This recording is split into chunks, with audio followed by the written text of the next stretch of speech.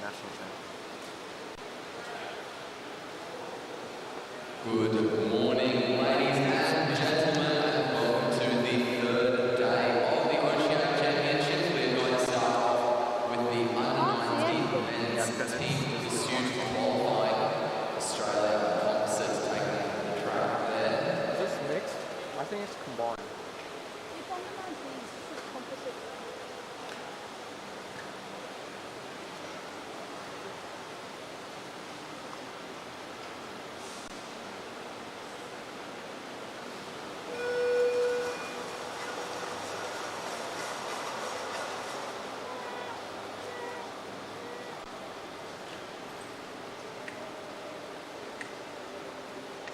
Are you gonna ride bunch races with national? You. Yeah,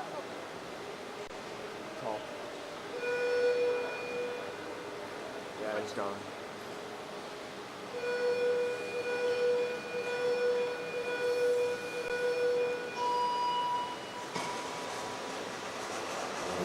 Getting away relatively well, Luke Nicola leading out of the gate, also frontman on his wheel, followed by Oliver and Ty Gosman there at the back. All riders falling into line relatively well, and now starting to settle into their bars as they come down the front straight. They haven't ridden together before, other than during warm-up. So we'll see how they fare over the course of this race. Nicola swings up and makes his way onto the wheel of Goldman, which means Frontman takes the lead down the front straight. 38.775 time after their second lap. Frontman now leading down the front straight.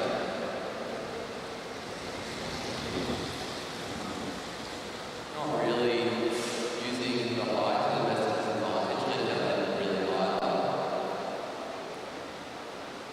Coming down the front straight, it's Oliver who leads them. Oliver with a number flapping around, I don't know if everything goes there. It's Golden now who leads the four around the track. Down the front straight they go.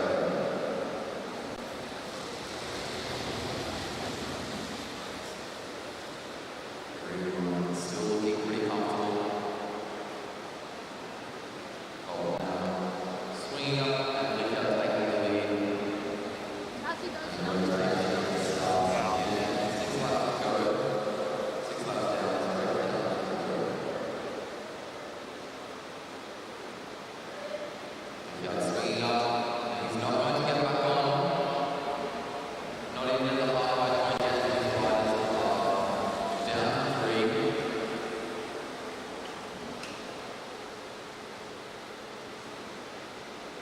Frontman making his way around and down the front straight. We've got 1.51 after 8 laps. So we're now halfway through the race. And coming down the front straight is Ty Goldman leading very short turn by Oliver.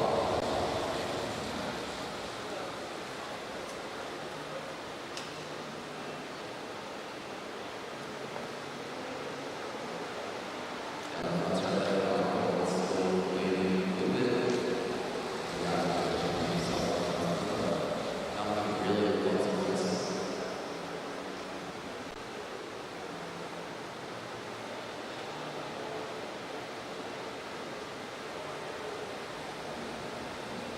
Down the front straight they go, 3 minutes on the dot. After lap 11, 5 to go. They start to make their way around the bend. Frontman swings up, makes his way onto the wheel of Goldman. As Oliver takes the lead again, just a half lap turn for Oliver, so he's obviously quite fatigued. Probably a bit angry at Luke Vickard for deciding to be the one to pull out.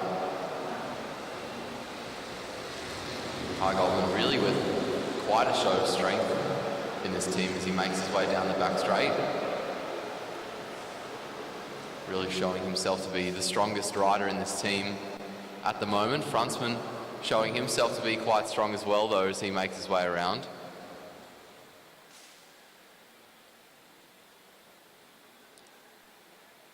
Around the bend and down the front straight. They're going to get the bell this time. Frontsman in the lead as the bell rings. They round the bend and make their way down the back straight. Half a lap remaining now for the Australians. Out of the bend into the finishing straight. They go 3 abreast towards the line and set a time of 4 minutes and 20.954 seconds to beat.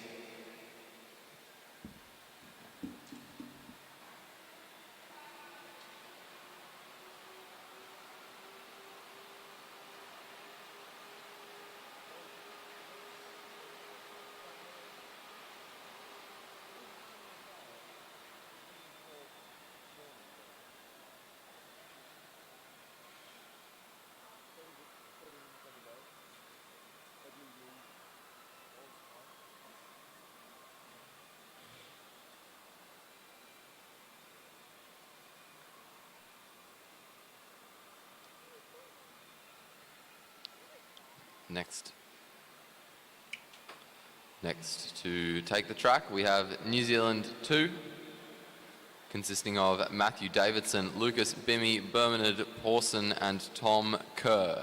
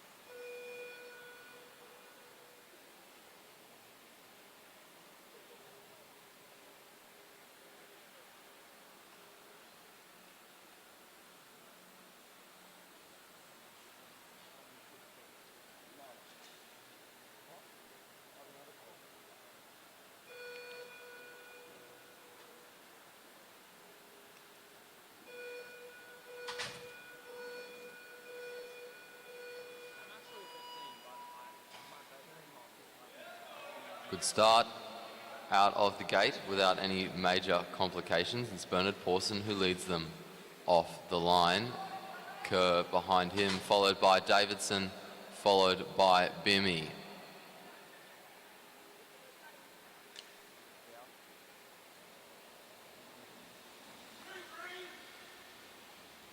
They split second after the first lap. And Kerr leads down the back straight. Kerr making his way around and down the front straight, really pushing quickly, but they're still in second after the second lap. If they can hold on to this pace, though, I'm sure that'll change towards the end of the race. Davidson leading now. Still second after lap 3, 55.085, the time after the third lap. Rounding the bend, these riders come down the front straight and get 12 to go. 1.11017, the time that they have after the first kilometre. Davidson now swinging up, making his way onto the wheel of Kerr and letting Bimmy come through to lead them. Down the back straight they go now.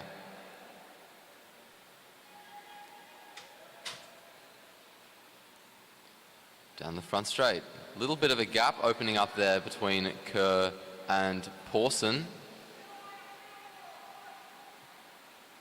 Might just be maybe a lack of confidence if they haven't ridden together very much. But it's certainly going to make him do a bit more work than he needs to. Down the back straight, that gap now starts to close up. Wasn't really of much consequence in the first place. Down the front straight they come. And we're at the halfway point in the race. There's still in second. And now Bimmy is going to not get back in. They're down to 3 riders. And it's Kerr who leads down the front straight. Pawson, sorry, who pulled out there. Davidson on the front down the back straight.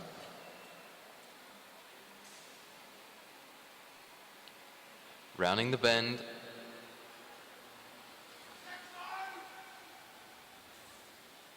Still holding on to second place. They make their way down the back straight now. Davidson still leading them, and he's going to stay there as they come down the front. Davidson really pushing hard. The riders behind trying to hold on, doing so very well. They're looking pretty comfortable. Lucas Bimmy looks comfortable at least, holding himself pretty well, head just tucked into his hands.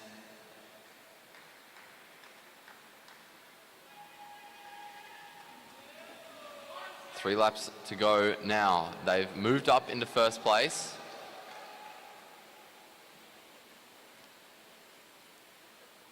Lucas Bimmy leading them out of the bend and down the front straight.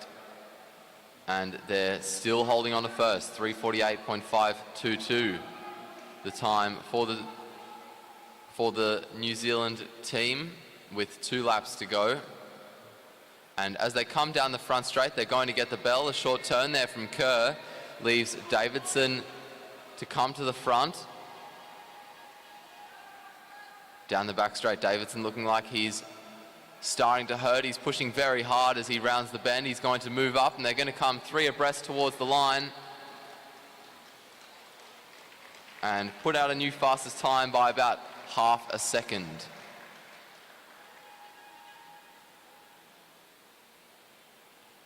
Taking to the track next, we have New Zealand 1. Representing New Zealand, we have James Gardner, Austin Norwell, Marshall, Irwood and Magnus Jameson.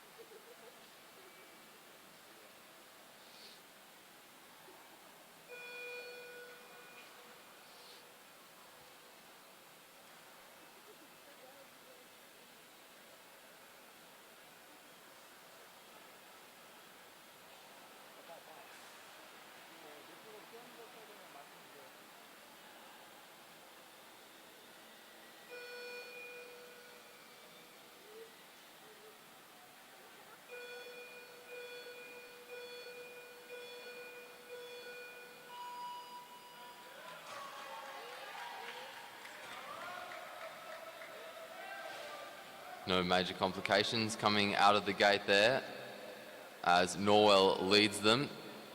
Gardner taking a bit of time to get away. And he's still got a gap to the rider ahead of him. That's starting to close now though, as they split first after the first lap. Down the back straight they go.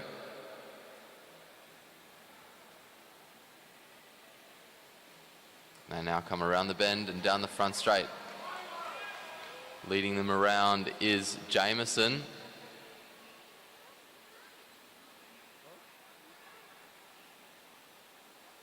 This group looking much more cohesive than the first 2 teams we had.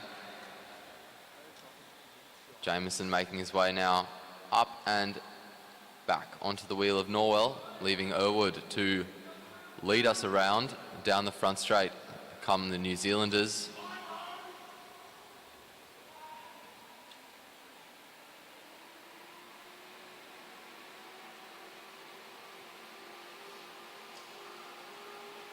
Down the front straight they go now. Splitting first still after lap 5. Everyone looking pretty good. Erwood just coming down a little bit earlier than he needed to and having to wait to get in behind his teammate. And James Gardner leads now down the back straight and around the bend.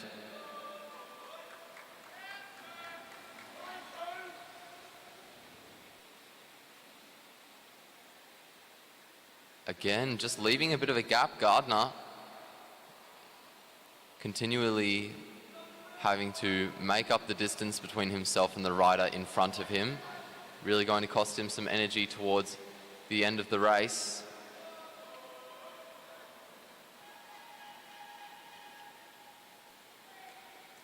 And that is the last time that Norwell's going to take a turn. So only 3 riders left with 7 laps to go, just past the halfway mark. It's Jameson who leads as we head around the bend and come down the front straight.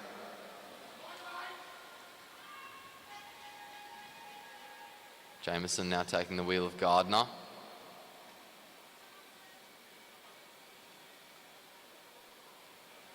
Which leaves Erwood on the front. Erwood looking pretty strong as he makes his way down the back straight.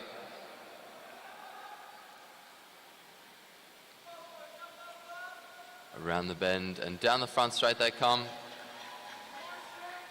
Still looking strong.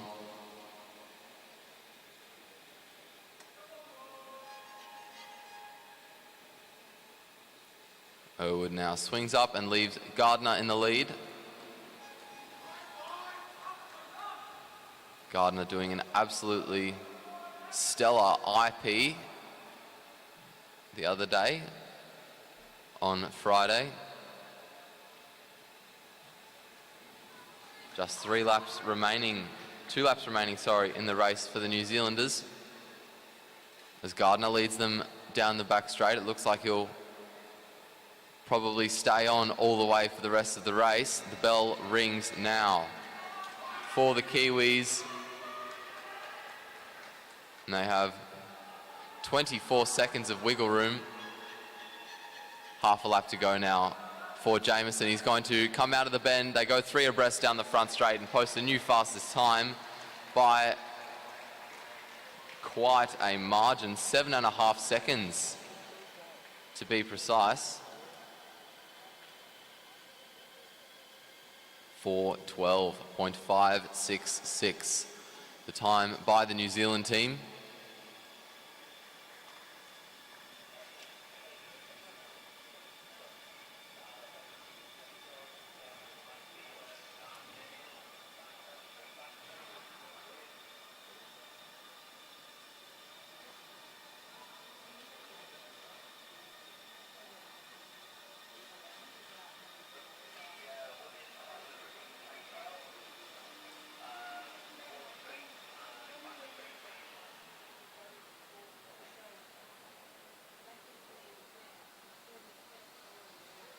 If we could get the riders for the women's 500 metre time trial, the para women's 500 metre time trial, to please make their way to the home and back straights. If they're up next, that would be good. Then we can just get underway quickly.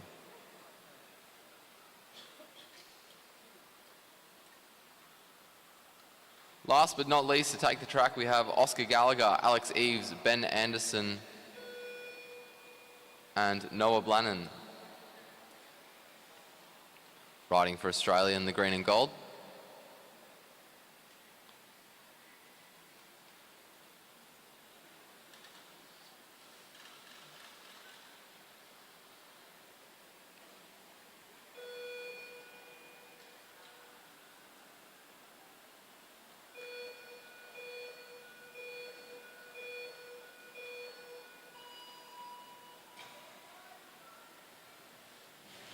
Good start on the front straight there by Anderson.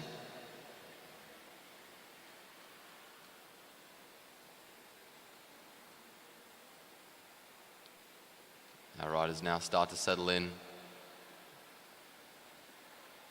as Anderson leads us down the front straight. The Australians split second after the first lap. And down the back straight they go. Rounding the bend, they now come down the front towards the line. Still in second place. Anderson now swings up and Blannon comes through.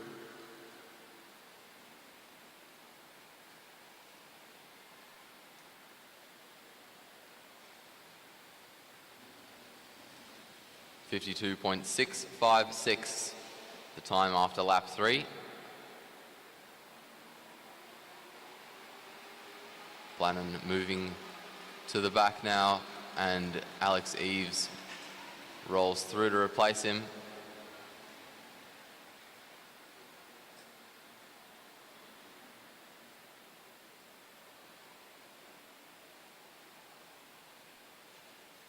Eves really wiggling his bike a lot as he pedals. He now swings up, makes his way onto the wheel of Blannon, leaving Oscar Gallagher to lead the Australians around. Gallagher comes down the front straight. 10 to go for the under-19 Australian team.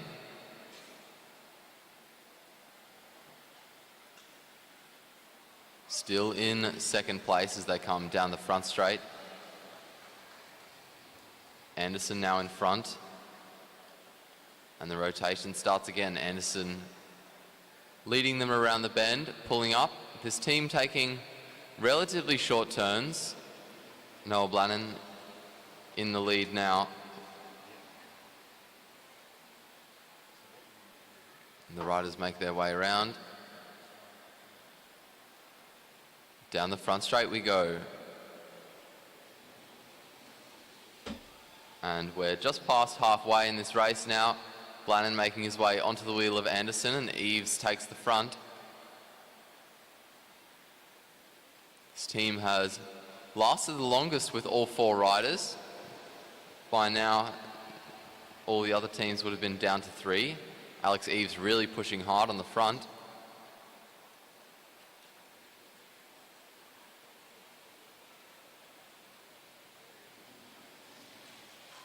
And he moves the Australians into first place and makes his way onto the wheel of Blannon. Oscar Gallagher now leading the Aussies around. Down the front straight we come. Gallagher just gapping Ben Anderson a bit, keeping the Australians in first, but the gap is starting to open more and more. Ben Anderson really looking like he's struggling. Eves swings up, makes his way onto the wheel. Gallagher swings up, makes his way onto the wheel of Eves, and Australia falls back into second. Anderson swings off. He's not going to get back on, so there are only 3 riders left. Noah Blannon is leading them as we make our way down the front straight. Australia still in second with only 2 laps to go. There's a bit of ground to make up.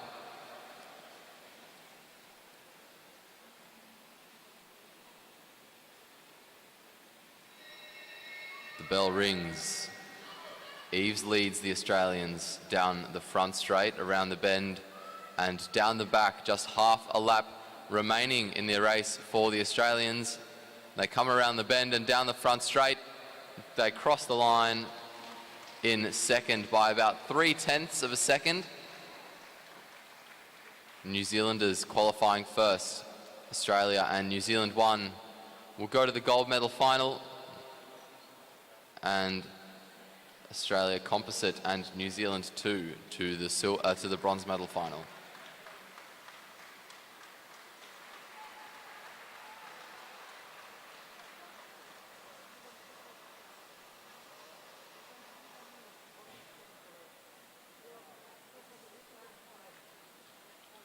We now go to the para women's TT.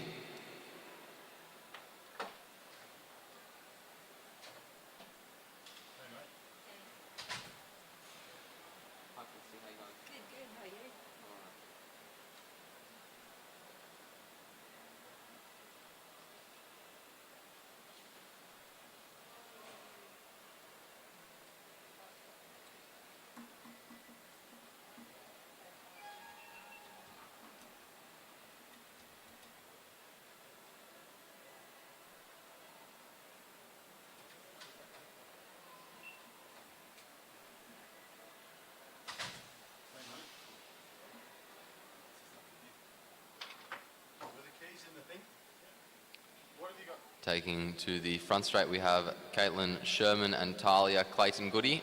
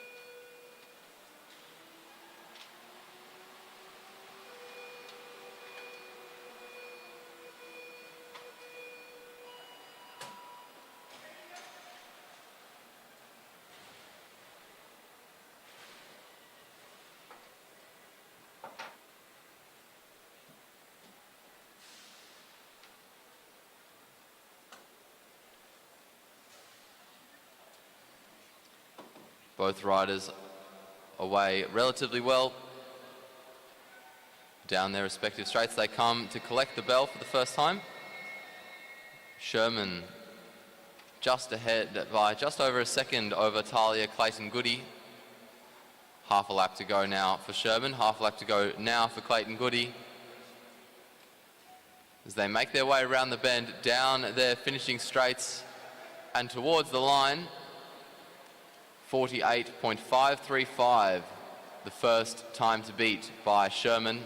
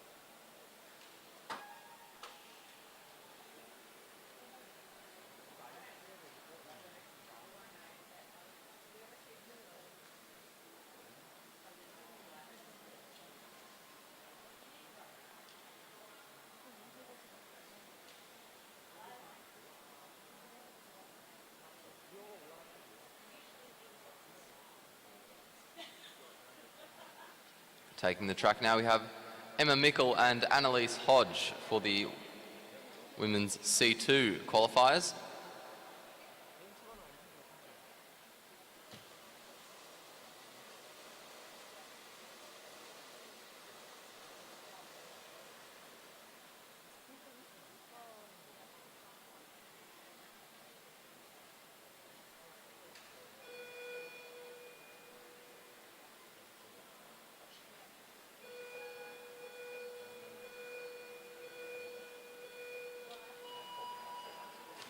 No major complications out of the starting gate there.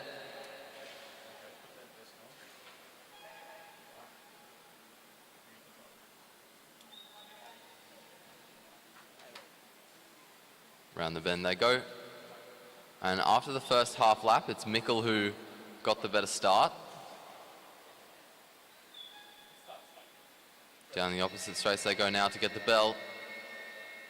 Mickle splitting first by just under a second over Annalise Hodge. Half a lap to go now for both riders. Hodge starting to pick up some speed. As both riders come into their finishing straights, they race towards the line. And it's Annalise Hodge who finishes over Emma Mickle.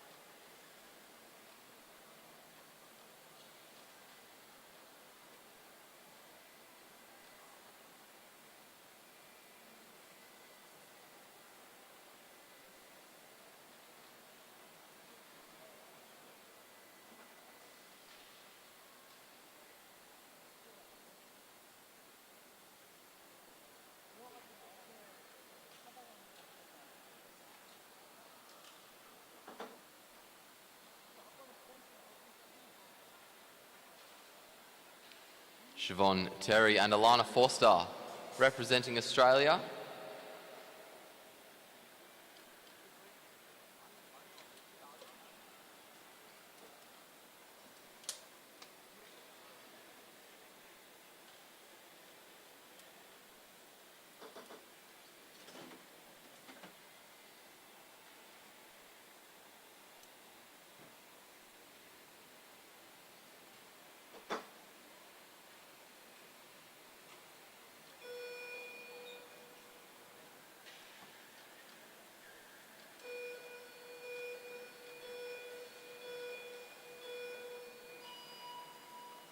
Forster and Terry both getting away without any major issues.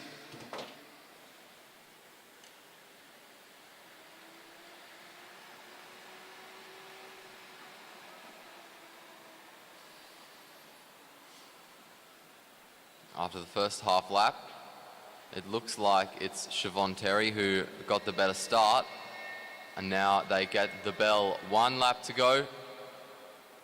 Terry rounding the bend, making her way down the back straight, just half a lap remaining for the New Zealander, half a lap remaining now for the Australian.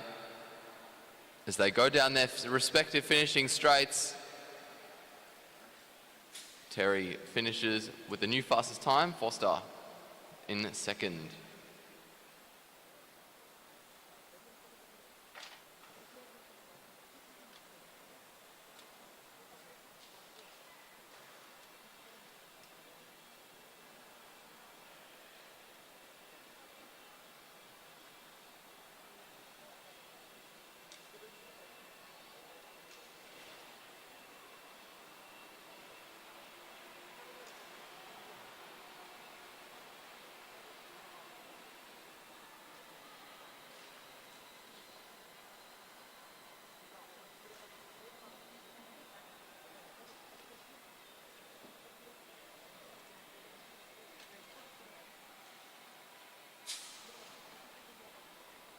Sure.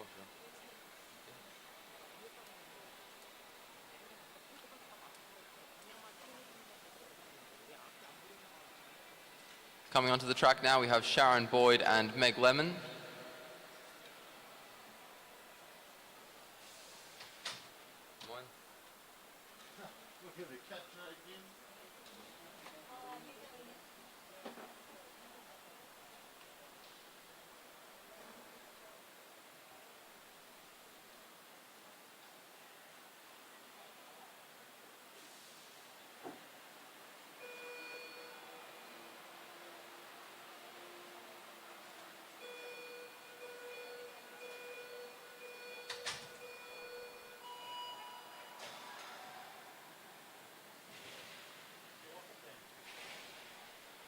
Pretty good starts from both riders. Down the opposite straights they go. They're pretty close together after the first half lap. After the first full lap, both riders collect the bell. Sharon Boyd just ahead of Meg Lemon by no more than 15 thousandths of a second. Riders now with half a lap to go out of the bank, down their finishing straight, and it's going to be Sharon Boyd with a faster time than Meg Lemon.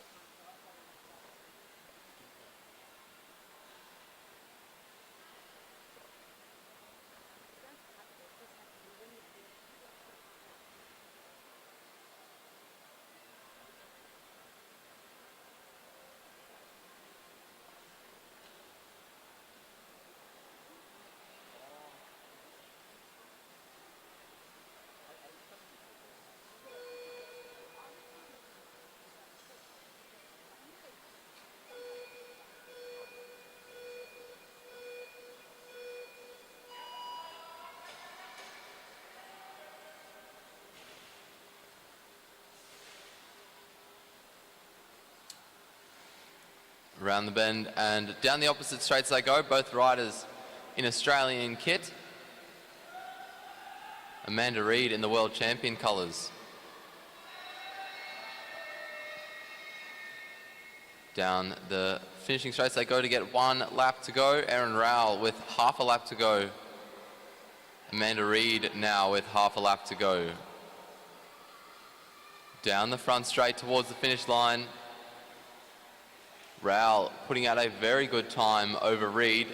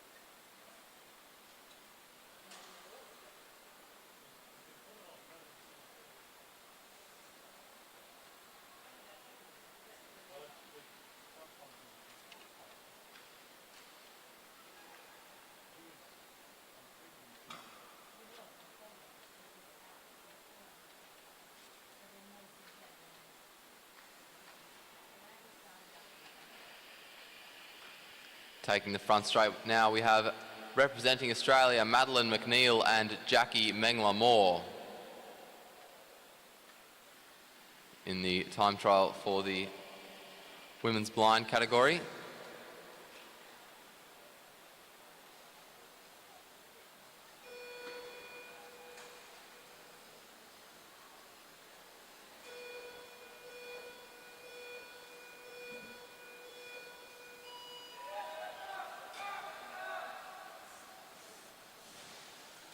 Good start there by the Australians.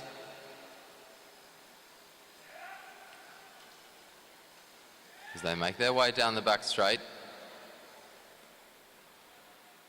Mengler-Moore starts to settle into her bars and they come down the front straight.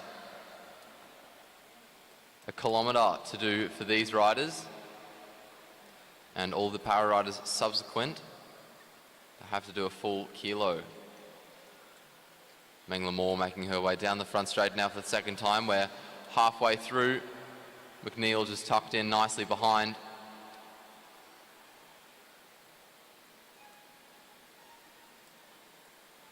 Around the bend. McNeil and Mengler-Moore still looking strong as they get the bell.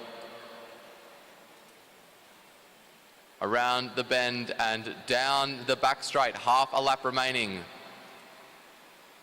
Mengler-Moore and McNeil now make their way around the bend, down the front straight towards the line and set a time of 1 minute and 11.101 seconds to beat.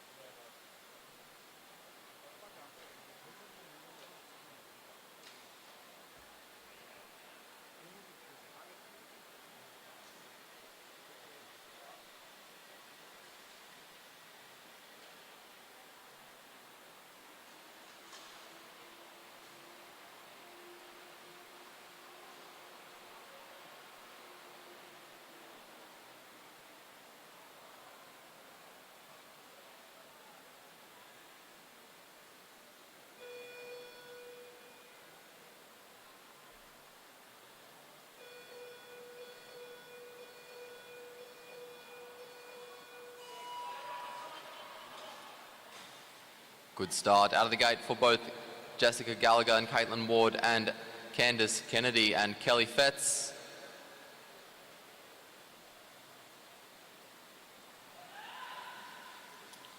Half a lap down, and it's the riders in the green and gold with the better first half lap, and now the better first lap by about a second and a half. Gallagher and Ward making their way down the back straight. Kennedy and Fetz making their way down the front straight. 2 laps to go. We're halfway through this race. Both riders looking very strong indeed. Down the front straight come Gallagher and Ward, getting the bell. The bell is now going to ring for Kennedy and Fetz as well. About just over 2 seconds down. Down the back straight now. Half a lap remaining for both riders. Down the front straight come Gallagher and Ward towards the line and set a new fastest time. 1:08.612. Kennedy and Fetz splitting with the third fastest time by 0.3 of a second.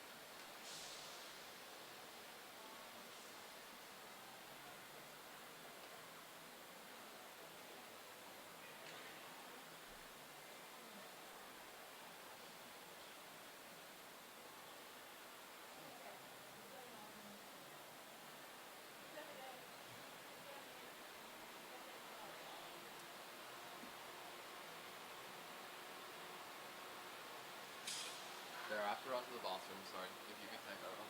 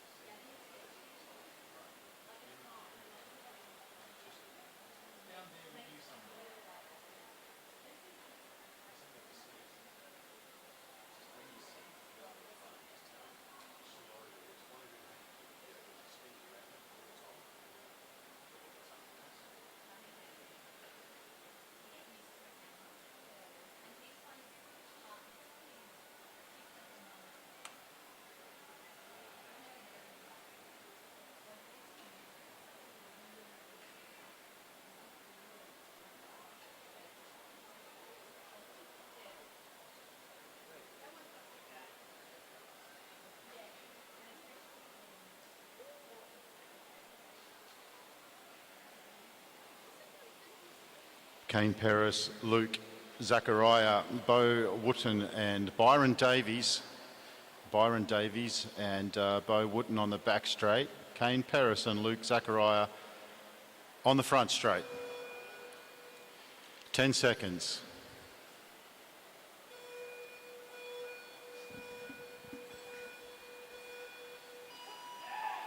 A good start from both teams, and they're winding up these bikes. This will be very interesting. We haven't seen Bo and Byron up against Kane and Luke, but we know Kane and Luke are very, very quick. Byron and Bo trying to get that bike under control on the back straight. Went high on turn 1 and turn 2. And it looks very, very close as both teams are now up to speed. Kane Paris, Luke Zachariah up only by about half a second. And at that split, it looked just as close. Byron Davies on the back straight with Bo Wooden, and they've moved into the lead, but only just. Kane Paris and Luke Zachariah, can they lift? Wooten and Davies are coming around now to stop the clock. And it's Bo Wooden and Byron Davies, 101. Kane Paris, Luke Zachariah, 102.535. I believe that's the first win for Bo Wooten and Byron Davies as a team. A very good ride from Kane Paris and Luke Zachariah, the pilot from Western Australia.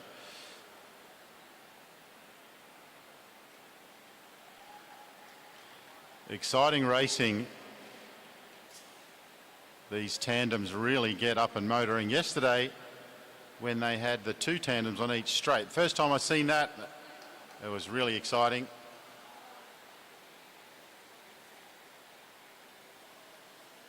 Remember, if you want to have a look for some bits and bobs, there is the Matt Lease gang from the Gear Shop Brisbane is up on the concourse.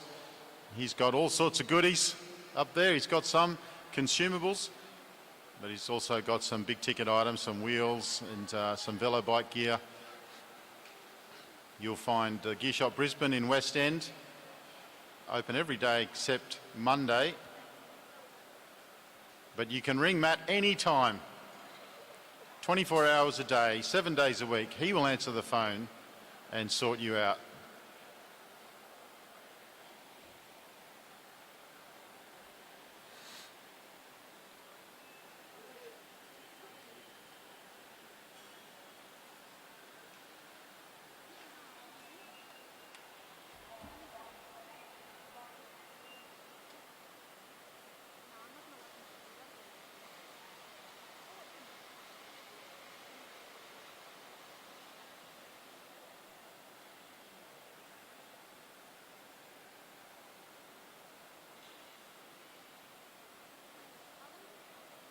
Some very fatigued tandem riders over on the back straight. Put absolutely everything into that effort, and it takes its toll. But a good win from Wooten and Davies in a 101.656. David Nicholas and Mitchell Bales up next, and that's Mitchell Bales from South Australia in the back straight. David Nicholas in the front straight, and David Nicholas and Mitchell Bales, two riders who are in fine form.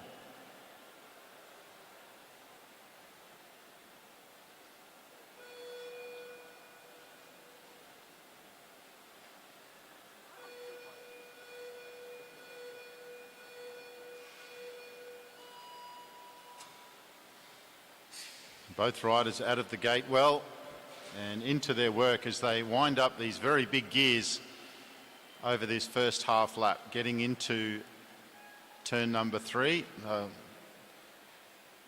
Get settled down, and then generally on the back straight they'll get onto their TT bars, as they both do at the same time, and they are into their work.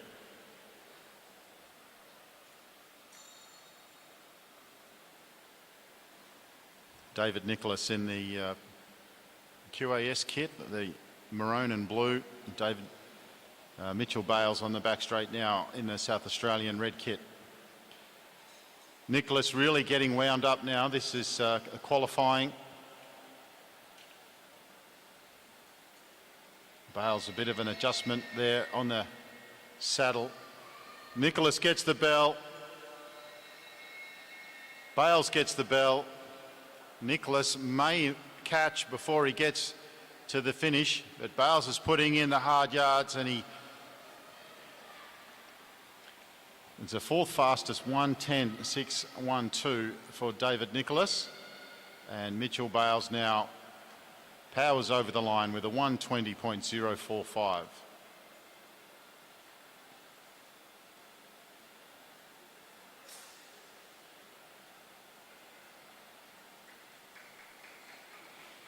Great racing there. Big smile from Nicholas as he comes down the home straight.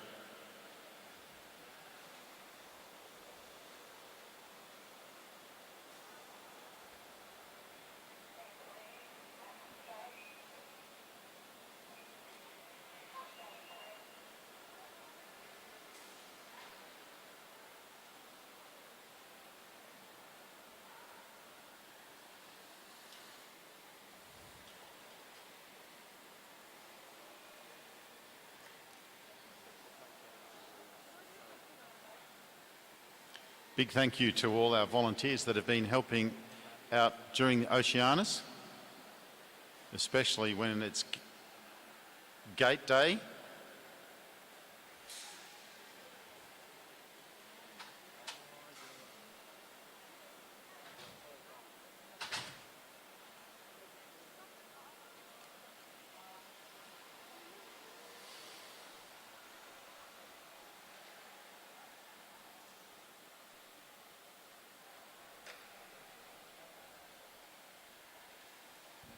Darren Hicks and Kyle Willis taking the track there.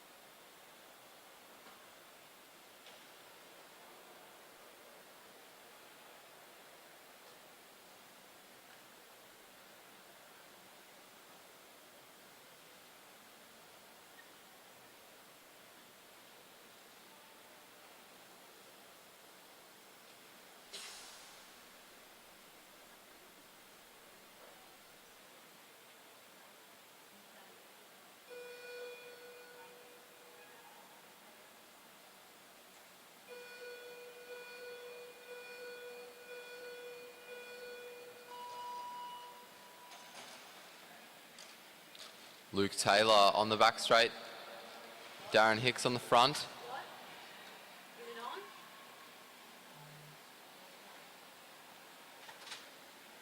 After the first half lap, it's Taylor with the better start.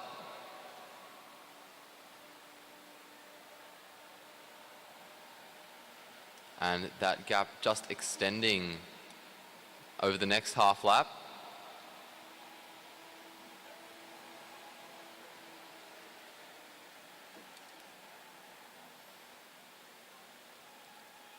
Taylor with a good lead over Hicks, splitting 8th though, Hicks 9th. Down the opposite straights they go. Now Taylor is going to make his way around the bend. And the bell rings for him, the bell rings for Hicks as well. As Taylor makes his way down the front straight, he's got half a lap to go now. He's starting to hang his head, he's really hitting the hard part of this kilo. Down the back straight he goes towards the line and sets a time of 1:15.572. Hicks, we didn't get his time there. We'll wait to see what the more official time is.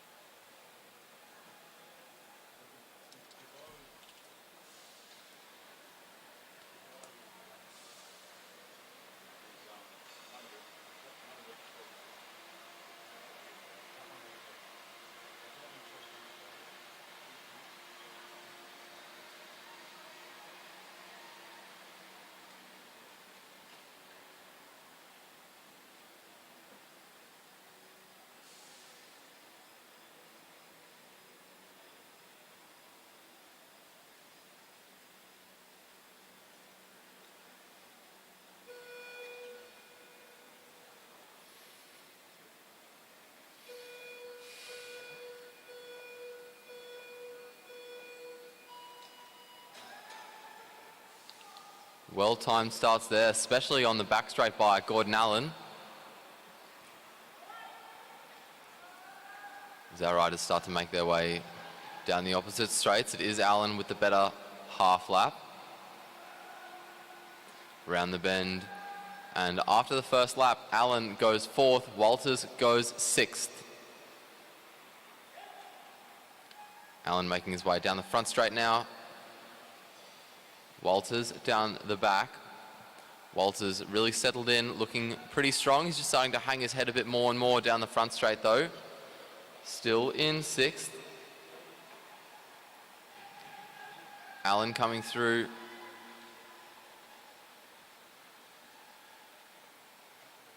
Down the back straight he goes. The bell is going to ring for both riders. They're starting to hit the really painful part of this race. Down the front straight comes Allen. Down the back straight goes Walters. You can see how much Walters is hurting as he really starts to hang his head down the back straight. Around the bend he goes. Down the front, Gordon Allen slips into fifth. Walters, we'll wait for the official time for Walters. A very good effort from both riders.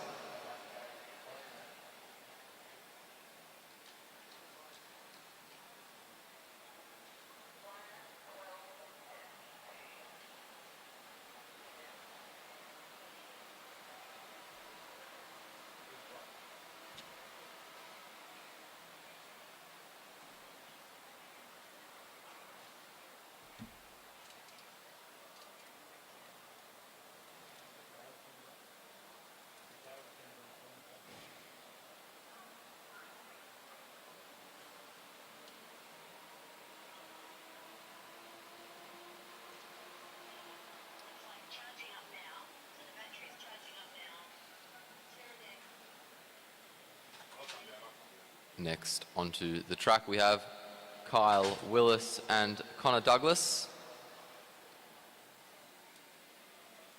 Douglas on the front straight for New Zealand. Willis on the back straight for Australia.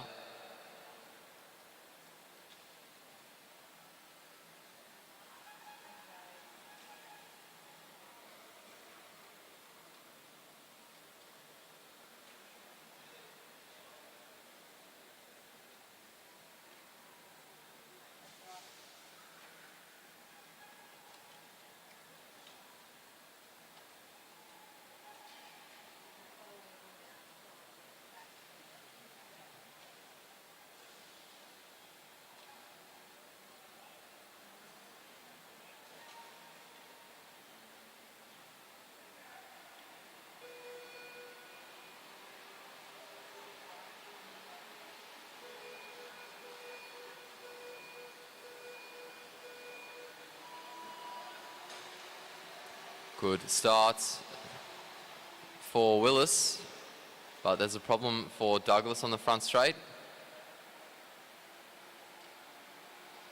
Might have pulled his wheel by the looks of it. Willis's race hasn't been stopped though.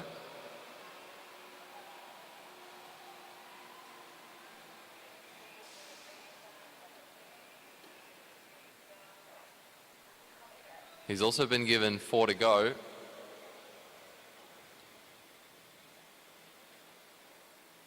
Down the back straight goes Willis. Still pushing hard, making his way around the bend for his second lap. 2 to go now for Willis. And he comes around the bend, down the front straight for the penultimate time.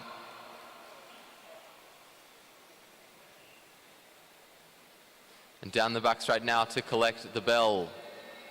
1 to go for Kyle Willis. He's slipped into 9th there. And he's going to make his way down the front straight now. Half a lap to go for the Australian. Around the bend and down the back straight towards the finish line. Kyle Willis setting a time. We'll wait for the official time for that as well.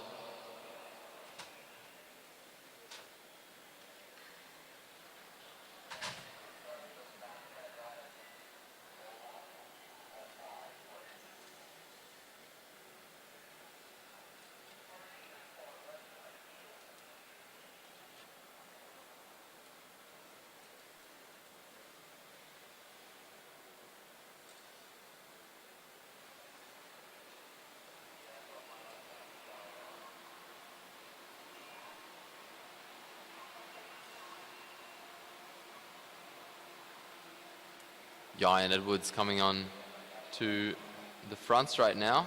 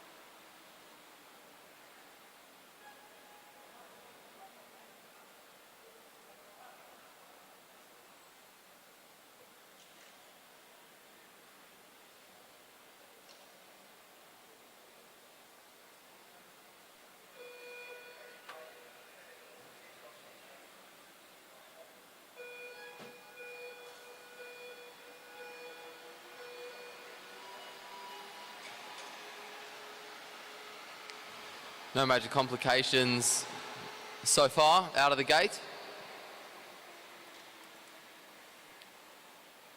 After the first half lap, it's Gabriel McKenna-Lishka with the faster start, and that seems to be an even bigger gap after the first lap. McKenna-Lishka with a very good first lap. And he's set himself a good pace. He's halfway through now, 2 laps to go for McKenna-Lishka, splitting third. Edwards up to 10th from 12th over his second lap.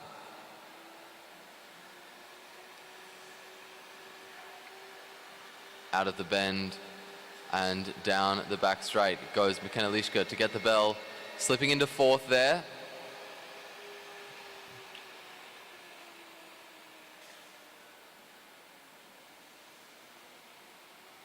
Out of the bend, down the back straight towards the line. Both riders go. McKenna-Lishka really looked like he struggled in that last lap. He went out very, very quickly. Ryan Edwards moving himself up into 9th.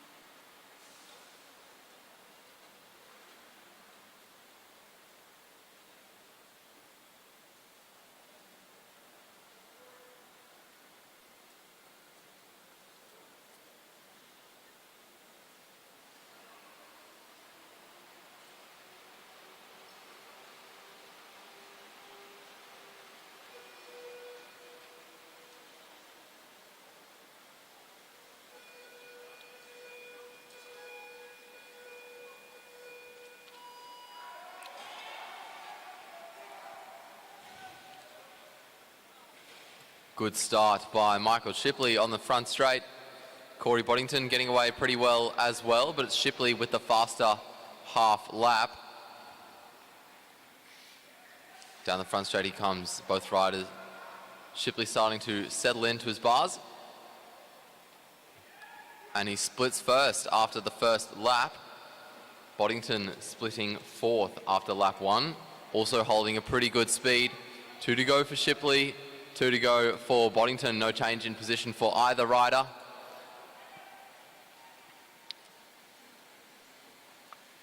Both riders looking strong as they round the bend. Go down their respective straights for the final time. Shipley slips into third. You can see his cadence starting to drop. He's maybe struggling to hold that pace that he set for himself on the outset. Boddington slips into 13th.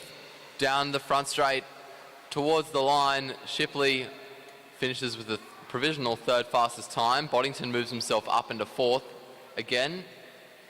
Good effort from both of those riders there.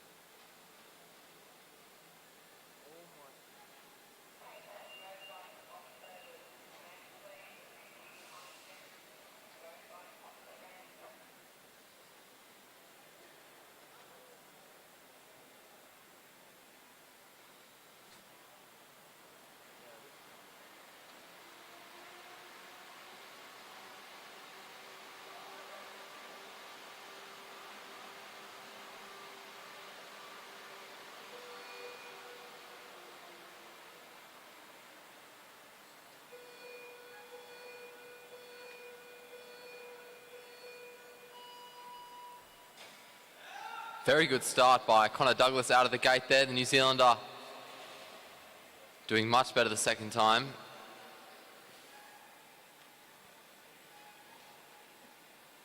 Still accelerating as he goes down the back straight. Now he sits in and he's going to settle into his bars as he comes down the front straight. Splitting fifth, 20.724 seconds after the first lap. Down the back straight now goes Douglas. He rounds the bend and now reaches the halfway mark in his race, splitting sixth, slipping down there. Halfway through, you can see his cadence maybe just dropping a little bit. He is still pushing hard. This last lap is going to be painful for him though. As the bell rings, he's still holding on to sixth place. Around the bend and down the back straight he goes. His cadence has dropped a bit now. Making his way down the front straight, he comes towards the line. Holds on to sixth place, 1:10.438 seconds, the time for the New Zealander.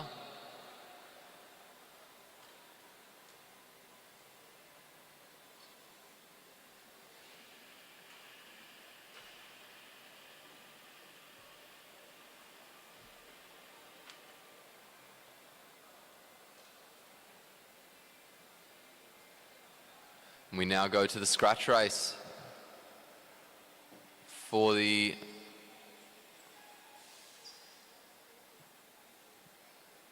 no, we don't.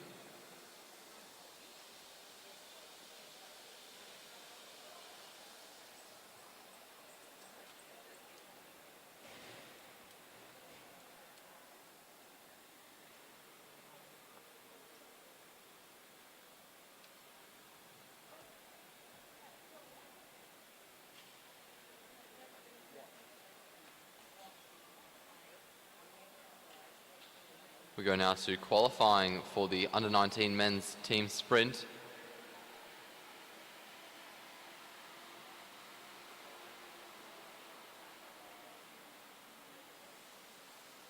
Ian, you want a cold drink or a hot drink? I'm alright, thank you. You sure? Yeah, I'm fine, thanks.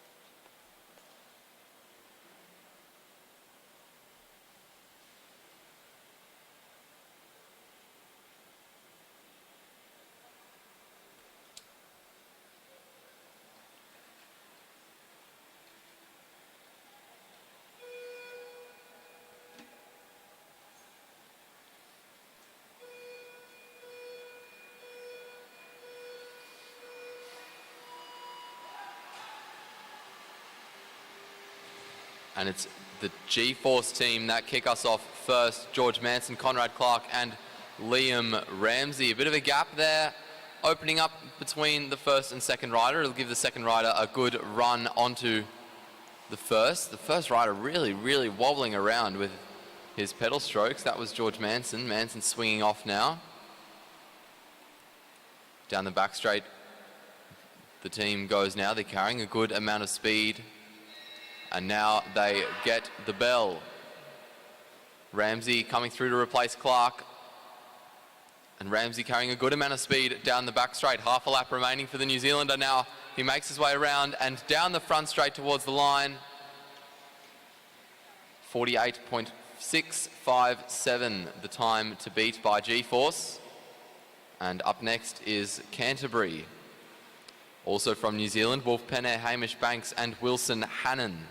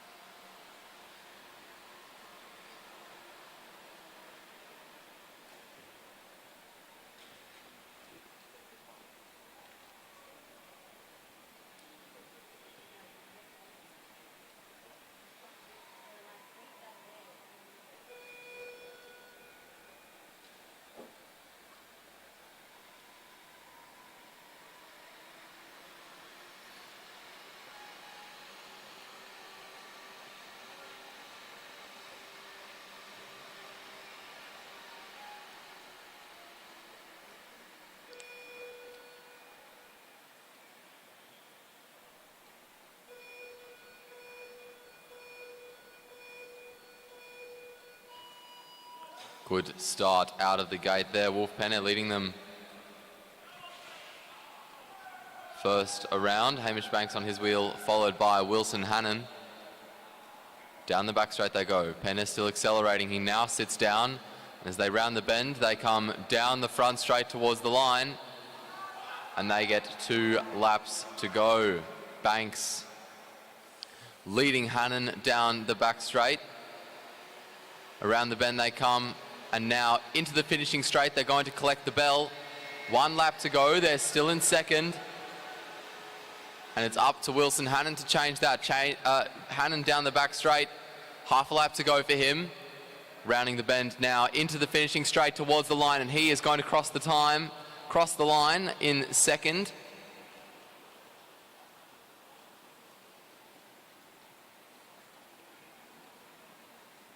And now coming onto the boards, the team for Australia, Noah Mason, Jaden Stanton-Keir and Xavier Bland.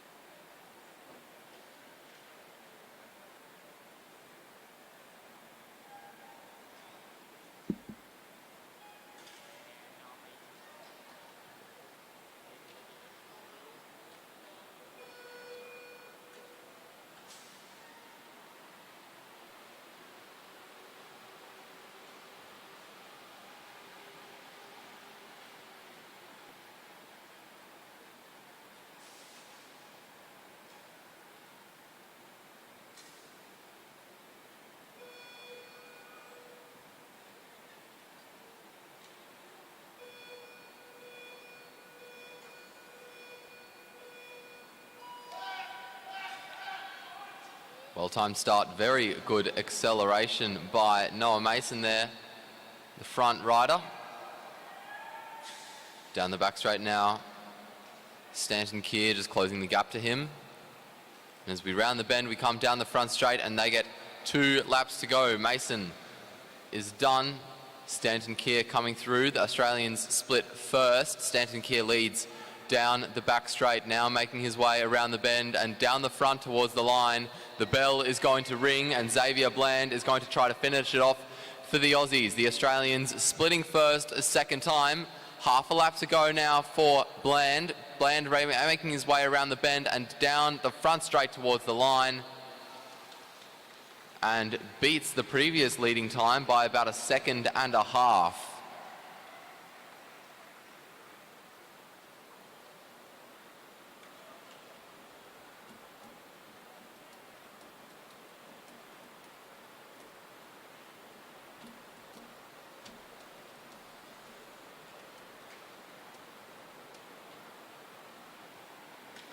Okay, and up next we're going to go to the Elite Women Omnium Scratch Race.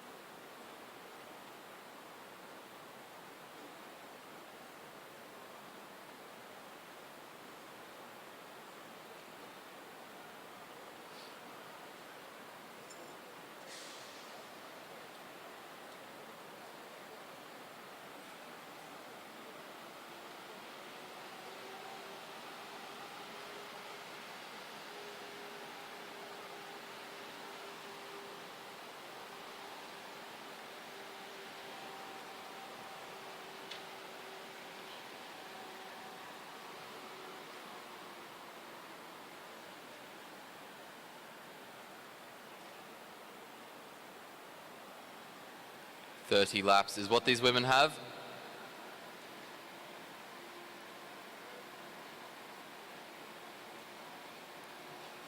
Chloe Moran at the front, up on the fence there. Sophie Edwards at the front in the sprinters lane.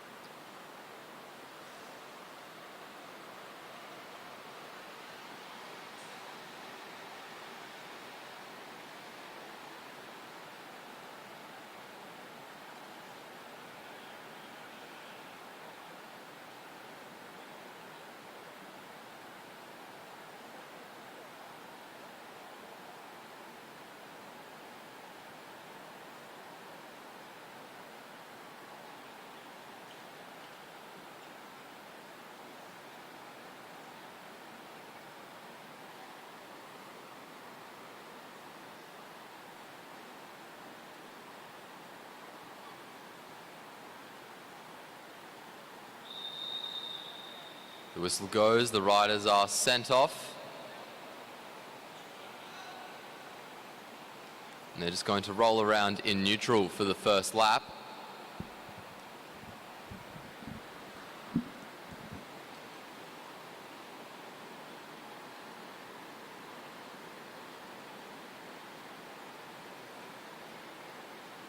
Moran and Edwards rolling up there. The gun now goes to start the race. Nicola McDonald pulls up. Ali Anderson swings up.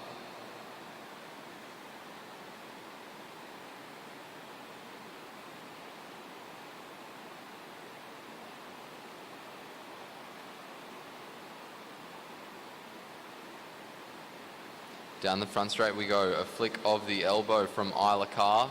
She goes to the top.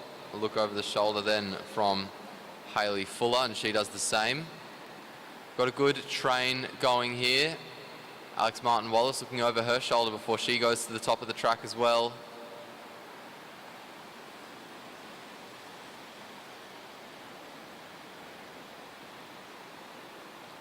Down the back straight we go now.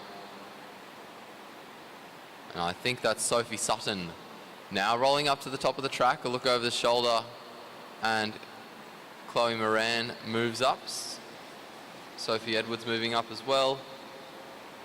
Short turn from the subsequent riders, leaving Emily Shearman. Now Emily Shearman swings up. Very quick turns by all of these riders. They come down the front straight.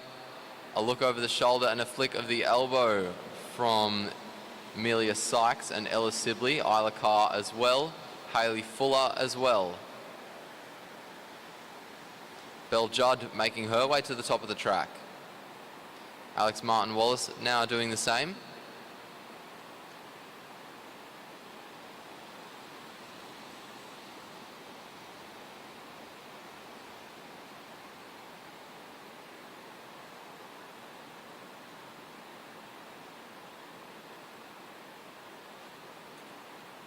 Quick turn again from Edwards.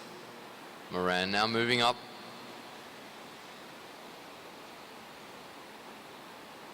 Everyone really in quick succession swinging off. And I think that might be Prudence Fowler in the Waikato kit making her way to the back as well. Isla Carr swings up. It's actually Jessica Hodges, sorry. And it does look like we're starting to gain a bit of speed. The group's starting to stretch. There's a little gap opening between, I think that's Chloe Moran. It was Sophie Edwards actually, and Sophie Sutton behind her. Sutton since closing that gap as they go down the back straight.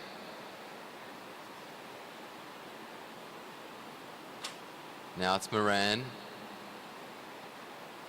Short turn from Nicola McDonald. Ali Anderson now swings up.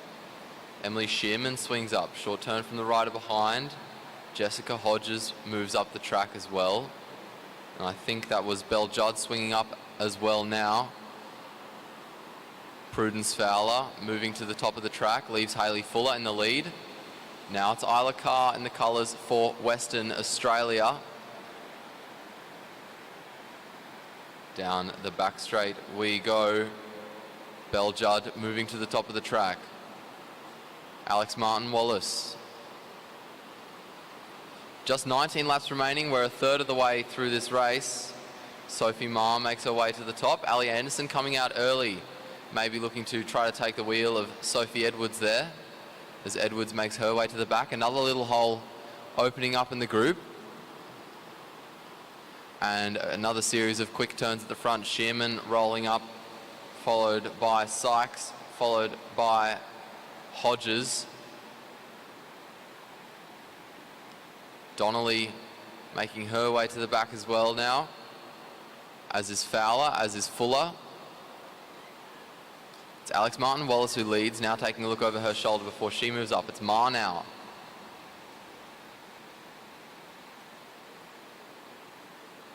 Sophie Ma swings up, short turn from Sophie Edwards behind. Ali Anderson now moves up, short turn from Riley McMullen. Chloe Moran now moves to the top of the track. Nicola McDonald Isla Carr. Emily Shearman. Sophie Sutton leads us down the back straight. Jessica Hodges now leads around the bend. Look over the shoulder, a quick turn from Amelia Sykes behind her.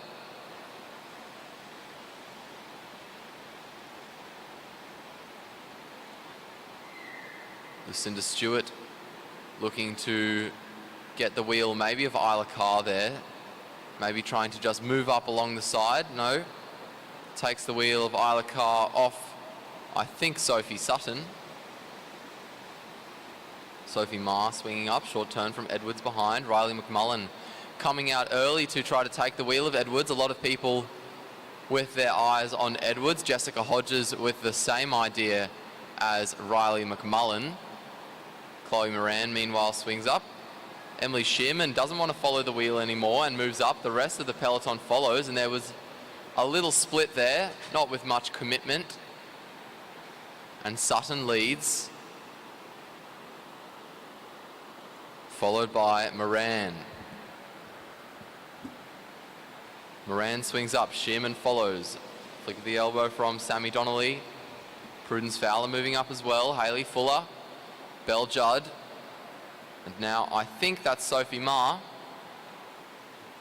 Ma looking over her shoulder, moving up the track. Short turn from Sophie Sutton behind. Riley McMullen also not pulling the quickest of turns. Ali Anderson now swings up. Alex Martin Wallace now swings up. Nicola McDonald. Very short turn. Amelia Sykes following McDonald off the front. Now Sophie Sutton. Chloe Moran makes her way to the top of the track. Jessica Hodges follows. Prudence Fowler making her way just up the inside of Jessica Hodges. Hayley Fuller leading, now making her way to the fence. Belle Judd. Lucinda Stewart now. Sophie Ma, sorry. Sophie Edwards makes her way up. Riley McMullen makes her way up. A look over the shoulder from Ali Anderson as Anderson leads us down the back straight. We're getting closer and closer to the pointy end of this race, but no one's really done anything. Everyone just rolling turns. Look over the shoulder from Sutton as she makes her way to the top. Amelia Sykes leads down the back straight. That looks like Chloe Moran at the front now. And a few riders just drifting up as Moran swings up. None trying to take her wheel though. And the whole peloton starts to move up high on the fence, which leaves Sophie Ma to come through up the inside.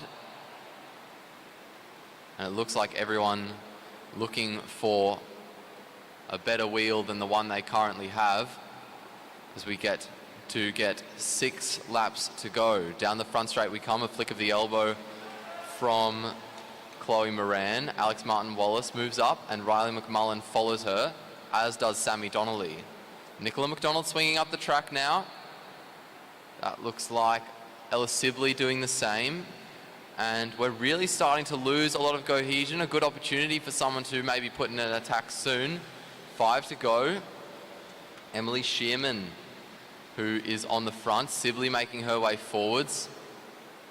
And Sibley the furthest forwards, but she is up high on the track and it looks like she might be waiting for maybe someone else to do something, and she's just keeping herself ahead to make sure she doesn't get bogged down. 4 laps to go. Down the back straight we go. It's Hodges now with her nose in the lead. Everyone really fattening up the bunch here. No longer strung out like it was. 3 laps remaining. Sophie Edwards pushing herself forwards and comes over the top of the rest. There's a bit of a fight for the wheel of Edwards, and one of the New Zealanders, Sammy Donnelly, is going to take it off Nicole Duncan. Down the front straight we go. Shearman coming over the top. 2 laps to go. Shearman pushing forwards. Moran following the wheel. Pushes Sophie Edwards back. Ella Sibley trying to move herself up. A fight between the two podium potential riders. Moran pushing herself forwards as we come down the front straight to get the bell. Moran out of the seat. Emily Shearman trying to fight her off and hold her ground. Shearman still leading as we head down the back straight. Donnelly trying to push herself forward. She got out of the box. It's Moran over the top. Chloe Moran down the front straight, and Chloe Moran will take out the points for first for the scratch race in the elite women's Omnium. And we now go to the elite men's Omnium track race, scratch race.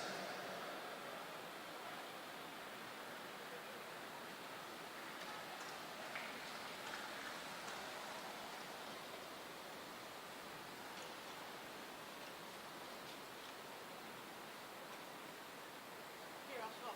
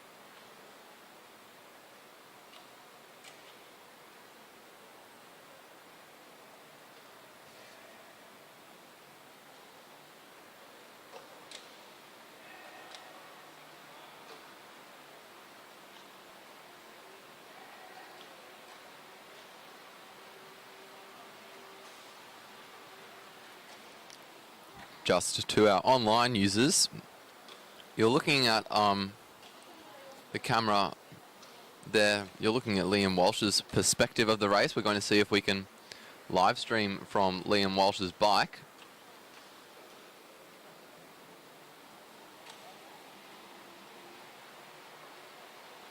Is that right? We're streaming from Liam's bike?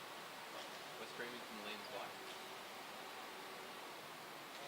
Oh, sorry, we're not doing that. Sorry?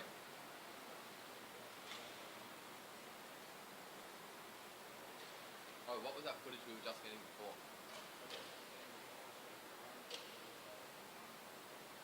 Ah, okay.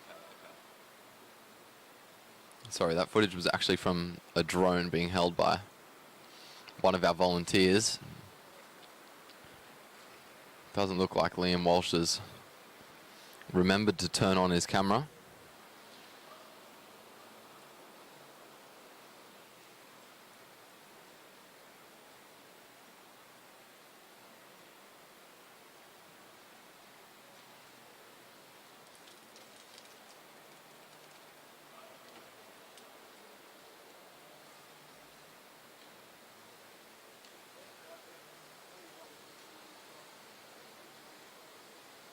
Liam, is your camera on?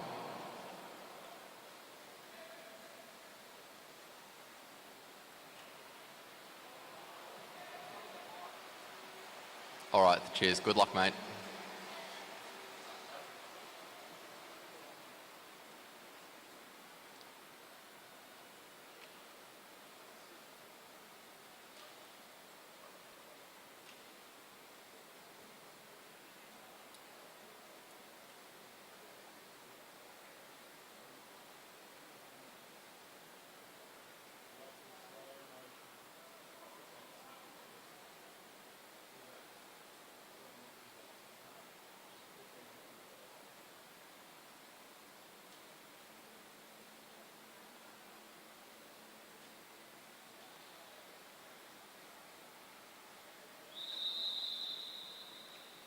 And the whistle goes, we're underway. Tom Sexton leads us off. And down the back straight go our riders.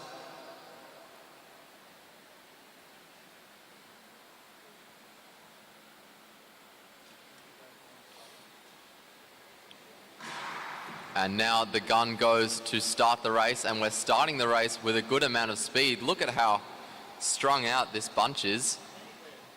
taking up almost an entire straight. And we're starting very quickly. Sexton swinging up, and there's already a bit of a gap between those riders and those behind. Kurt Ether swinging up now, making his way to the back. Another rider keeping the pace high. That might be Rowan Hayden-Smith. Around the bend and down the front straight, a flick of the elbow from Dylan Ether. John Carter moving up as well now. Look over the shoulder for Blake Agnoletto as he makes his way to the back. Everyone really changing very quickly, just keeping the pace high. Down the front straight we go. Another series of quick turns, 37 laps remaining. And Taron Cook there with just a little bit of a surge before he rolled up, trying to keep everyone under a good amount of pressure. You can see a few gaps just opening up here and there, then getting closed down. Down the back straight we go. And now a look over the shoulder. Tom Sexton makes his way to the top of the track. Flick of the elbow from Kurt Ether. Short turn from Dylan Ether behind. James Moriarty making his way to the top of the track. Rowan Hayden-Smith swinging up now. John Carter swinging up now as well. And it's Ed Pawson. Pawson making his way to the top. Short turn from Blake Agnoletto behind. Tyler Tompkinson making his way up. And that might be Josh Duffy making his way up towards the fence. Not sure though. Coming down the front straight, we've got a little bit of a gap again. Taron Cook maybe trying to capitalise on it. And he has got a good gap to the peloton, but he's sat up, he's waiting for them. Maybe he's not looking to make a move this early, or maybe he's just not looking to make a move at all. 32 laps to go. Look over the shoulder as Graham Frisley makes his way to the top. Down the back straight we go now.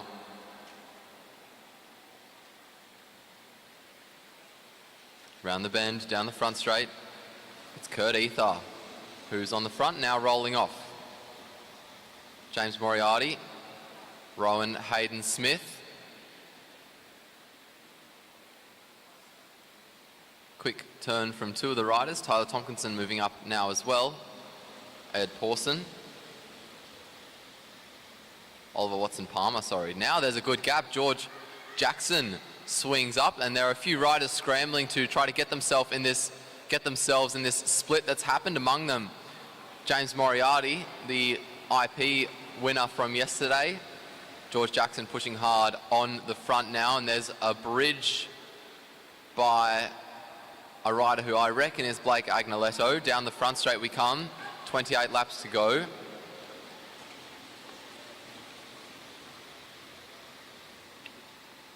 And now another two riders trying to bridge. Kurt Ether at the front of the peloton, swings up, and he's going to look for a wheel towards the front of this peloton in case there's a split that gets worse. Graham Frisley now doing the same, taking the wheel of Kurt Ether, and with a bigger front group, there's a lack of urgency, and we all come back together. Some of these rear riders are really going to have to do a lot of work, though. Taron Cook and Hunter Goff especially.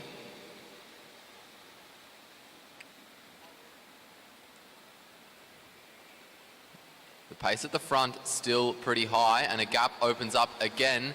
This time Pawson, the one having to close it. He makes his way to the top of the track. Another little surge by one of the riders in the podium potential kit. I reckon that might be Josh Duffy.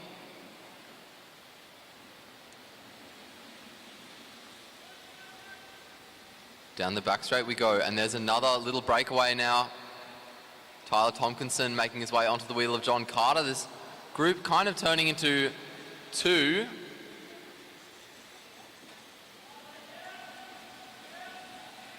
Connor Lay at the front. Lay swinging up, making his way onto the wheel of Carter. Tyler Tompkinson now making his way onto the wheel of Lay.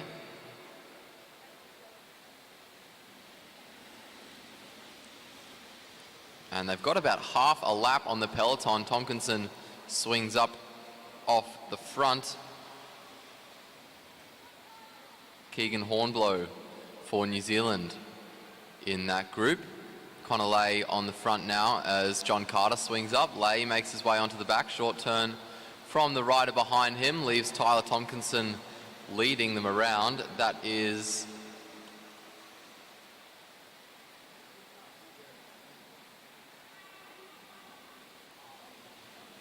Dalton Stretton, that was.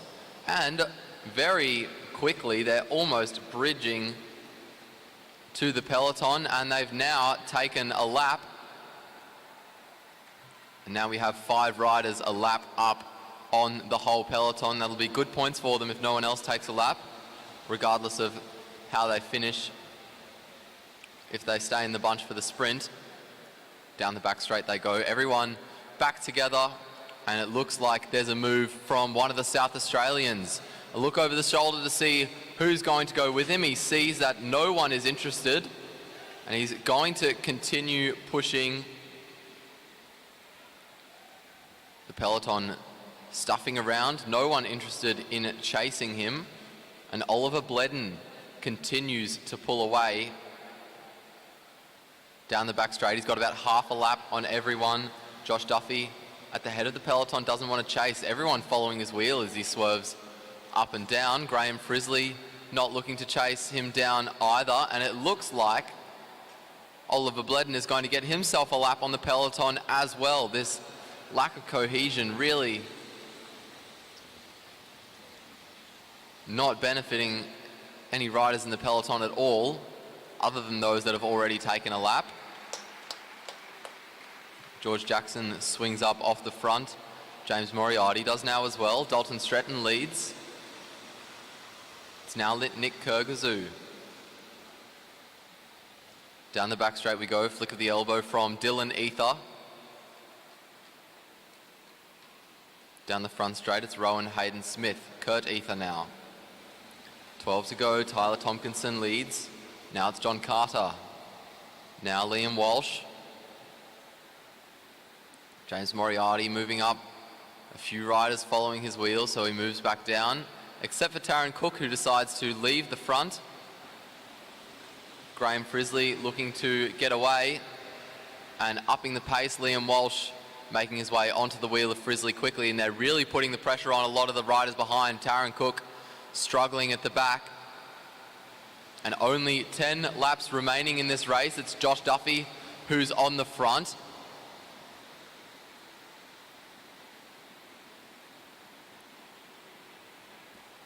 George Jackson swinging up there. Down the front straight we come. And it's Angus Miller. Miller rolls off. Stretton rolls off. A little bit of a surge from Kyrgyzou as we come down the back straight. The group getting really stretched out now, and the pace is staying high. Now starts to drop a bit as Carter and Moriarty come through. Moriarty swinging up and bringing 2 other riders with him. Goes back down. A lot of riders with their eyes on James Moriarty. As Moriarty makes his way around. Down the front straight. 7 laps to go. Dalton Stretton on the inside moves his way up out of the seat. Down the back straight now. There's a move by Kyle Aitken, I think. Aitken starting to get away. Down the front straight. There's no reaction from the peloton again. 6 laps to go. And George Jackson, the rider from New Zealand, looking to chase. It looks like Kurt Ether wants to get himself in the mix as well. Down the front straight we come. 5 to go. Aitken still with a gap. Jackson closing it down. Ether closing it down. And now it looks like the peloton has found itself some pace. Making their way around. Liam Walsh swings up. Short turn from the rider behind. And the peloton loses its momentum. Jackson over the top of Aitken with a bit of a counter move.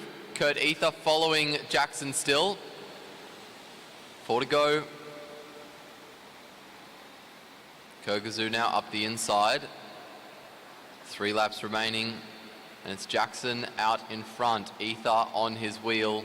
Aitken kind of in no man's land. He's not got a lot of pace with him. It looks like he'll probably wait for the peloton and just hope he can stick with them to the finish line because he's going to get swamped if he stays where he is right now. Hanging his head, 2 to go, and it's Jackson and Ether about half a lap ahead of the peloton. Aitken slips right to the back. The bell rings, 1 lap to go. George Jackson and Kurt Ether still well ahead. Liam Walsh leading the peloton with a lot of pace. Down the back straight they go. Around the bend come the front runners. George Jackson will cross the line in first, excluding those that lapped the peloton, of course. Josh Duffy looks like he got ahead in that bunch sprint. We'll wait to see what the official results are because there were a lot of riders who were a lap up.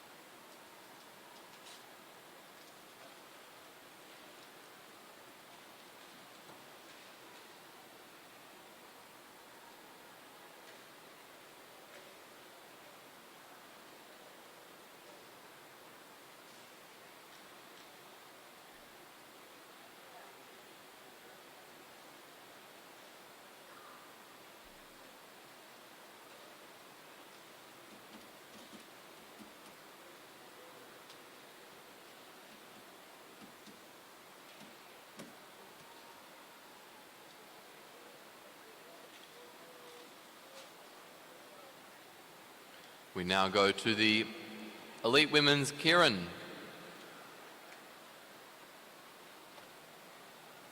Making their way onto the track, we have Danica Blinko, Molly McGill, Sophie Watts, Selena Ho, and Elise Andrews. Andrews, the only rider here from New Zealand, the rest from Australia.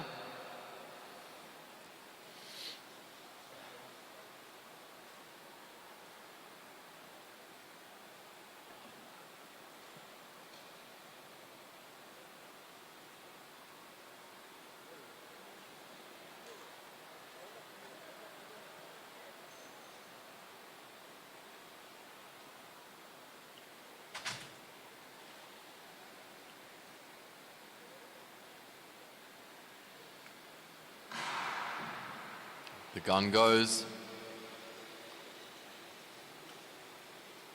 And Sophie Watts leads onto the wheel of the motorbike.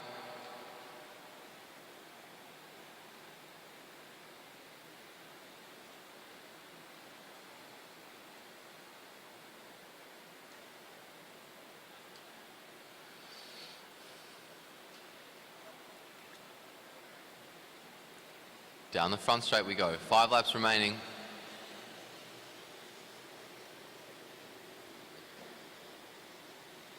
First lap being over, the riders are free to move around as they please.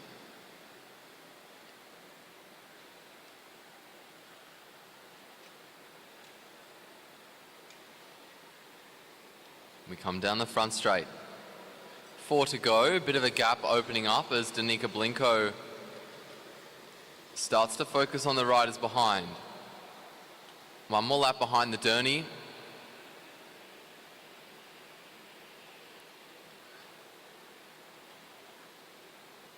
And we make our way down the front straight. 3 laps to go, the Derny swings down. Watts still in the front. Blinko looking over her shoulder. Keeping an eye on the other riders behind her. Down the front straight we come. 2 laps remaining. Sophie Watts starting to pick up the pace. Elise Andrews making her way forwards over the top. Selena Ho following the wheel very well. Down the front straight we come to get the bell. It's Andrews in the lead. McGill starting to make her way over the top of Watts. Blinko stuck at the back. Down the back straight we go. Elise Andrews keeping an eye over her shoulder on any approaching riders. But it looks like she'll come around and she, along with Selena Ho, will progress to round 2. Sophie Watts just putting on the brakes, making sure she doesn't crash into either of those 2 riders. The remainder will go to a repechage.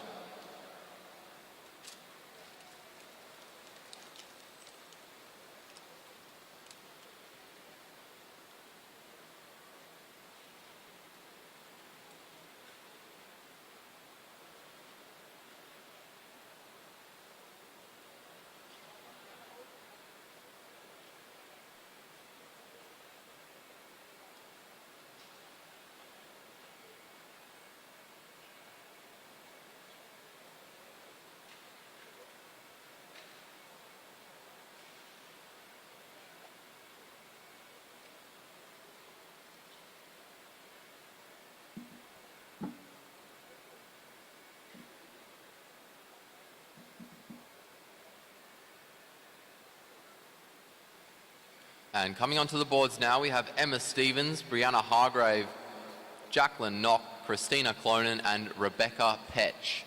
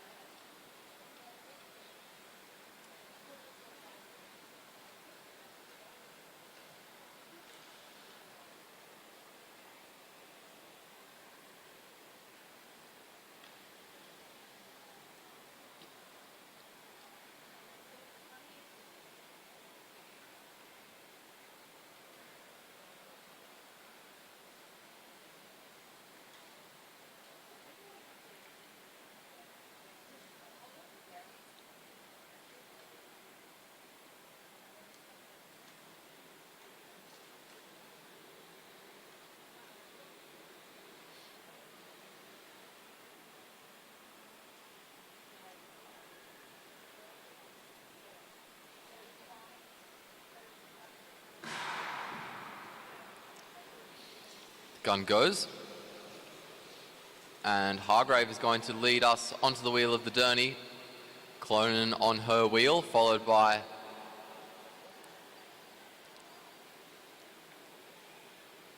Jacqueline Knock. And then Petch, and then Stevens. 5 to go now. Riders are free to move around. Many don't like to.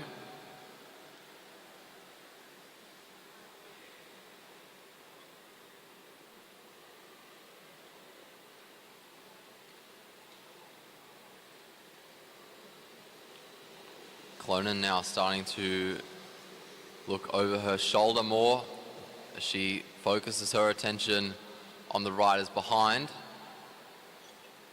Half a lap before the Derny swings down, and we're starting to build up a lot of speed. And down the front straight they come. Quick move over the top by Rebecca Petch. Christina Clonan shutting it down well. Hargrave has to put on the brakes there. She had a lot of speed and nowhere to put it. Clonan now takes the lead over everyone else. 2 laps to go, keeping the pace high. Petch making sure that she's close on Clonan's wheel. Down the back straight we go. Hargrave making her way forwards. Petch trying to keep herself in some open air, making sure she doesn't get boxed in. Emma Stevens puts herself right in a box as the bell rings and has nowhere to go herself. She's going to try to muscle her way out. And it looks like it's working as Petch starts to slip behind. Christina Clonan with a good lead over everyone else. And down the front straight they come. Emma Stevens and Christina Clonan will put themselves through to round 2.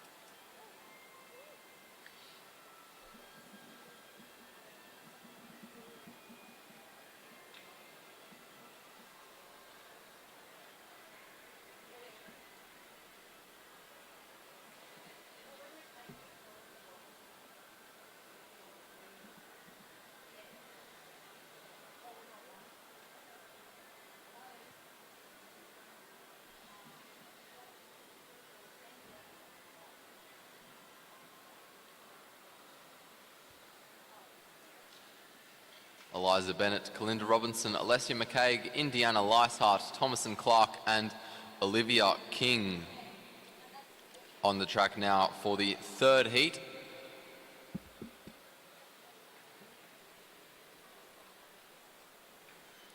The last heat in the Elite Women's Keirin round 1.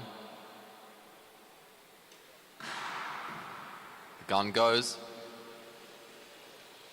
It's going to be Robinson who leads onto the wheel of the Derny.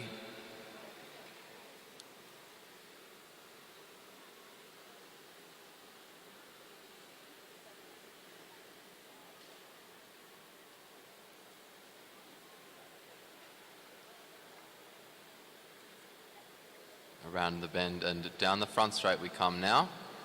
5 laps to go.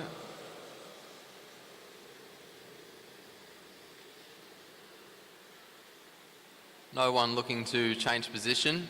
Everyone happy where they are. And Indiana Leishart, by the looks of it, starting to open up a bit of a gap and focus attention on the rider behind. King just keeping her cool. Thomas and Clark with a little bit of a gap to King. King with a little bit of a gap to Leishart. Every rider making sure they've got their attention focused in front and behind them.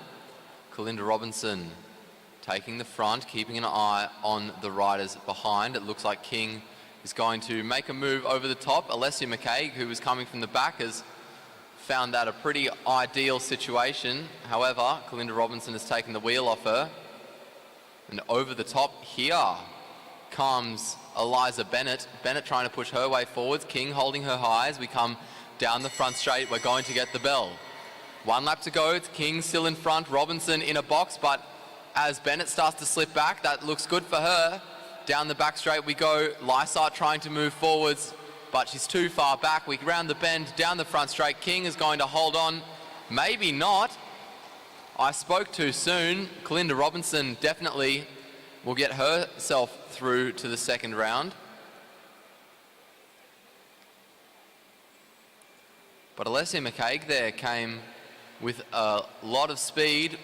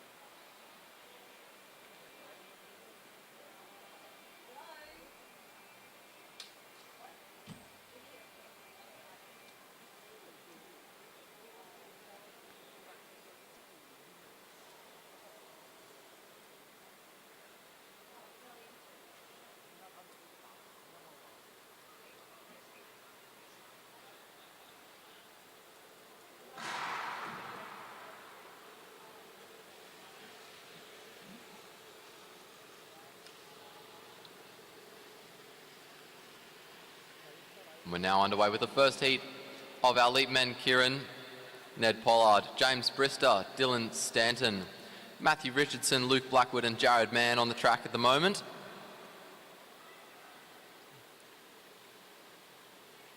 Coming down the front straight, we get 5 to go. It's Dylan Stanton who leads. Following him is Ned Pollard.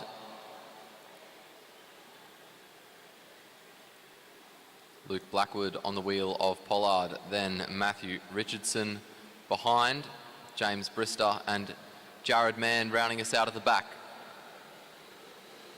Everyone keeping a look over their shoulder, 4 laps to go.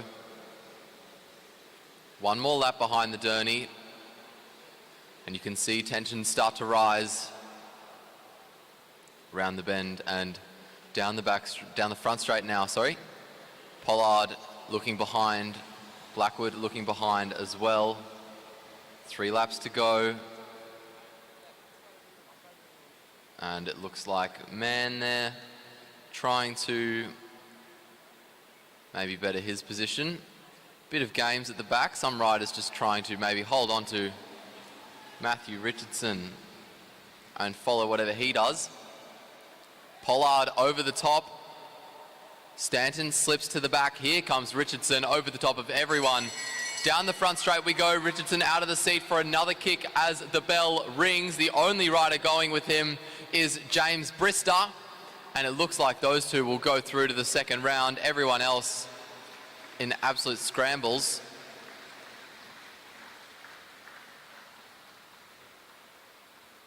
Taking the track next, we have Daniel Barber, Max Liebknecht, John Trovis, Thomas Cornish, Matthew Gleitzer and Jackson Russell.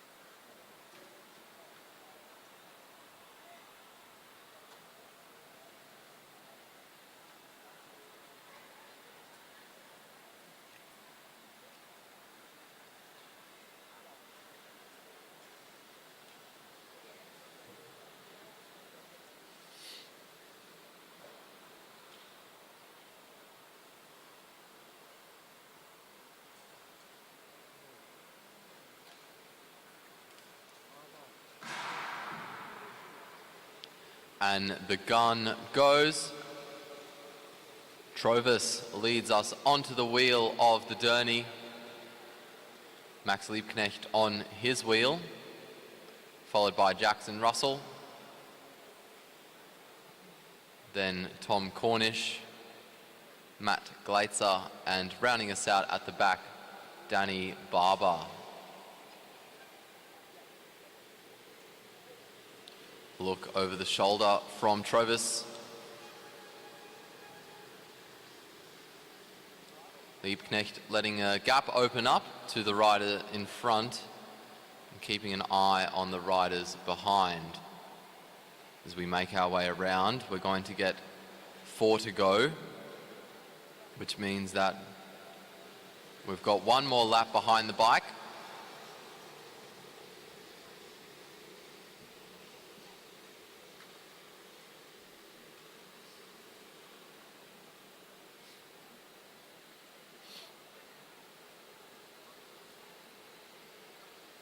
Down the front straight we come, 3 laps remaining.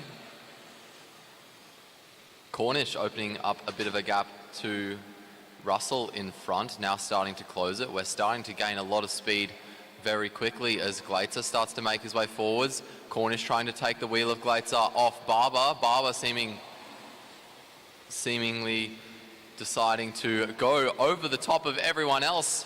If he can't have Gleitzer's wheel, he'll just put in an attack of his own. Down the front straight we come, and Barber with a good lead over the others. Gleitzer now trying to close the gap. Barber leads down the back straight. Gleitzer now making his way around as they go around the bend. Gleitzer making his way forwards. Barber tries to hold on. Danny Barber and Matt Gleitzer will hold on to the top 2 spots and make their way through to round 2.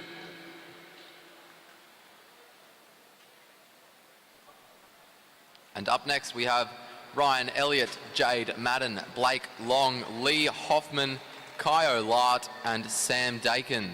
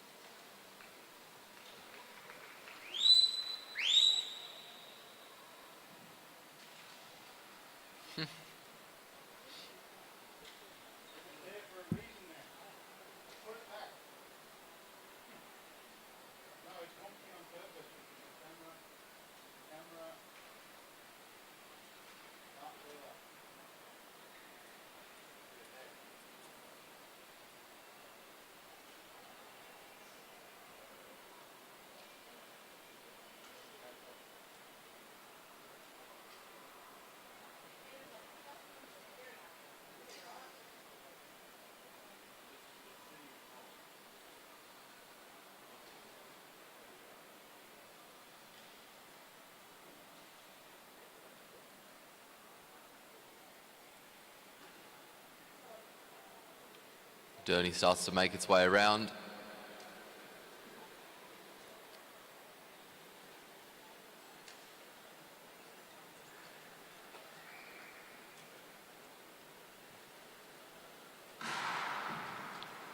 The gun goes. Leading us onto the Derny will be Jade Madden. Lee Hoffman behind, taking his time to get onto his wheel.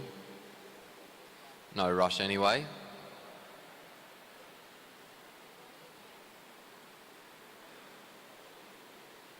Down the front straight they come.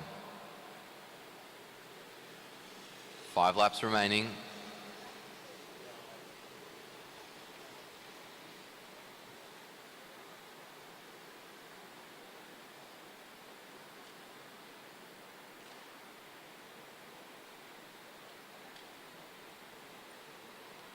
Around the bend and down the front straight we go. 4 laps remaining. 1 more behind the Derny.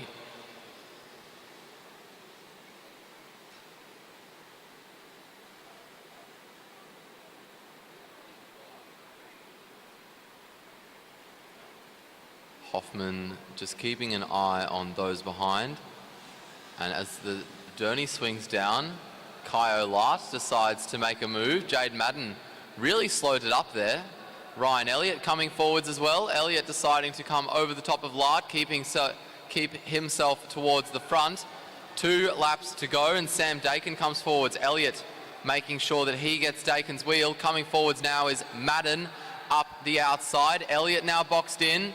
Over the top of everyone comes Lee Hoffman as the bell rings. Hoffman really pulling away with a lot of speed. Sam Dakin, the closest rider, but he is losing ground very quickly as well. Lee Hoffman will get himself through. It looks like Sam Dakin will get himself through as well.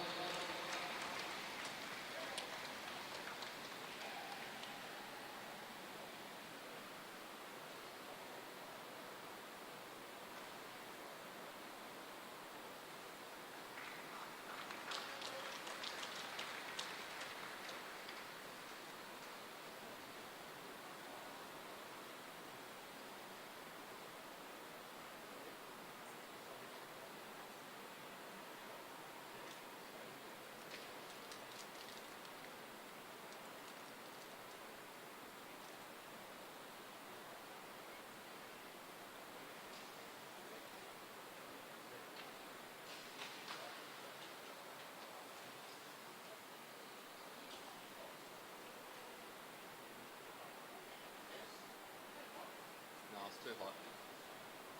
Oh, you've got 2 in there. Huh? You just been 1. I've only got one on. Yeah. It just blasts cold air onto me. But then it's hot outside. Yeah.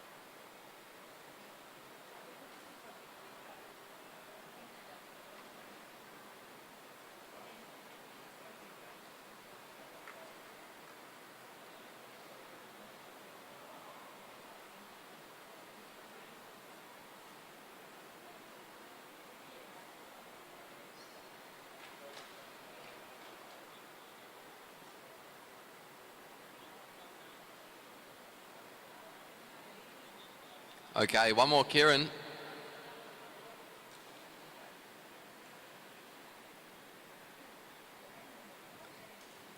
Looks like maybe some of the riders were out of order or something. They're going to come around and start again.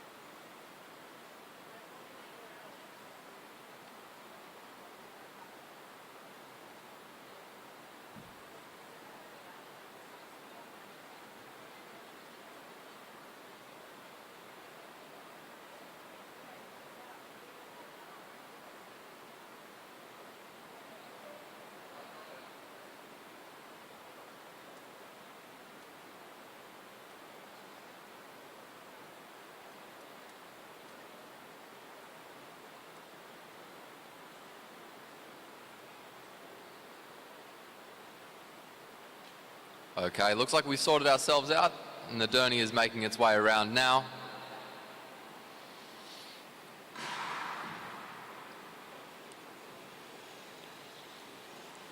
The gun goes, the riders make their way onto the wheel of the Derny.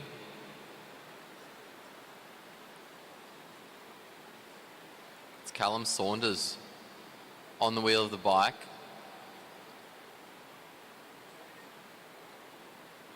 Sam Gallagher, I think, on the wheel of Saunders.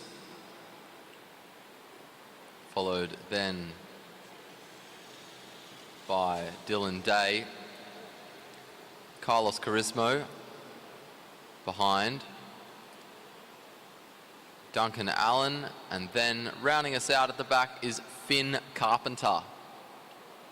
Day and Saunders, the only New Zealanders in this race. The rest from Australia. One more lap behind the Derny. Gallagher keeping an eye on the riders behind, letting a gap open up to the rider ahead. And Saunders actually starting to let a gap open up to the bike in front as well. 3 to go now, the bike swings down. It's Saunders at the front of this race. We start to make our way down the back straight. And Carissimo makes his way over the top. And Carissimo leads. 2 to go. Allen pushing himself forwards, trying to get the wheel of Carissimo off Callum Saunders. Sam Gallagher wanting no one's wheel and going for the lead over the top of everyone else. Allen gets sandwiched and thrown right to the back. As the bell rings, it's 1 to go. And Sam Gallagher with a very big gap on everyone else. Callum Saunders now pushing to close it. The other riders set up by the looks of it, and Saunders pushes forwards, but Sam Gallagher holds on, and the two of them will go through to the second round.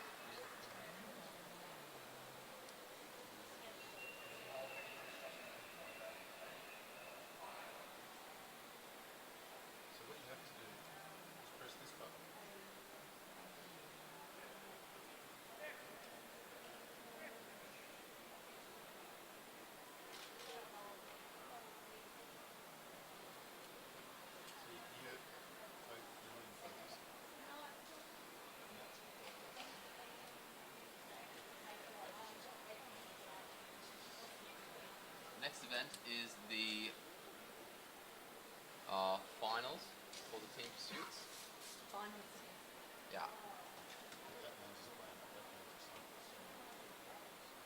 Okay, we now go to the bronze medal final for the under-19 men team pursuit. On the front straight we have New Zealand 2, on the back Australia composite.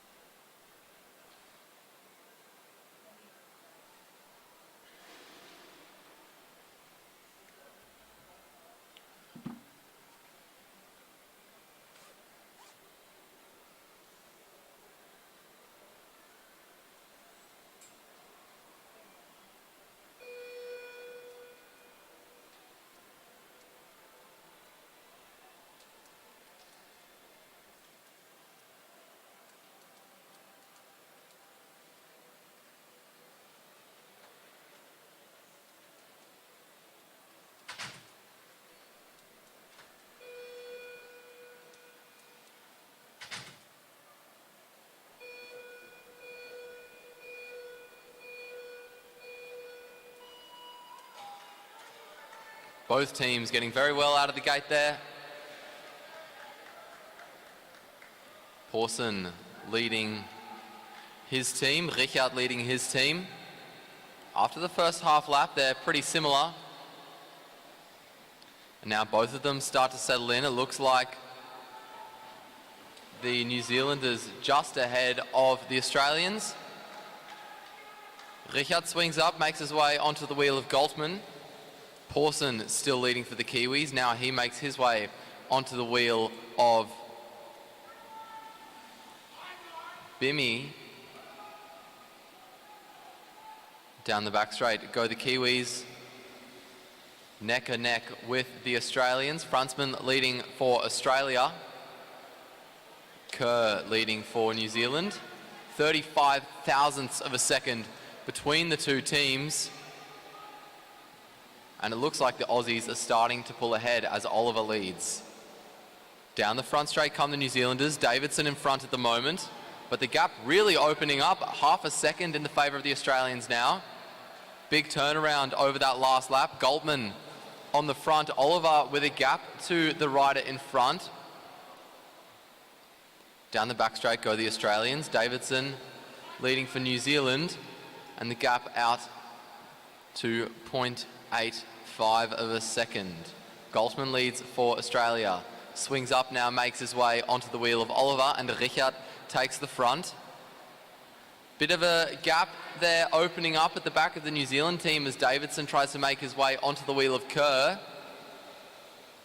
Bimmy leading for New Zealand.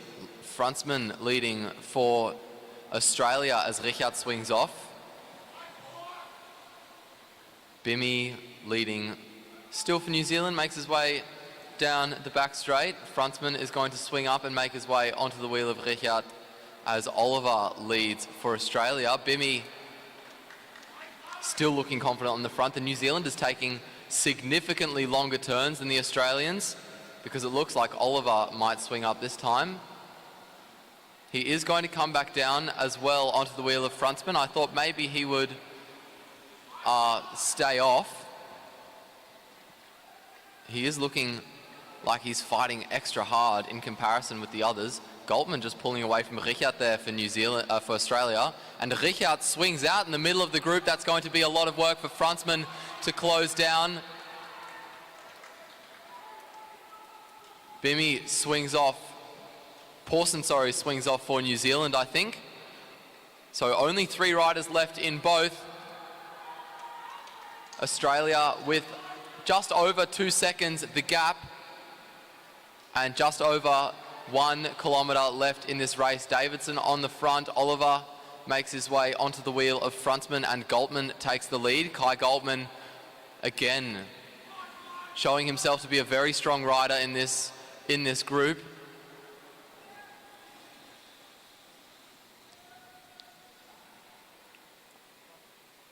Davidson makes his way down the front straight. And he's shut the gap down by about half a second in 1 lap.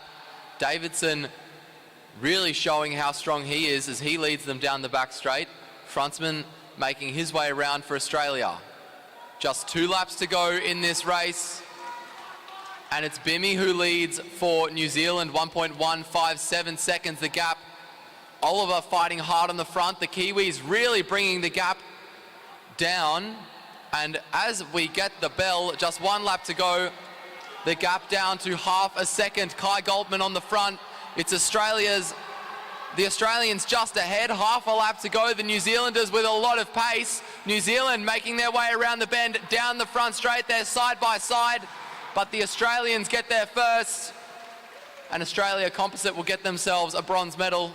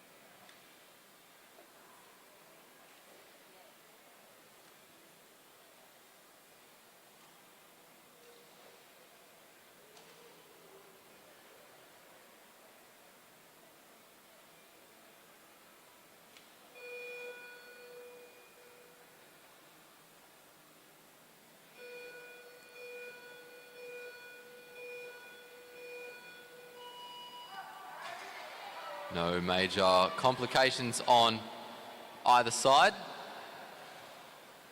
Foster leading for New Zealand out of the gate.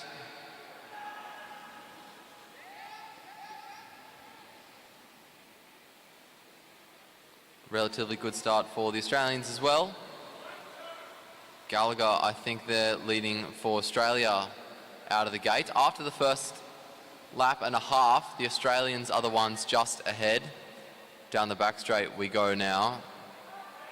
And Australia is ahead by 3/4 of a second. Eves makes his way onto the back of the group, onto the wheel of Hayden van der Ploeg. Down the front straight we go. The New Zealanders looking pretty strong at the moment as Irwood leads them down the back straight. Australia, though, expanding its gap by about half a second as Noah Blannon makes his way onto the wheel of Eves. The gap now 1.2 seconds. Irwood in front for New Zealand leads them down the back straight. Hayden van der Ploeg for Australia is going to, Alex Eves on the front for Australia. Now it's Hayden van der Ploeg as Eves swings up, makes his way onto the wheel of Blannon.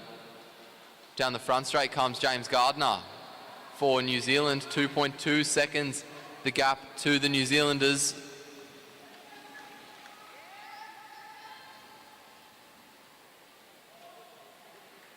And there's about a straight's worth of a distance between the two teams. New Zealand coming down the front straight, 3.3 seconds down, and as they leave the front straight, the Australians enter it.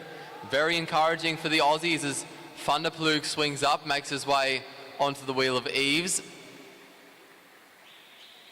Oscar Gallagher takes the front for Australia.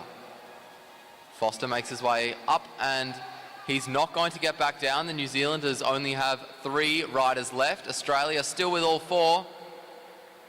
And a short turn as well from Jameson leaves Irwood in front for New Zealand. Blannon in front for Australia. Going down the back straight. Spoke to him earlier today. He said he was feeling good. Blannon makes his way onto the back of the group as Eves takes the front again. Down the back straight now go both teams. We have 5 laps left for Australia now. New Zealand now get 5 laps to go as well. Irwood swings up, makes his way onto the wheel of Jameson, and Gallagher leads for New Zealand. James Gallagher looking pretty strong as he makes his way around the bend and down the front straight. They do cross the line several seconds down though. 4.5 seconds to be precise. Down the back straight now, Hayden van der Ploeg leads for Australia. James Gardner leads for New Zealand. Just 3 laps to go for the Kiwis. Australia with 2.5 laps to go. 2 to go now for Australia, and only about 30 metres between Australia and New Zealand. Australia may be looking to make the catch as Gallagher leads down the back straight. That looks increasingly likely. The bell rings for Australia. 1 lap to go. But I don't think the Australians want to win on time. Down the front straight they come. Van der Ploeg just slipping off the back. And there goes the gun. Australia does technically win by catch. New Zealand doing very well to fight them off.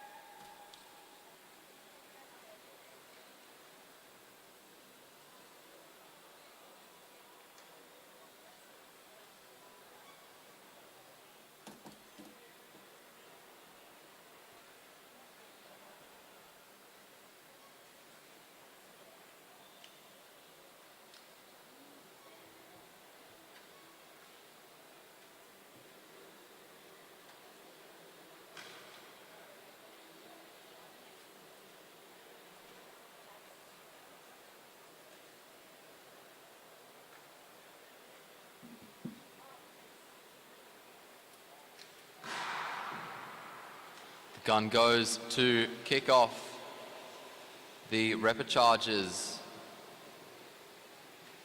in the elite women Keirin. On the track now we have Indiana Lysart, Sophie Watts, Brianna Hargrave, Thomason Clark and Jacqueline Knock.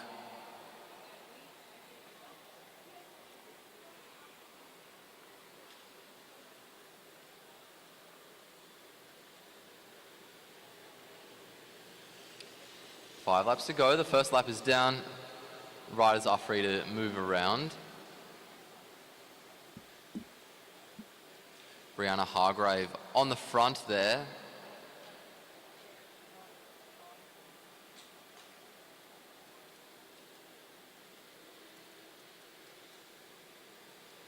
Four to go. One more lap behind the Derny. Indiana Lysart on the wheel of Brianna Hargrave, followed by Jacqueline Knock, Thomason Clark, and then rounding us out at the back, it's Sophie Watts.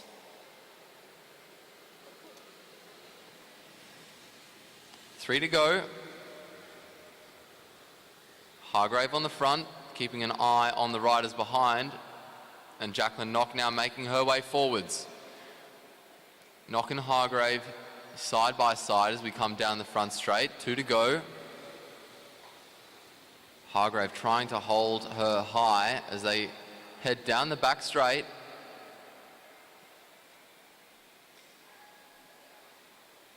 Hargrave starts to pull forwards. The bell rings. Hargrave still in front. Lysart on the wheel of Hargrave.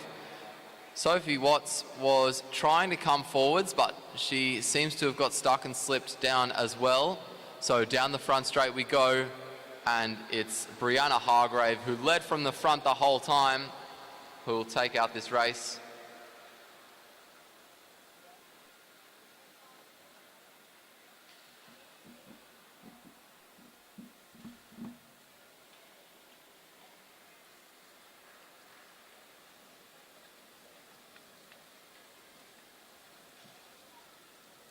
We now go to the second repecharge for the elite women. Danica Blinko, Molly McGill, Eliza Bennett, Olivia King and Rebecca Petch will take to the track.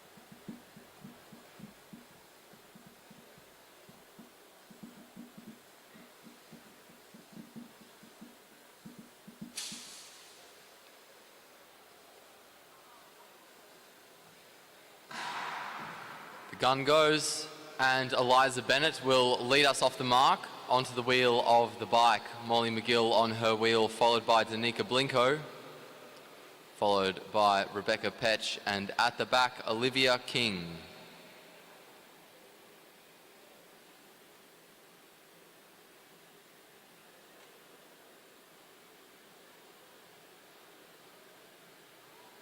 Down the front straight we come. 5 laps remaining. Riders are free to change position if they wish.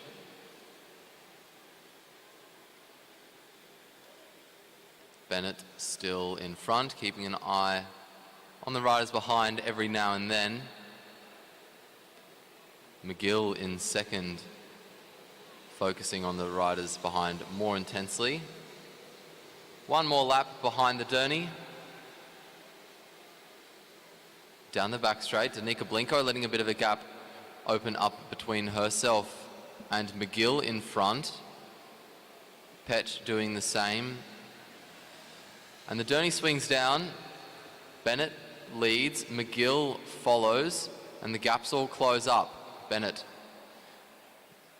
at the front of the group as we head down the back straight. We now make our way around and down the front straight. Out of the seat goes Molly McGill over the top. 2 laps to go. McGill starts to pull forwards as Bennett starts to slip back. No one really coming over the top yet. Now everyone's going to try to at once. We come down the front straight. The bell rings. Another kick from McGill. McGill trying to hold on to her lead. As we go around the bend and down the back straight, Rebecca Petch starts to make her way forwards. Petch coming forwards on McGill. McGill trying to hold her off. They round the bend and come down the front straight. Rebecca Petch comes forward and Petch will cross the line in first.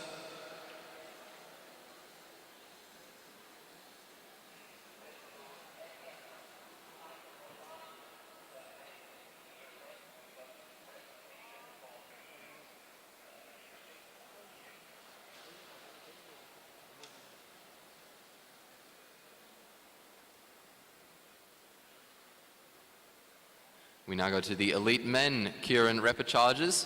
Up first we have Ryan Elliott, Ned Pollard, Carlos Carissimo and Max Liebknecht.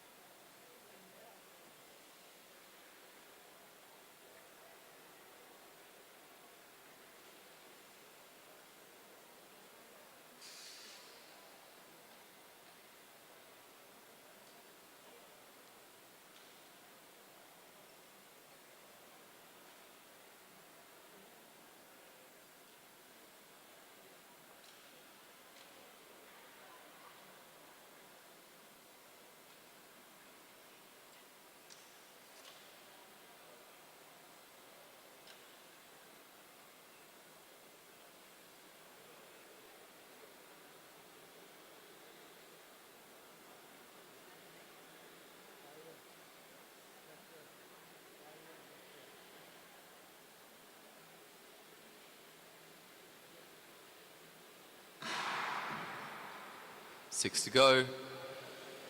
The gun goes. Ryan Elliott will lead us onto the wheel of the bike. Max Liebknecht on his wheel, followed by Carlos Carissimo, and rounding us out at the back is Ned Pollard.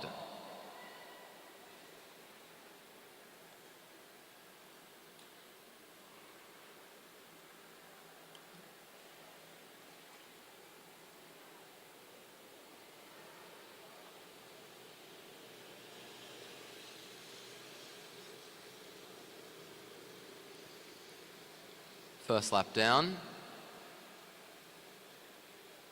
Elliott just focused on the wheel of the motorbike in front of him. Liebknecht letting a gap open up, keeping his eye on his competitors behind him. 4 to go, one more lap behind the bike.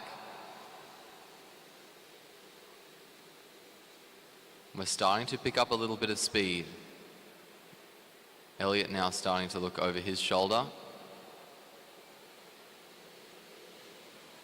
3 to go, the Derny swings down. Elliott in front, looking at the riders behind, making sure he's able to react to anything that comes his way. Liebknecht doing the same in second.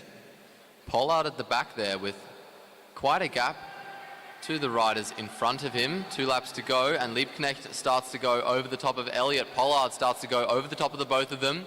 He got a pretty good run. He's still accelerating though as he makes his way around the bend. He comes down the front straight. They're going to collect the bell. 1 lap to go. Ned Pollard in the lead, but here comes Elliott over the top of both of them. Elliott making his way forwards. Pollard trying to fight back. Ryan Elliott now comes around the bend and will cross the line ahead of everyone else.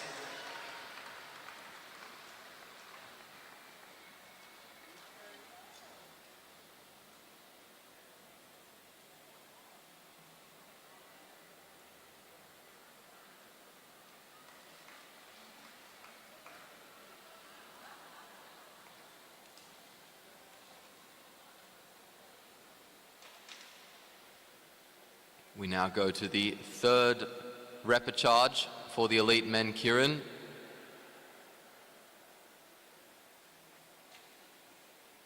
John Trovis, Blake Long, Tom Cornish and Jared Mann take the track here.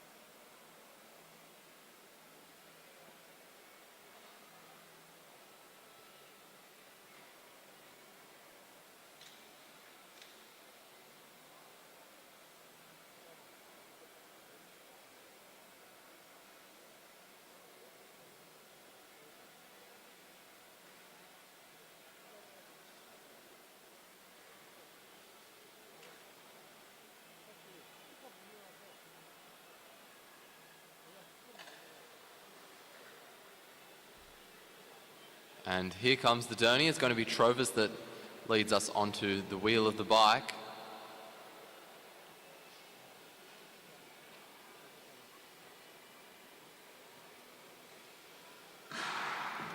And there goes the gun. Trovis making his way onto the wheel of the Derny, followed by Mann, Cornish and Long rounding us out at the back.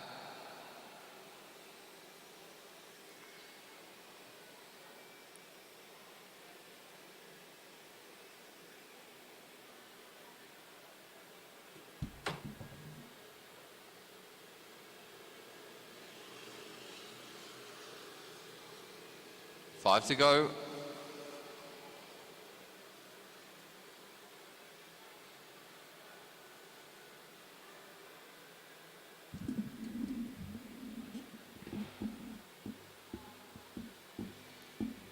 Around the bend and down the front straight we come. We've got 4 laps remaining. John Trovis keeping an eye on the riders behind.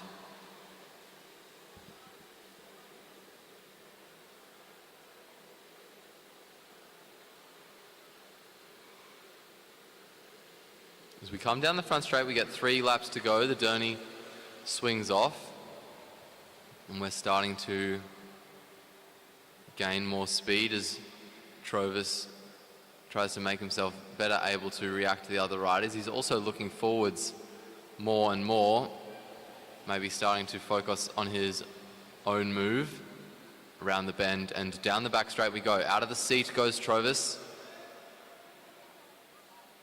Down the front straight he comes now. The bell rings. 1 lap to go. Trovis still leading, but here comes Cornish around the outside. Trovis trying to fight him off, but Cornish with a lot of pace.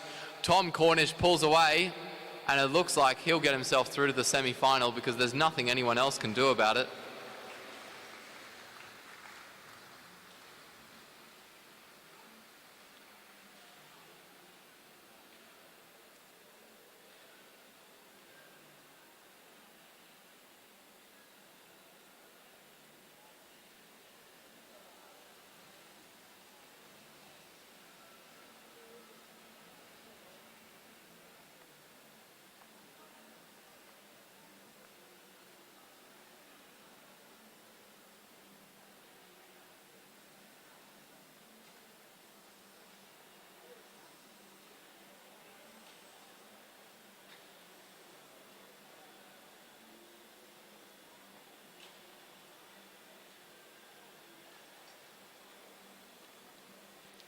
We go now to our next men's Keirin repechage.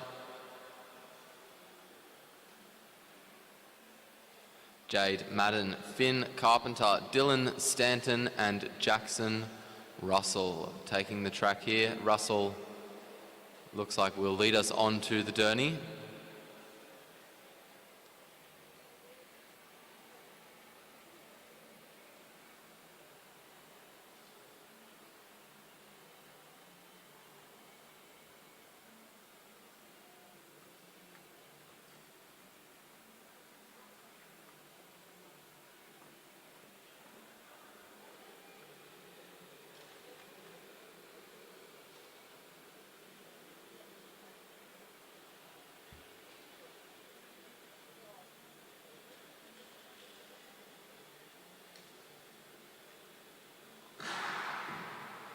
The gun goes.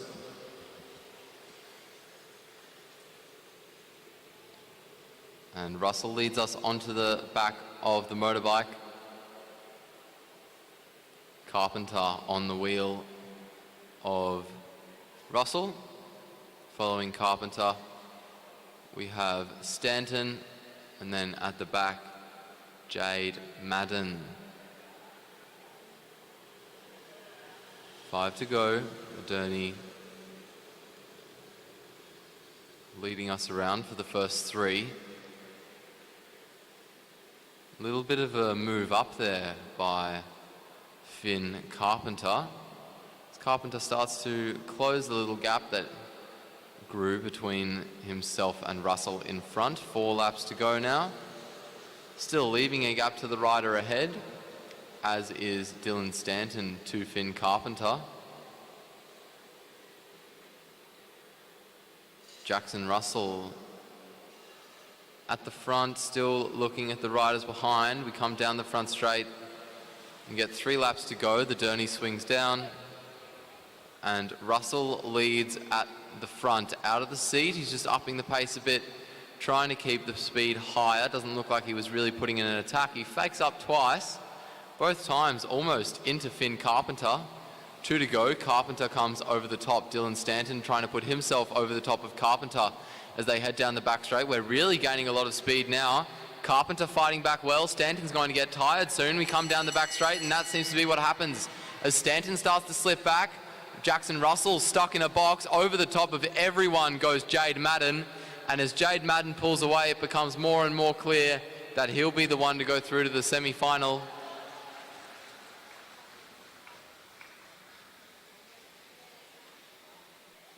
And we go now to our final Keirin men repechage. Duncan Allen, Dylan Day, Luke Blackwood and Kaio Lart to take the track. Also, just an announcement.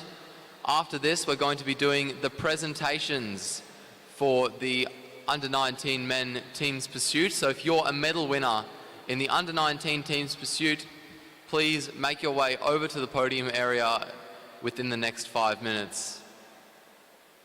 Thank you very much.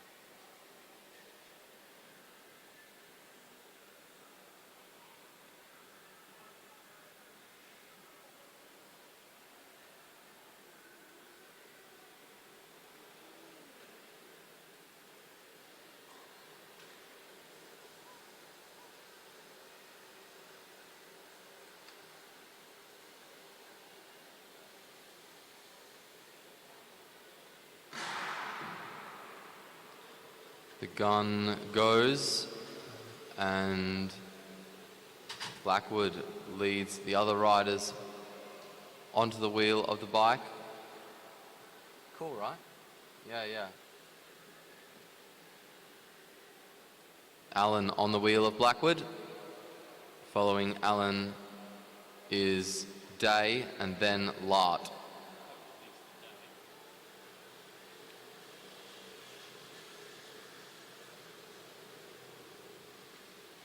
Five laps to go. The screen says 4. Sorry, 4 laps to go. The screen said 5.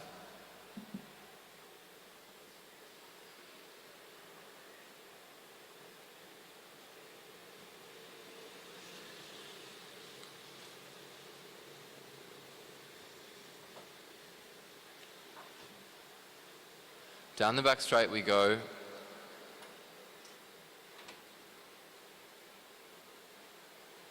We're starting to build up a bit of speed as the Derny swings down and Blackwood takes the lead. Down the back straight we go. Blackwood just keeping the pace high, keeping an eye over his shoulder on the riders behind. Down the front straight we go now. 2 laps to go. Duncan Allen just holding onto the wheel of Blackwood, making sure that he's got an eye on the riders behind as well. Down the back straight, seemingly every rider just looking behind him.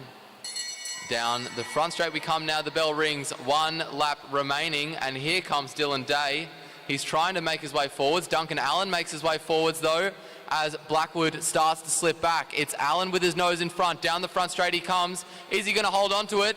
Yes, he is. Duncan Allen makes his way through to the semi-final.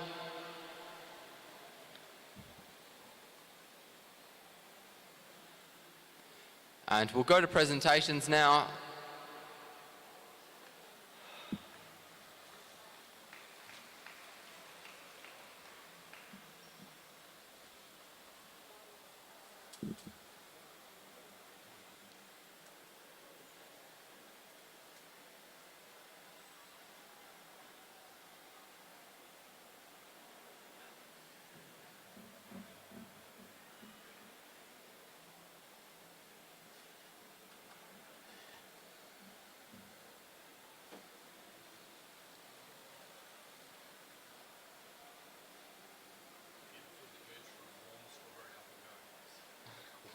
Thanks. Cheers.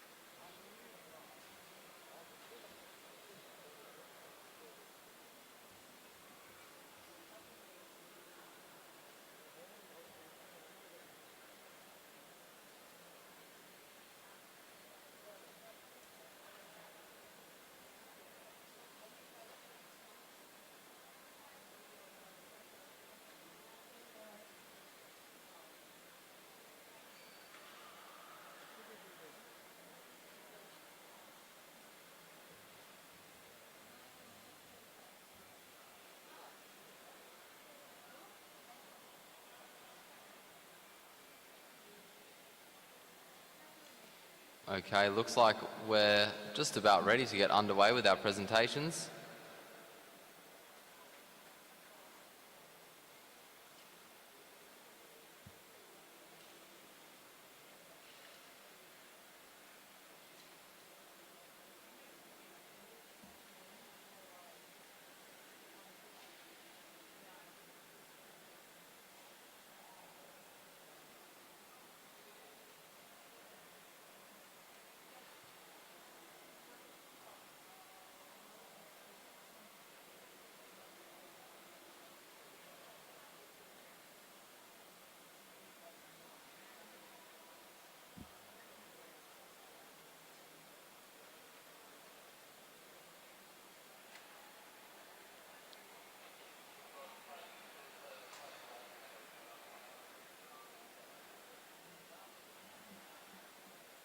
say?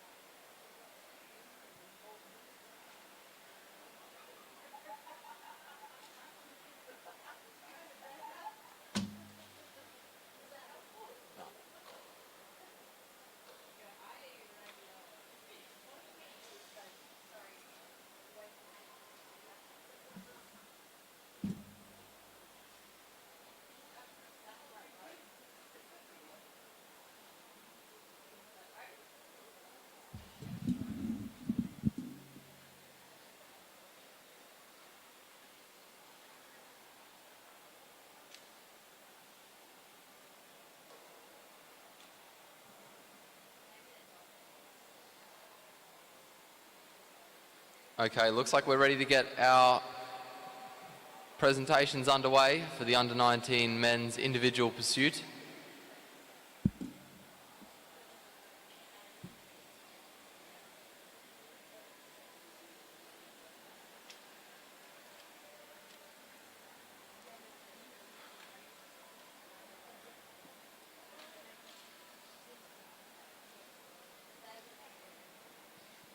These medals being presented by Graham Fredericks, the Pacific Development Manager of Oceania.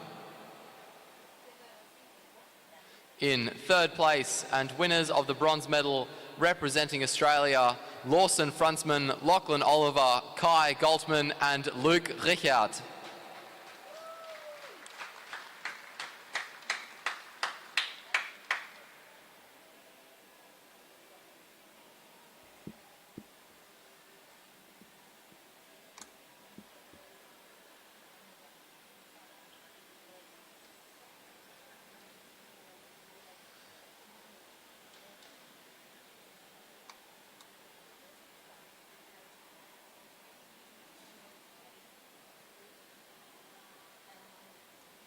In second place and winners of the silver medal representing New Zealand, James Gardner, Kane Foster, Austin Norwell, Marshall Irwood and Magnus Jameson.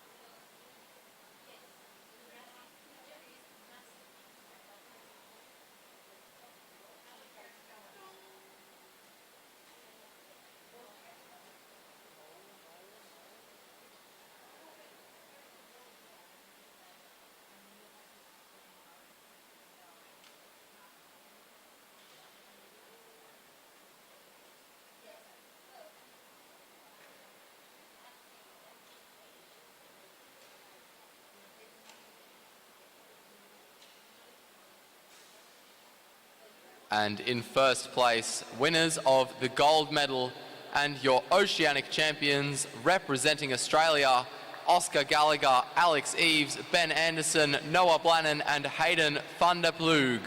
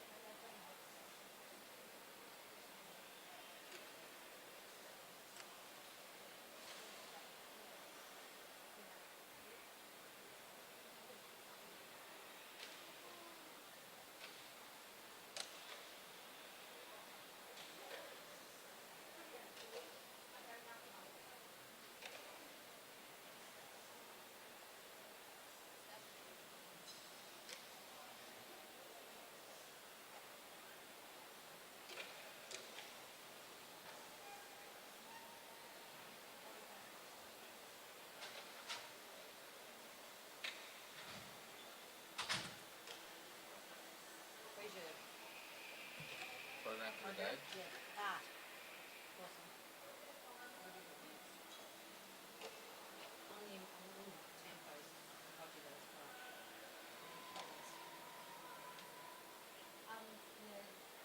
We now go to the tempo race for the elite women's Omnium.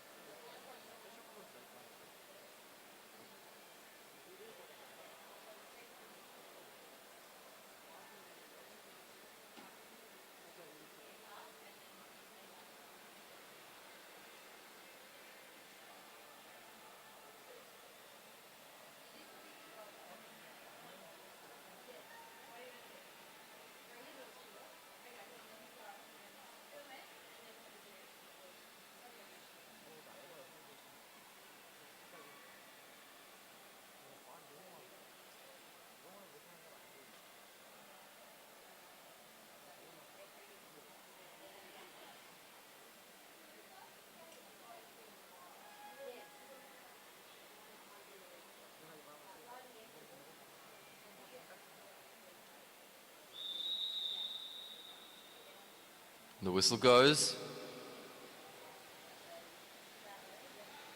Sammy Donnelly is going to lead us off the mark.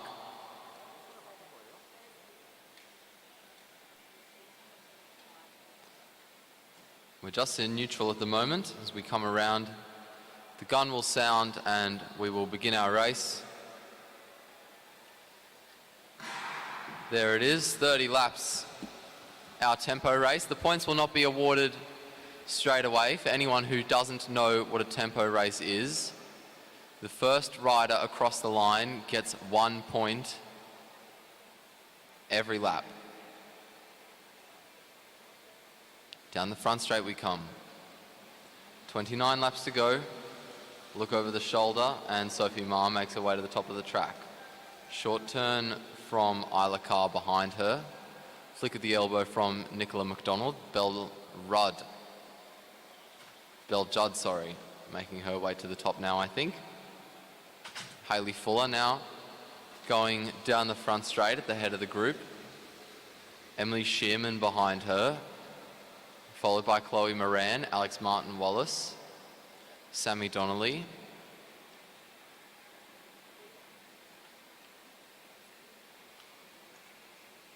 Down the front straight we come now, 27 to go.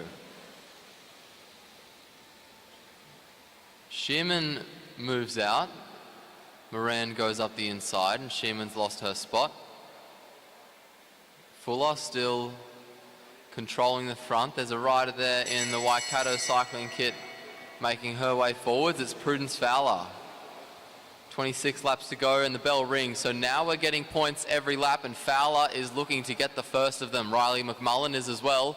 McMullen at the hip of Fowler as they come down the front straight. McMullen starts to pull forwards and Riley McMullen will get herself the first point of the race. She's not relenting there either. She's keeping the pressure on as she makes her way down the back straight, around the bend. Down the front straight she comes. McMullen will get herself a second point. Fowler swings up and Moran makes her way now to close the gap to McMullen. Shearman comes over the top of Moran and makes her way around. Shearman is going to take the next point by the looks of it. 23 laps to go. And Emily Shearman as well is going to keep the pressure on. Chloe Moran now maybe looking to get a point for herself. She makes her way onto the wheel of Shearman. Isn't going to go around. Now she's going to try. Pretty half-heartedly. Moran makes her way back onto the wheel of Shearman. Up the inside goes Alex Martin-Wallace. Martin-Wallace having to put on the brakes there as Shearman comes back down onto her. And over the top goes Sammy Donnelly. Donnelly now making her way forwards. Down the back straight, Donnelly with a good gap on everyone else. And no one really looking to chase her. A lot of stagnation and incohesion in the peloton. And Sammy Donnelly is the only rider who's going to benefit from this. Nicola McDonald realizes it. And McDonald is going to lead the chase to shut it down. In front of McDonald now is Sophie Ma. Ma swings up. McDonald leads the chase again. Now it's Sophie Sutton. Meanwhile, Sammy Donnelly continues to stay out in front, gets herself another point and extends her lead to 2 points over Riley McMullen and Emily Shearman.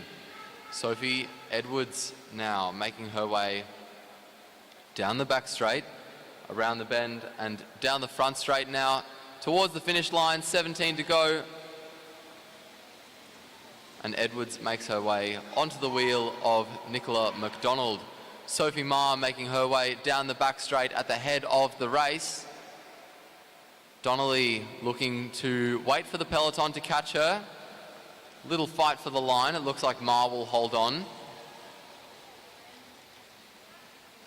And McDonald comes over the top. McDonald is going to try to get herself another point.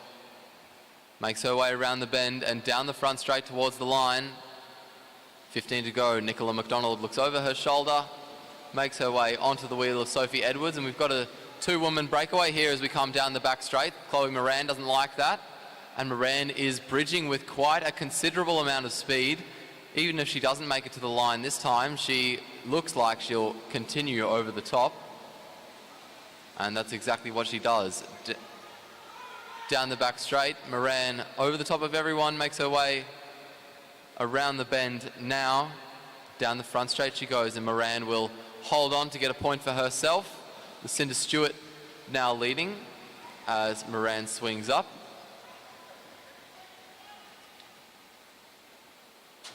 Around the bend we go. Hodges trying to make her way forwards.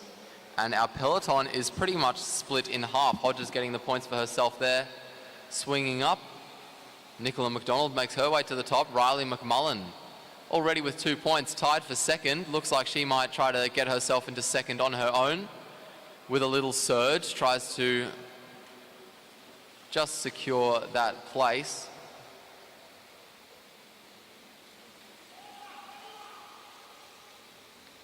Emily Shearman also on two points now, fighting hard at the front to get herself a third. Nicola McDonald just slipping off the back of the leaders there. And Chloe Moran takes the lead. Down the back straight they go, around the bend. Moran still in front. If she gets a point here, she'll move herself into equal fourth. 9 laps remaining, and that's what she does. Down the back straight we go. Lucinda Stewart doesn't have a point yet. Looks like she's trying to change that, but Riley McMullen wants to get a point for herself, as does Jess Hodges. And Riley McMullen will be the rider to get it there.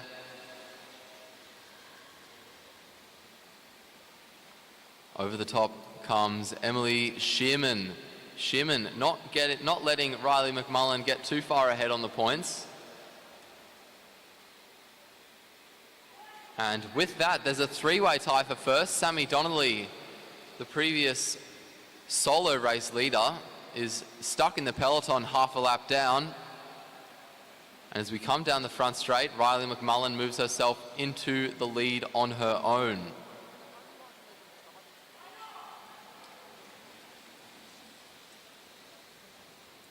Around the bend we go now. And down the front straight. Just 5 laps remaining in this race. A flick of the elbow from Chloe Moran. Sophie Edwards doesn't want to pull a turn. Up the inside goes Hodges. Shearman around Hodges.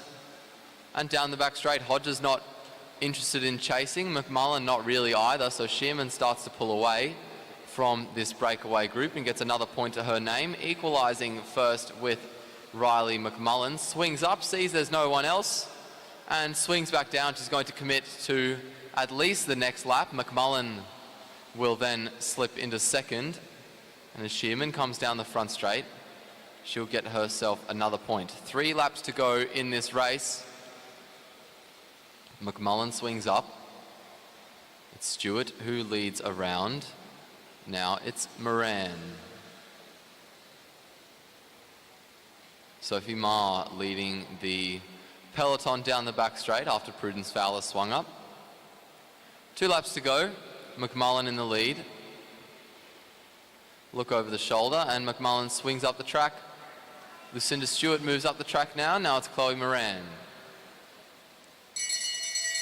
The bell now rings. 1 lap to go. Another point for Emily Shearman. And Shearman is actually so far ahead that all she needs to do is finish this lap and she will take out the tempo race. The only other riders really looking to fight it out are the ones in the peloton who didn't get any points. Ella Sibley coming over the top of Ali Anderson as Sibley tries to push forwards.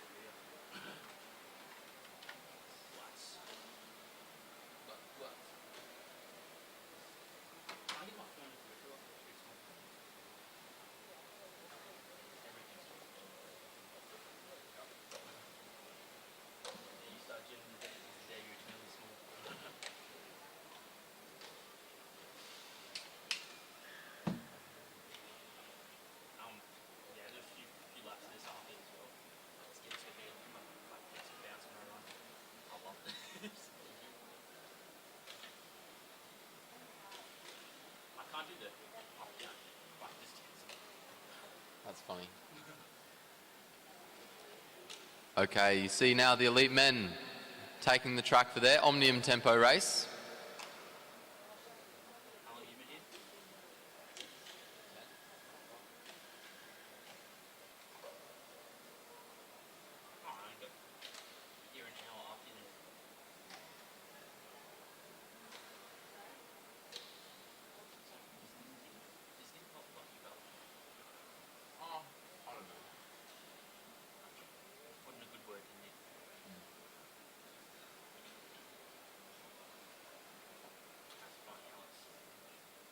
He really liked it, I think.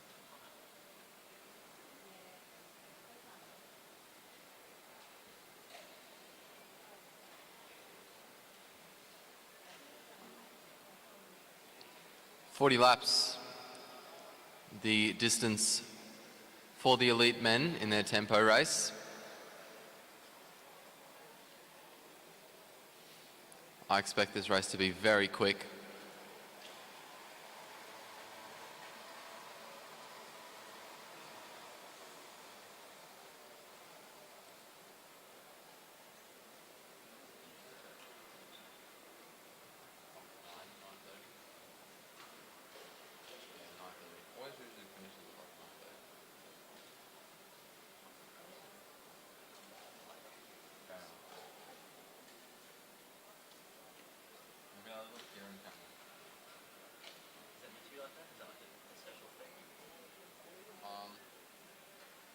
No, it's not. Oh, that's also a camera we put on William Walsh's bike. I'm just trying to see if it works.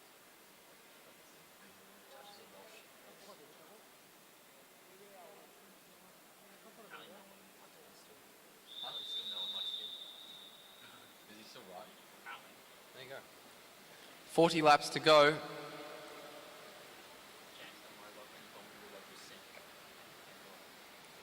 Down the back straight they go. They're still in neutral.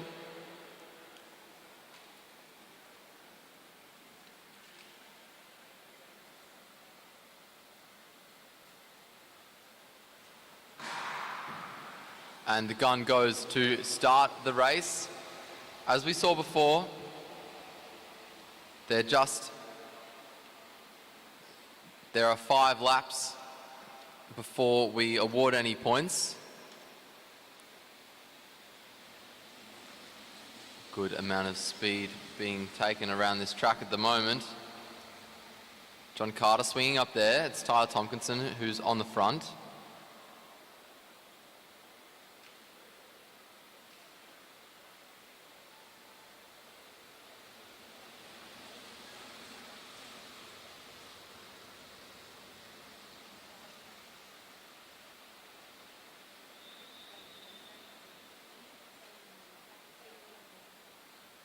Around the bend and down the front straight we come.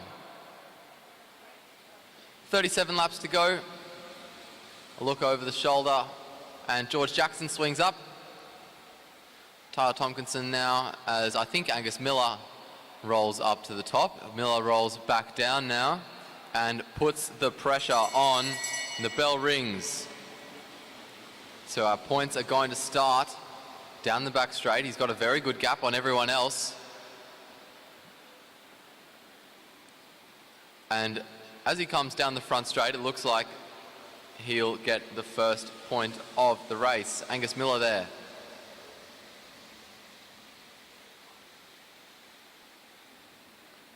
He's got about a quarter of a lap on the peloton now. James Moriarty looking over his shoulder and swinging up. Short turn from Connor Leahy behind. Now it's Tyler Tompkinson.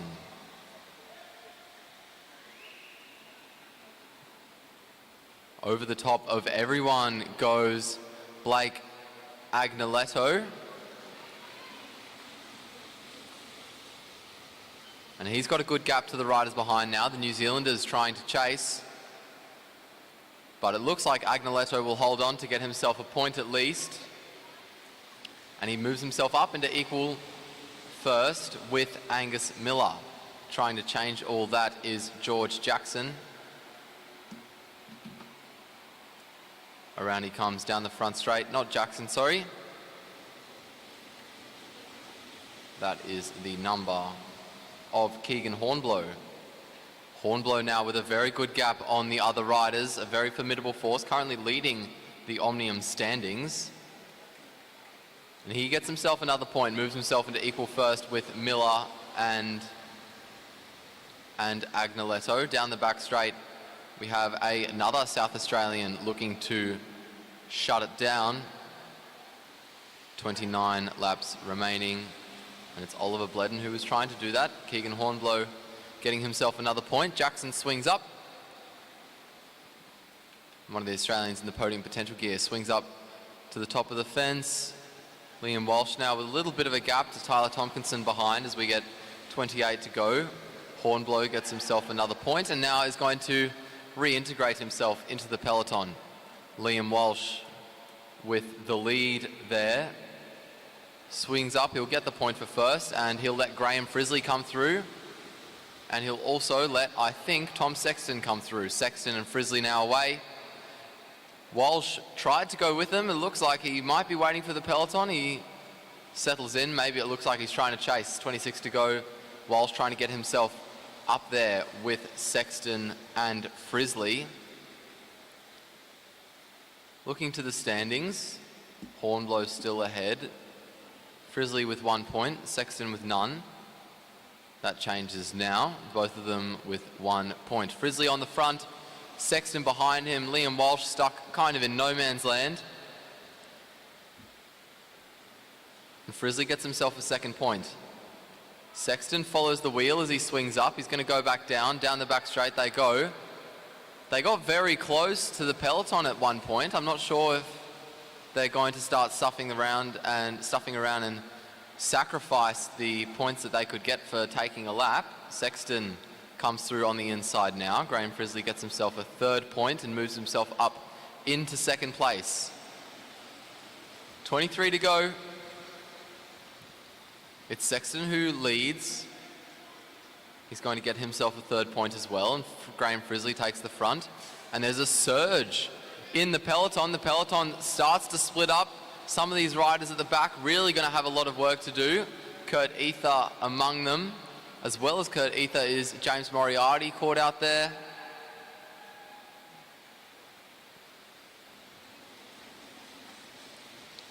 Josh Duffy swinging up off the front. Tyler Tompkinson, Dylan Ether.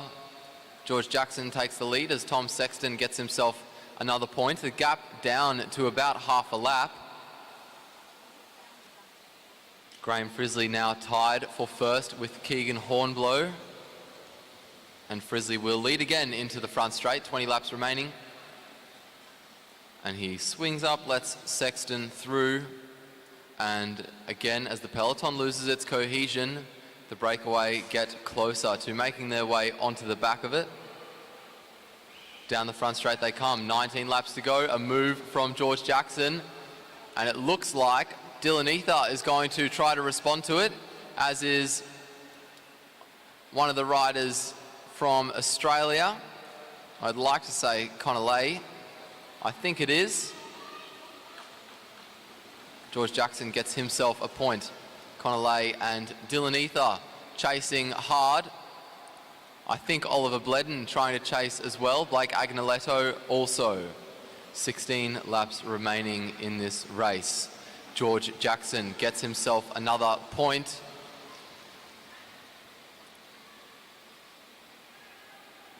Another point for Jackson as Oliver Bledden tries to make his way onto the wheel of Dylan Ether. Jackson now swings up. He's going to start working together with the riders that have bridged. Nearly comes down onto Oliver Bledden. But he lets Bledden in second as Dylan Ether comes through for first. Lay makes his way onto the wheel of Jackson. Short turn from Ether, not really interested in getting points by the looks of it, so Oliver Bledden stays on the front. John Carter there and Tyler Tompkinson behind him, looking to bridge to this leading group. They've got half a lap on the peloton and rapidly extending that lead. Looks like they might be looking to take a lap. John Carter maybe waiting for Tyler Tompkinson to catch him so the two can work together better. Dylan Ether there lapping his older brother as the breakaways start to make their way onto the back of the peloton. Down the front straight they come. Kurgazoo there making his way towards the back. It's Agnoletto on the front. Now it's James Moriarty. Everyone kind of back together. Tyler Tompkinson looking to take a lap. Series of ups coming from the crowd. And it's all because there's a move from Tom Sexton. Over the top, Tompkinson just making it on. John Carter very, very close. Let's hope that Carter can make it on as well. 9 laps remaining and Carter makes his way onto the peloton. Meanwhile, Dalton Stretton has got himself a point. Down the front straight we come. 8 laps to go. And Tom Sexton gets himself a point. It's Josh Duffy at the head of the peloton, making his way around the bend. The peloton quite splintered now. John Carter just off the back there. 7 laps remaining. Josh Duffy gets himself that point that he wanted. Bledden swings up. Look over the shoulder. George Jackson swings up. Josh Duffy now moving forwards on his own. Gets himself another point. Gains himself quite a few points, quite a few places in the process. Just looking to the scoreboard. It doesn't look like Tyler Tompkinson or John Carter have been awarded points for taking a lap yet. 5 laps remaining.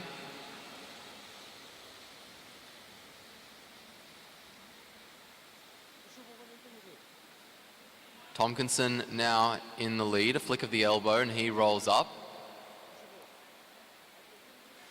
Down the front straight we come. John Carter just on the inside there. Graham Frizzley's going to come around him. Keegan Hornblow now leads down the back straight. settles into his bars a bit. And down the front straight he comes. 3 laps to go. Around the bend and down the back straight. John Carter and Tyler Tompkinson still haven't been awarded their points for taking a lap. 2 to go. Hornblow still on the front, Sexton behind him. And the bell rings for Josh Duffy, our leader. Duffy looking across the track. Liam Walsh with a lot of pace, trying to maybe just get himself a better position overall. As Duffy comes forwards, he'll take the last point of the race.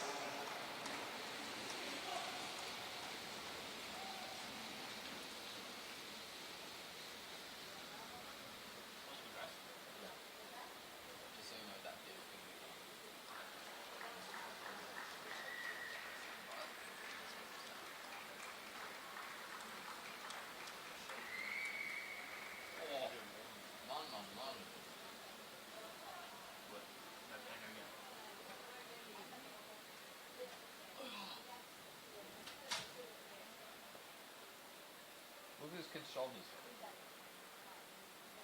How did that happen?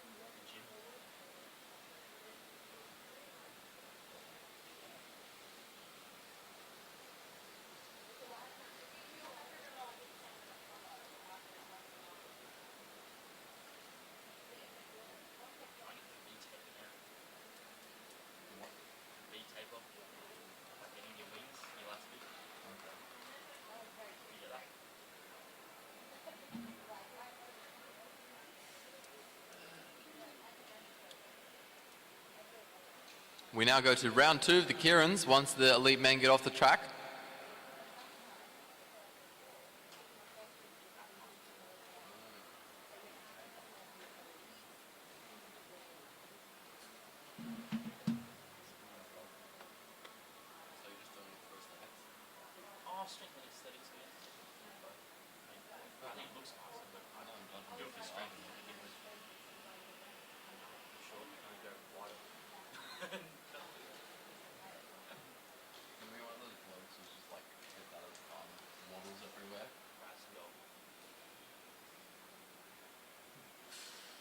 Like those ones where they like try to get through the door and they have to go sideways.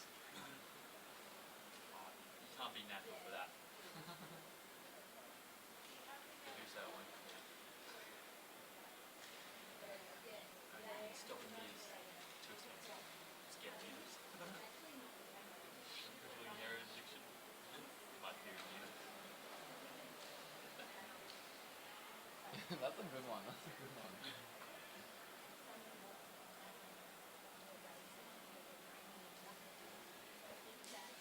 I'll show you this. Up first for the elite women's Keirin semi-final, we have Emma Stevens, Alessia McCaig, Brianna Hargrave, Elise Andrews and Olivia King. Those riders, it looks like, I think, just sorting their order.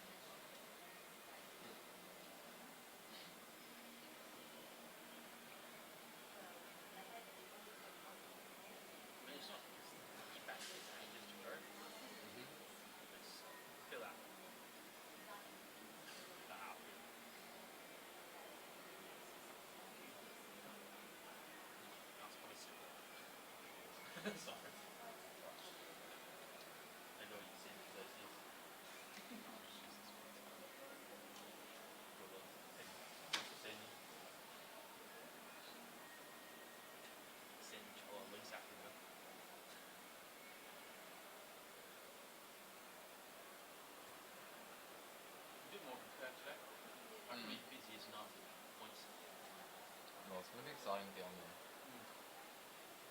And women's matter, under 19 girls matter as well.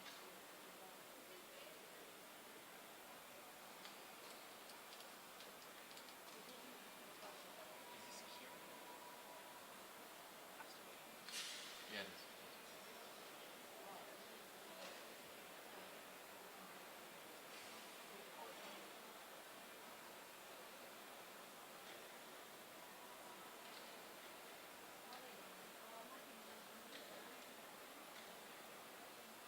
What do you miss most about Queensland?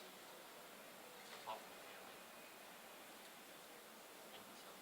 Warm winter. What do you mean warm with all? That's so cold. Cycling, I miss the cycling. Yeah, I miss the sport.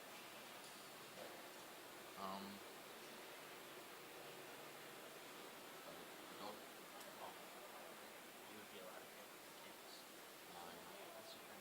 Emotional support animal. Yeah. So I don't think it's continue to pet.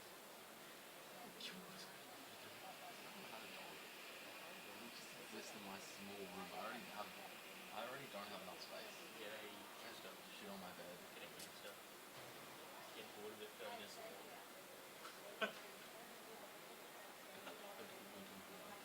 Nothing was wrong with it. I was just busy. Pranked.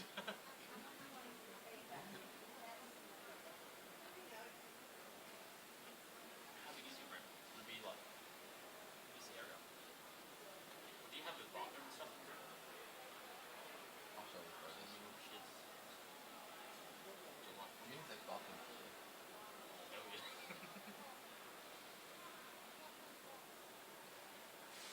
Actually, oh y'all doing a little dainty poo. Sorry, love. Indian last night.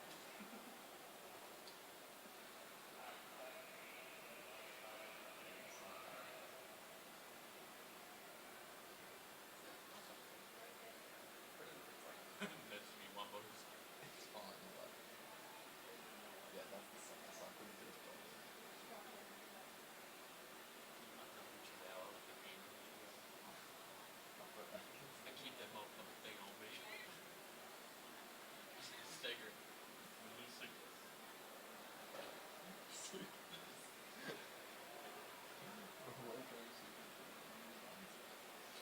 Suffocated. What's out? Drop that space under the bed. Bad one this week.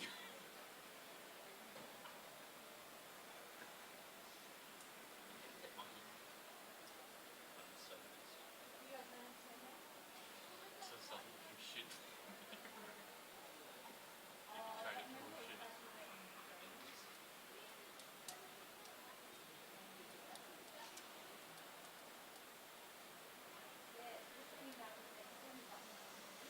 Just waiting for the commissaires. I think they're still sorting out the results of the previous race. So the riders are being let roll around until that time.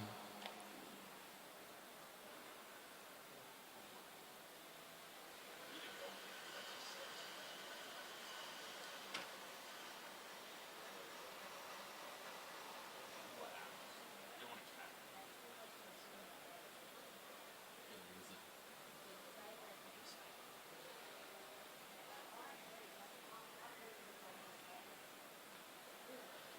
Just a pet's behind me. No.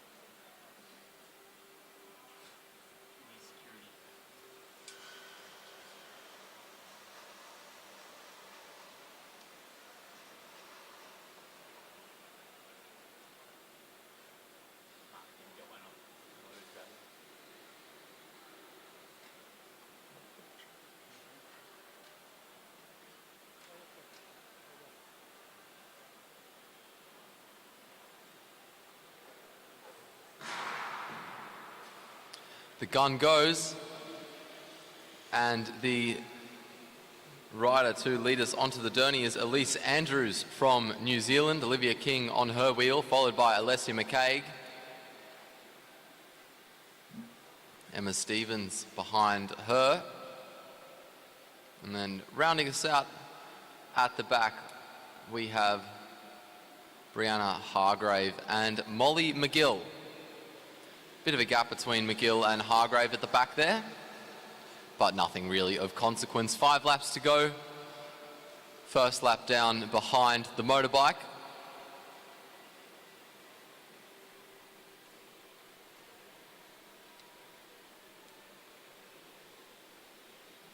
Down the front straight we come now.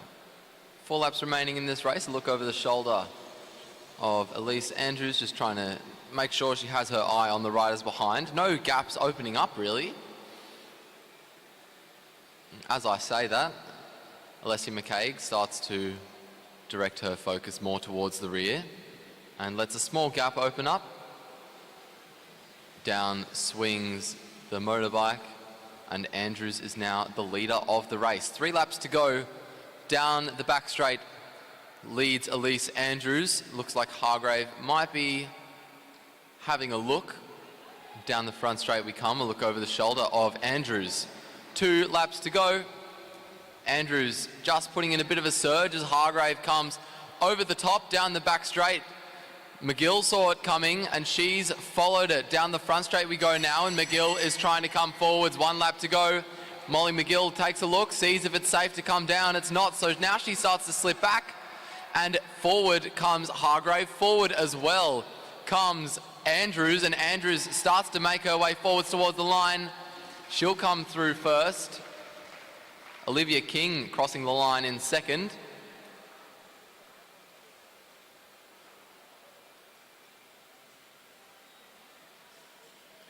And the first 3 of these riders will go through to the 1 to 6 final, the rest going through to the 7 to 12 final. Next to take the track we have Kalinda Robinson, Indiana Lysart, Sophie Watts, Selena Ho, Christina Clonan and Rebecca Petch for the second semi-final.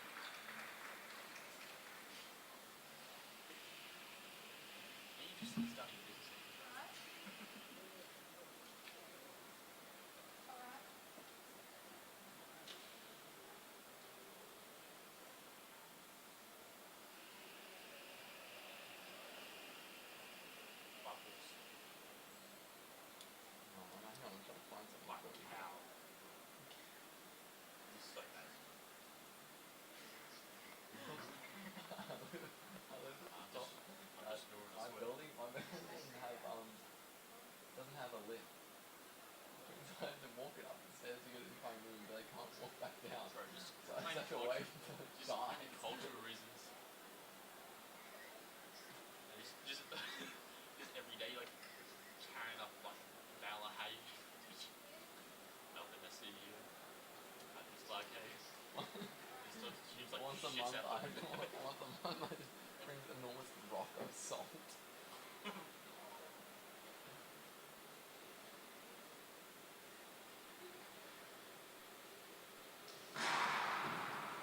The gun goes, and Christina Clonan is going to lead us onto the motorbike.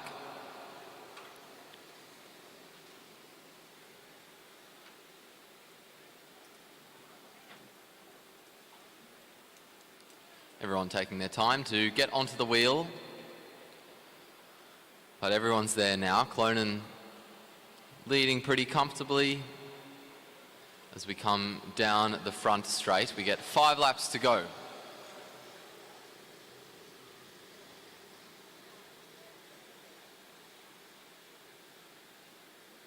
Down the back straight now.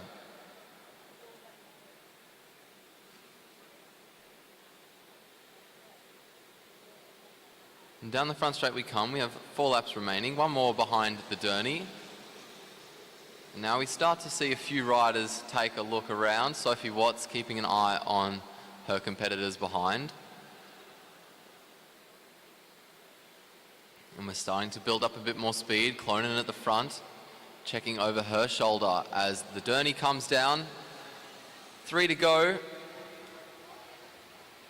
Clonan in front, Robinson behind her, then Watts, then Petch, then Ho, then Lysart.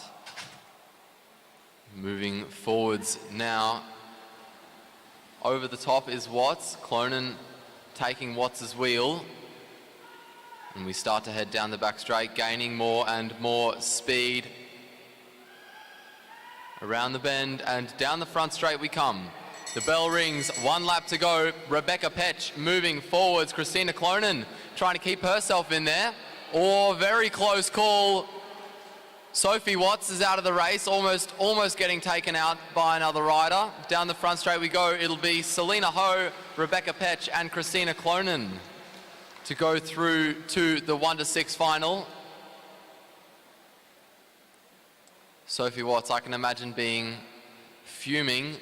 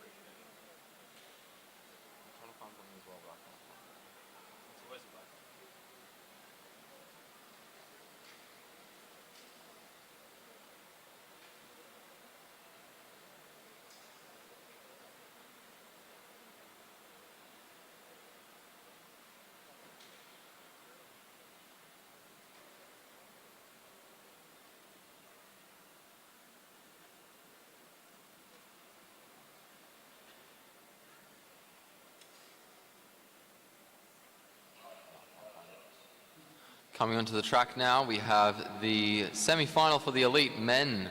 Keirin, Ryan Elliott, James Gallagher, Danny Barber, Duncan Allen, Matthew Richardson, and Sam Dakin on the track.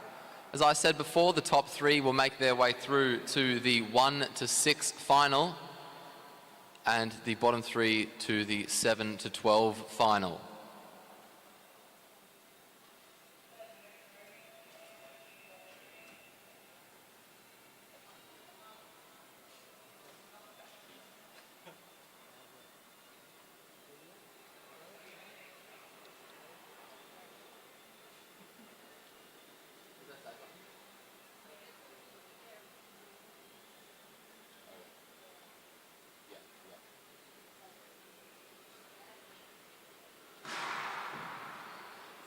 The gun goes. Just a quick announcement, there are no official results as of yet for the previous Keirin race. Commissaires just reviewing that corner incident on the final lap. Duncan Allen leads the men's Keirin semi-final. Around the bend and down the front straight we come.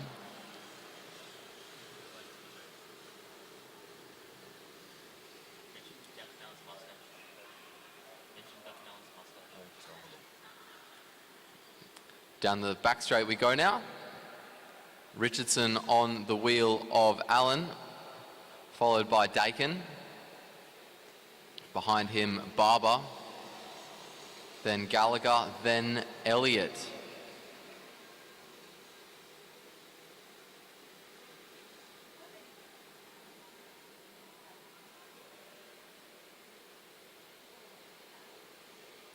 Allen keeping an eye on the riders behind him as the motorbike swings down. Richardson opening up a bit of a gap to him.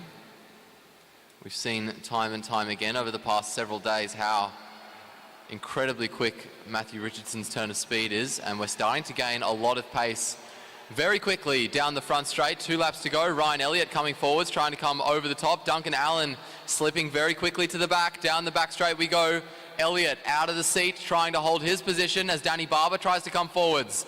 Matthew Richardson tries to come forwards as well, and the bell rings. Barber at the hip of Richardson. He's going to start to slip back. Sam Gallagher holding on nicely, though. Sam Dakin starting to move forwards. Matthew Richardson holding on, and it's going to be Gallagher, Dakin, and Richardson to move through.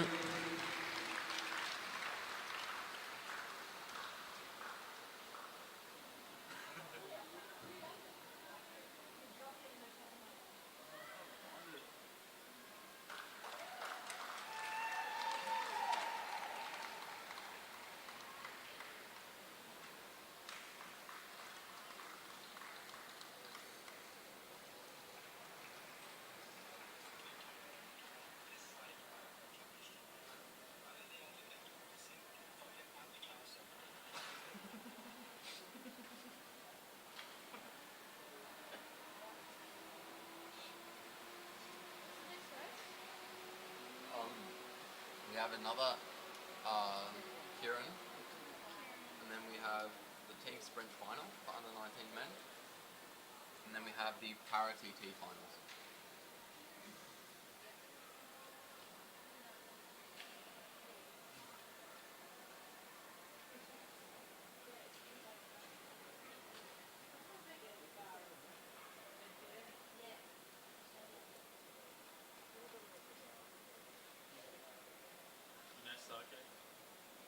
Who would do Japanese restaurant James Harvey Nine? This is the coldest again. Oh yeah, that's the Gorgon stuff. Yeah. Oh yeah, you went to Japanese restaurant. Yeah. Wait, so what was it called? Nigori. Say that in the microphone. They heard it.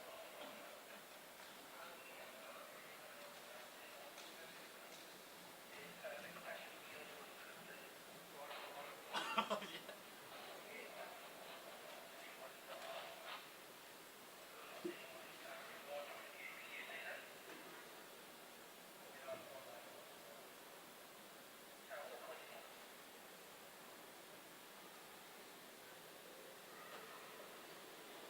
Yeah. The Richards was like an 80s thing. Just two.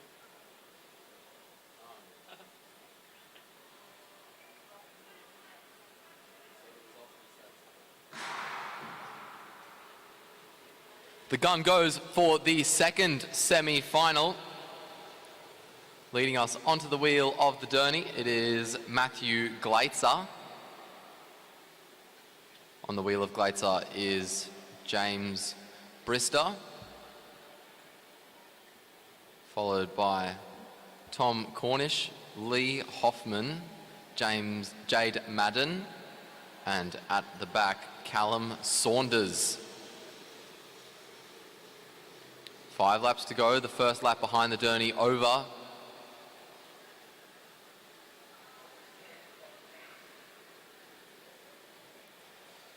Out of the back straight and into the bend they go.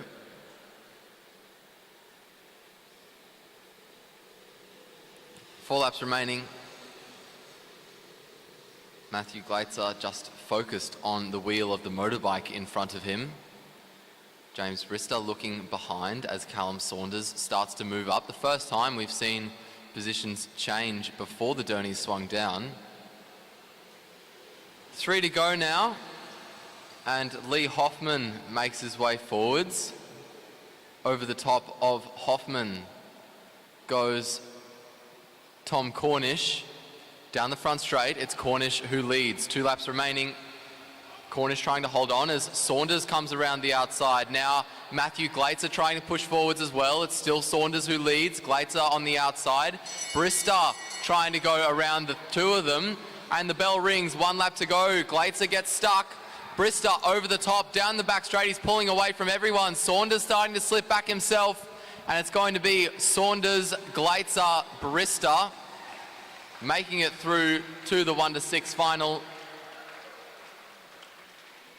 Up next on the track, we have the under 17 men's team sprint. Under 19, sorry.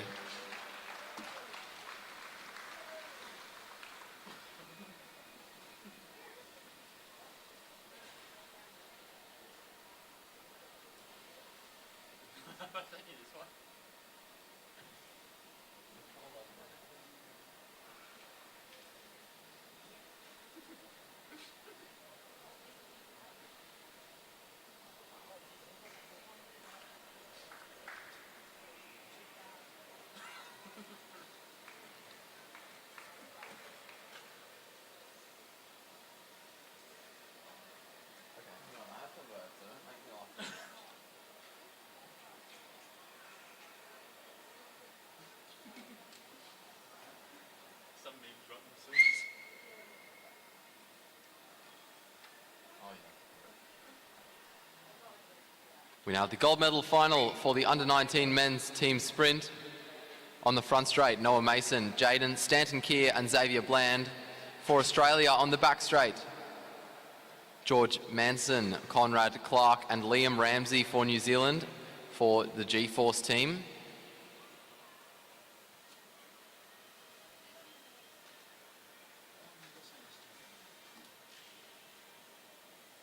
Yep.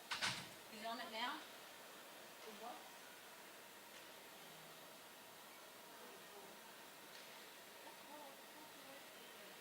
Okay, I'll take my camera. Jody?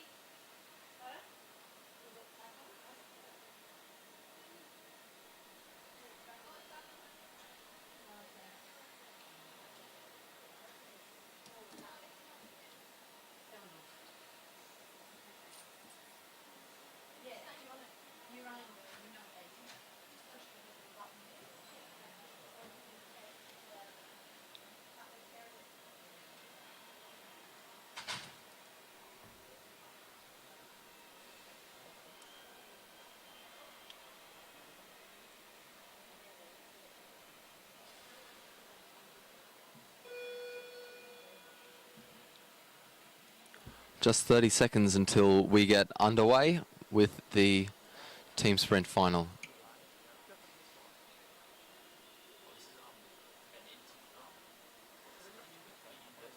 I've got a question for you. I want to get your opinion on. Okay, hold on.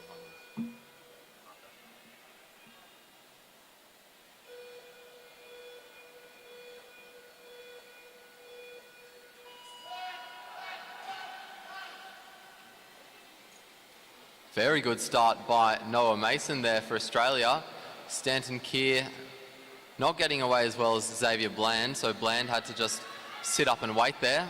Stanton Keir now carrying a lot of speed. He's going to get a good run on Noah Mason, and the Australians split first by about 0.3 of a second over the New Zealanders. Down the opposite straights they go, and the Australians still just ahead as Clark leads for New Zealand. Down the back straight, Clark starts to swing up, and Stanton Keir starts to swing up. 1 lap to go, almost half a second between the two riders, and a foot's been pulled by Ramsey,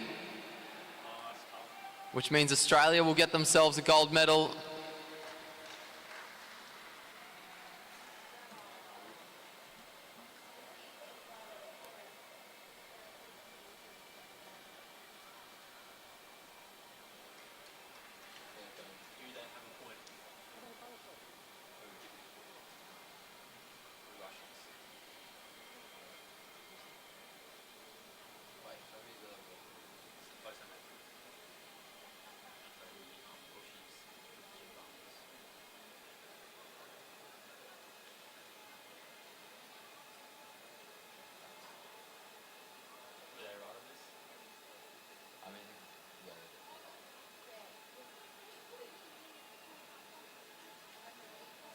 I don't know if that is actually accurate, but I mean they obviously do deserve money.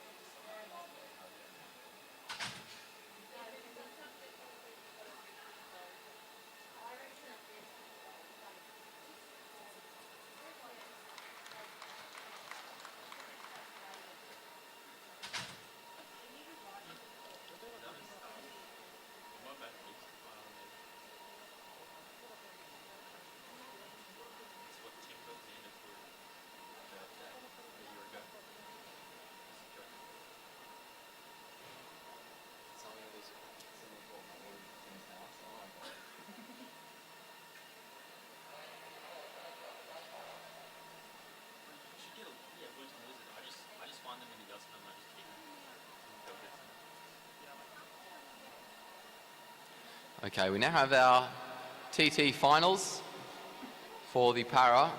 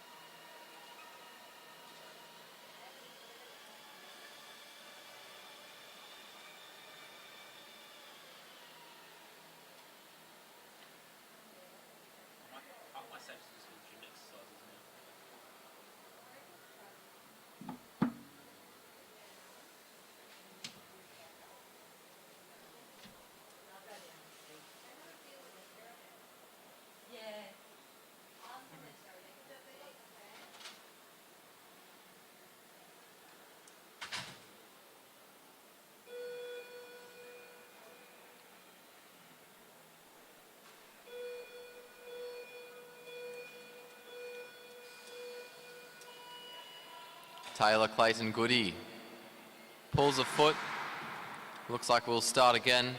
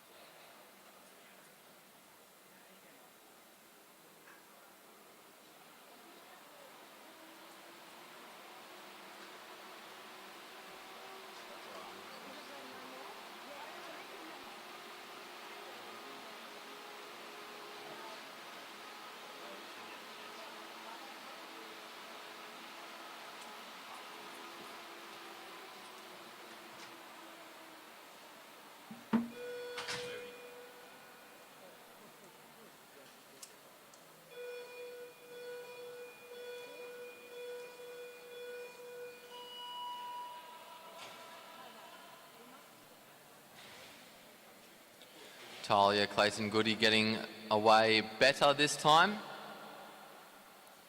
for the Para TT Women's C1. Down the back straight she goes. She's a quarter of the way through now. She makes her way around the bend, down the front straight, and she's going to collect the bell. 1 lap to go for Clayton Goody. And she now makes her way down the back straight. And now has half a lap left in her race.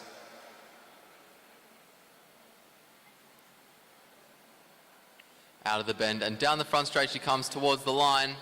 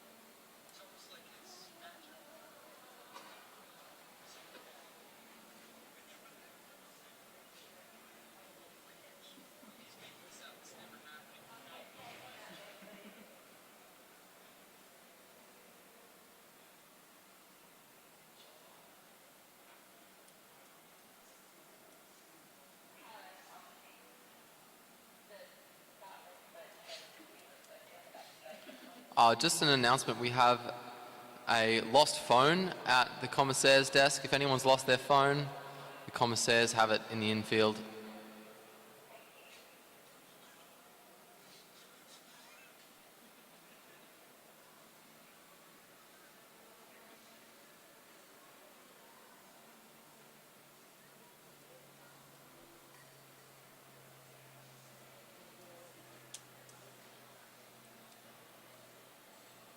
Caitlin Sherman on the track now for Australia, the second rider in the C1 classification for the women's TT in the para.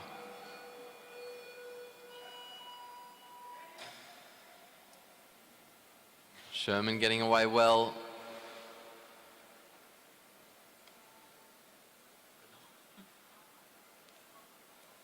Out of the bend and down the back straight she goes.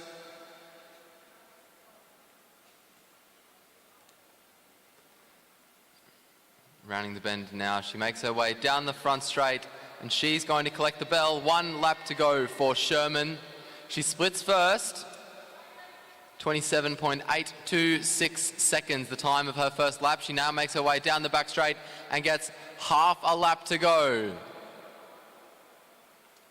Quarter of a lap remaining. She now makes her way around the bend, down the front straight towards the line. She's going to take out this competition by about half a second.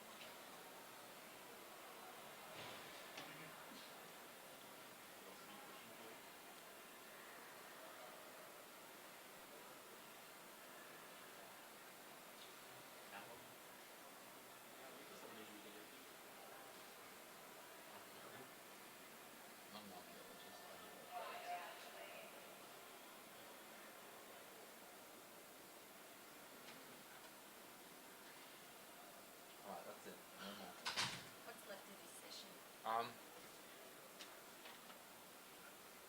TTs, that's it. Those. Cool. No, please stop. Wait till the break.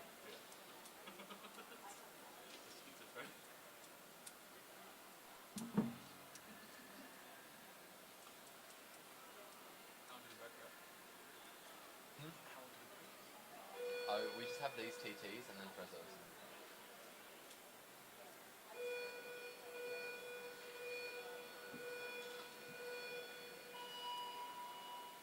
Annalise Hodge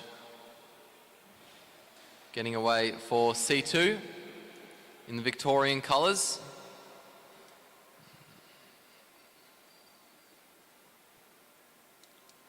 Hodge now getting up to speed. She makes her way down the back straight. First half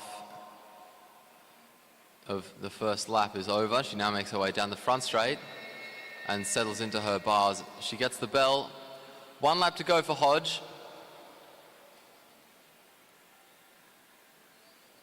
Half a lap to go now for the Australian. She makes her way around the bend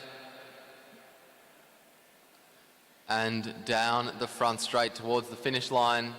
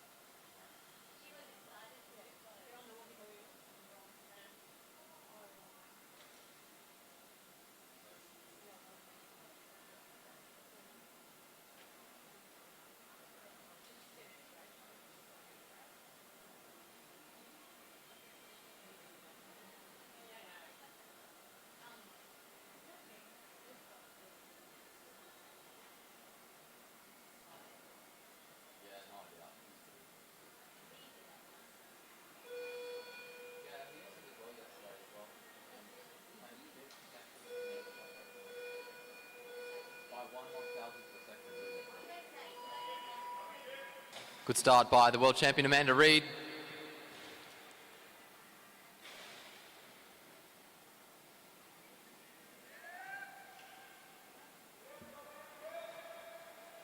First half lap, getting away well. Down the front straight now, she gets the bell. 1 lap to go, she splits first. Half a lap remaining now for Amanda Reid. Quarter of a lap left, she comes down the front straight and goes towards the line and beats the previous fastest time by 5 seconds.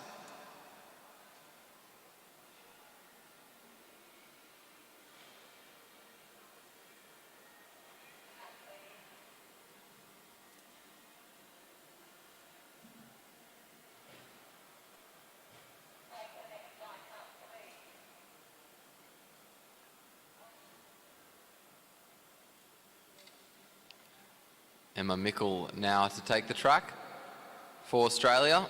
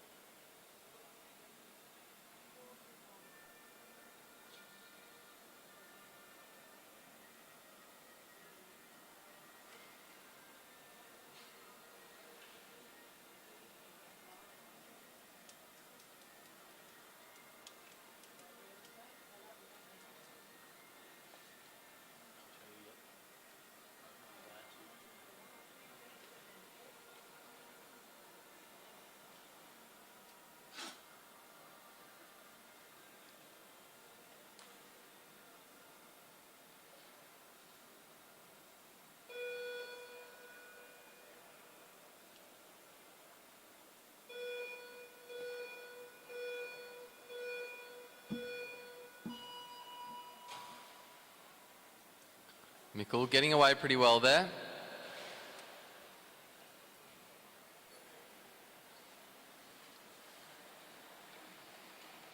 Out of the bend and down the back straight she goes.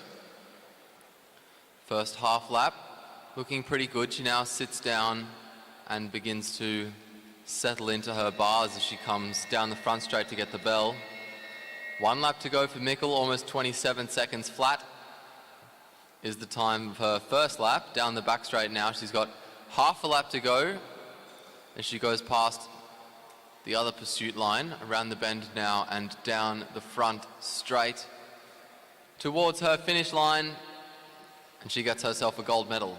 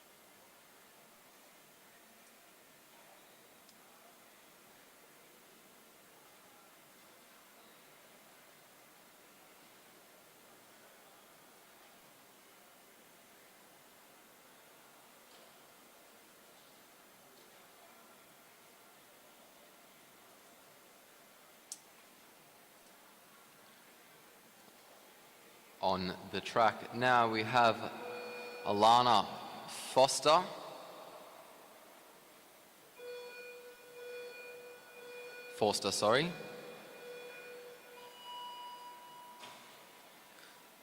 No major problems for the Australian as she comes out of the gate and makes her way into the bend. Down the back straight she goes now.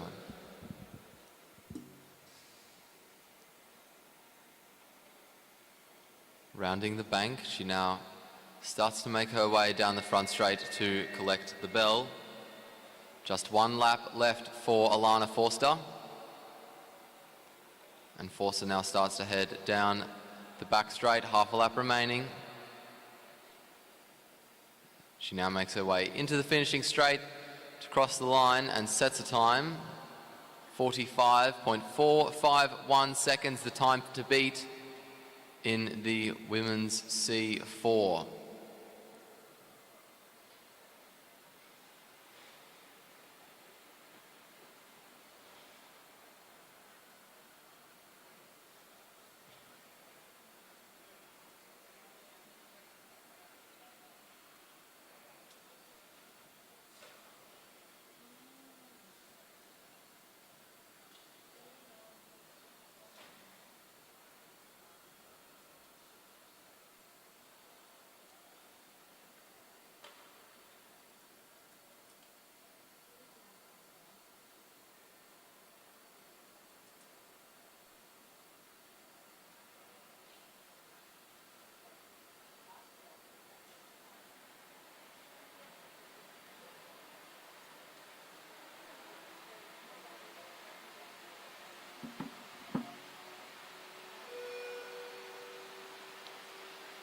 Taking the track now, we have Siobhan Terry.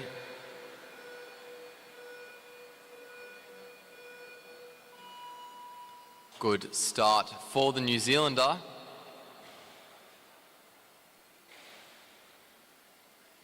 Around the bend she goes.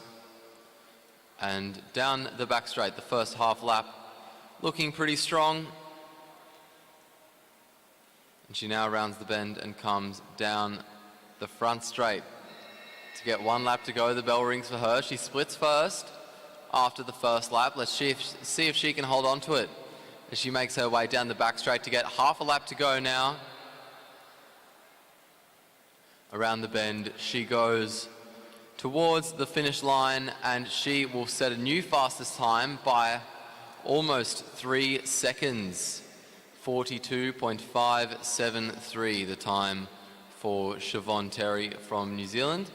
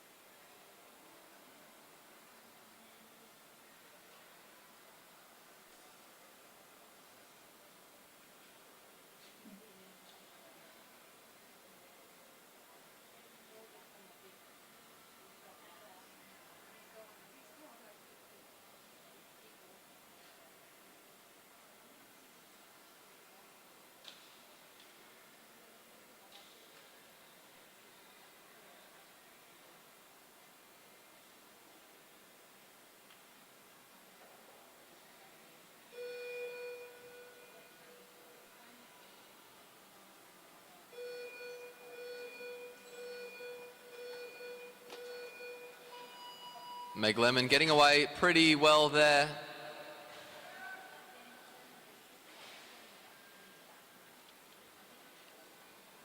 Around the bend she goes and down the back straight.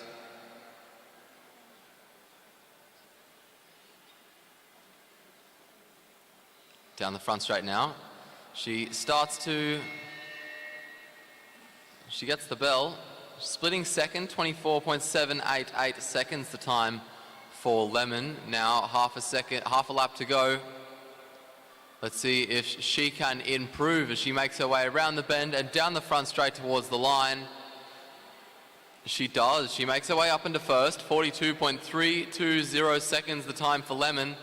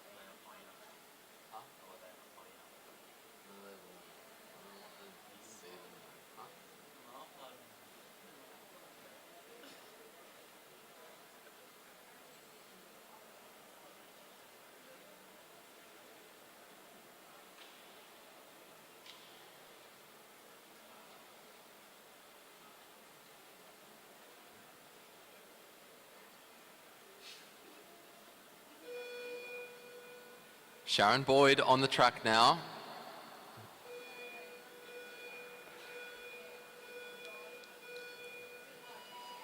Good start by Boyd.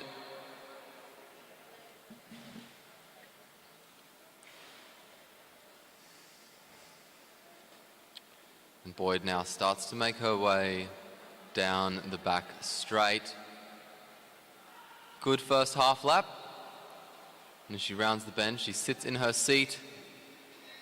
And as she gets the bell, she starts to settle into her bars. She splits first after the first lap. Half a lap to go now for Boyd. Turning her legs over nicely, she rounds the bend and comes into the front straight and sets a new fastest time. We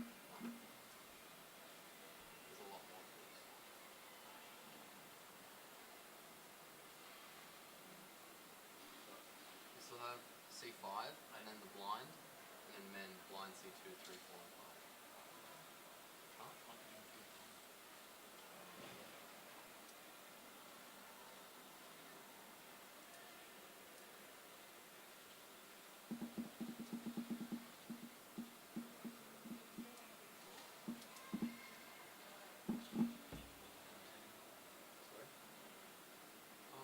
Sometimes we get scripts on like events.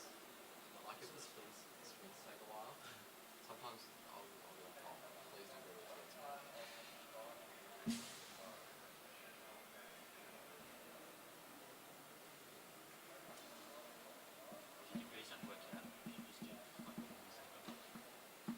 I would like to work for media before.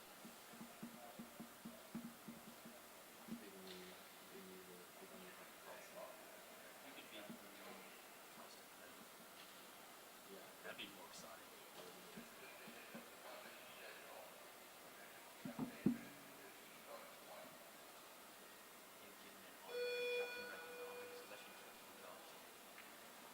Erin Rowell on the track now.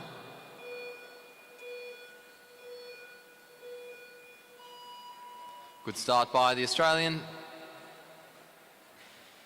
You can hear her huff and puff as she makes her way down the front straight. Down the back now. Good first half lap. She now starts to settle in around the bend, and down the front straight she comes to collect the bell. 1 lap to go for Erin Rowell. All she has to do is finish it and she'll get herself a gold medal. Half a lap to go for the Australian. She makes her way around down the front straight and towards the line. 38.047, a good time for Rowell.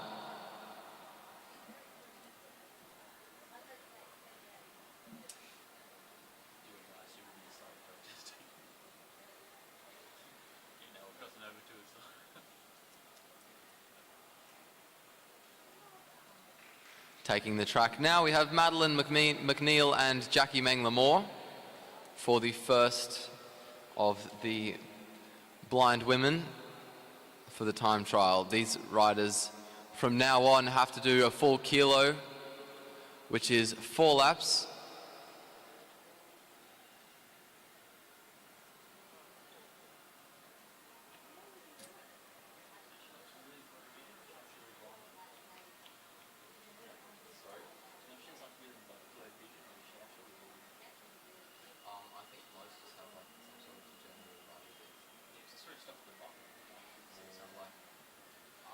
Not necessarily that it's blurry, but that it's really limited. So maybe like it's like we're looking through a pinhole, for example, and you can only see like very, very little.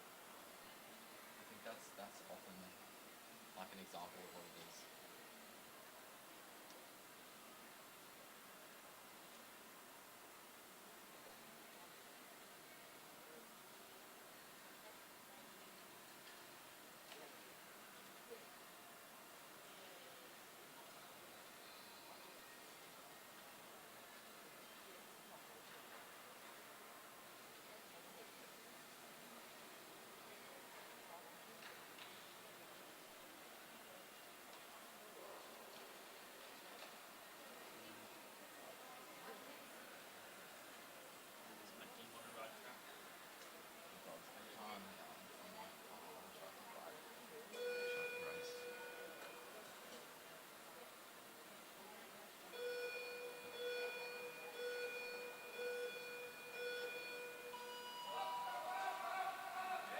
Good start there by the para team of Madeline McNeil and Jackie Mengler-Moore.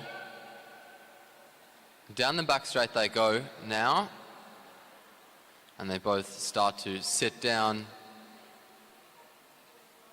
Down the front straight they come. Mengler-Moore settles into her bars. And they now head down the front straight again. Down the back straight, sorry. Starting to settle into their rhythm.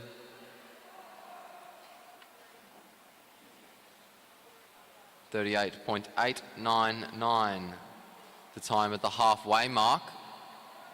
2 laps down, 2 laps to go. They start to round the bend and come down the front straight. 1 lap to go now. The bell rings. This is where they're really going to start to hurt. McNeil and Mengler-Moore heading down the back straight. Half a lap remaining now. Both riders pushing very hard as they make their way around the bend and towards the finish line. 1:10.483, the time to beat.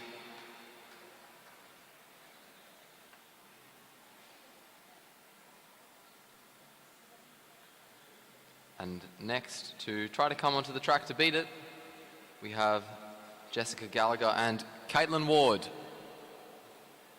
in the green and gold.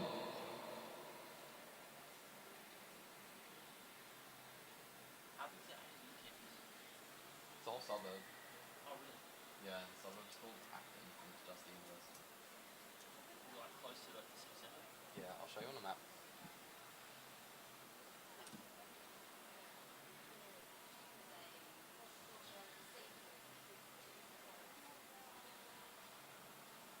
So, so this is part of my city, so here is small circles, this is civic, yeah, it's called civic, and then this is the uni here, so all of this land here is the university, yeah, but only like here, we don't have any classes there, well, stuff like that, but yeah, so active and stuff like that. Jeez, he's like a hit streets.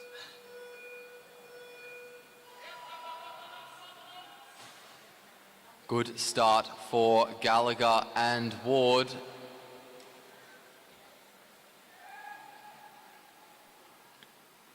Both riders heading down the back straight now. Looking pretty strong. And as Ward settles into her bars, they split first. 22.019, the time after the first lap. 2 to go. They stay in first, 37.4. Down the back straight they go now. Their cadence looking very good. Their positions also looking very good. And the bell rings. 1 lap to go. They're still holding on to first place. 52.781 seconds. Half a lap now remaining in the ride for Gallagher and Ward as they round the bend, come down the front straight and head towards the line. They beat the previous fastest time by about 1.5 seconds. In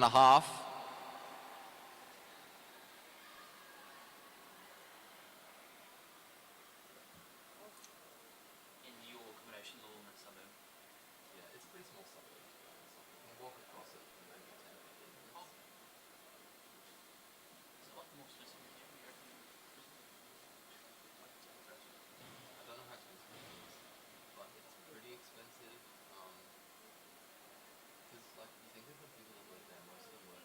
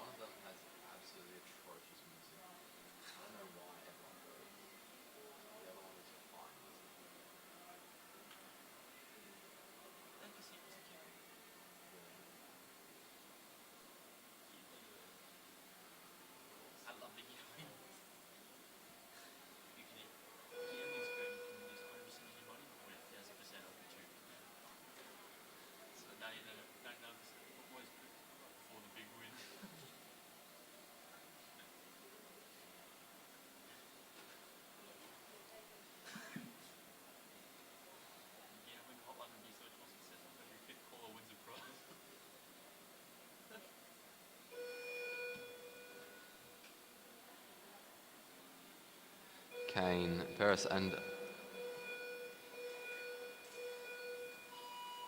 good start there. Kane Paris and Luke Zachariah in the Western Australian colours.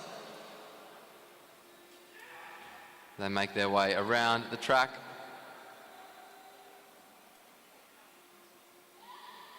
Around the bend and down the front straight they come. Out of the bend, down the back straight they go now, halfway around the track they are. Down the front straight they come now to get 2 laps to go. 33.785 their time at the halfway mark. They're really carrying a lot of speed as they make their way around the bend again. They come down the front straight to collect the bell. 47.901 the time at the 3/4 mark. Half a lap now remaining in the race for the 2 Australians. Down the front straight towards the line. 103.245 the time to beat.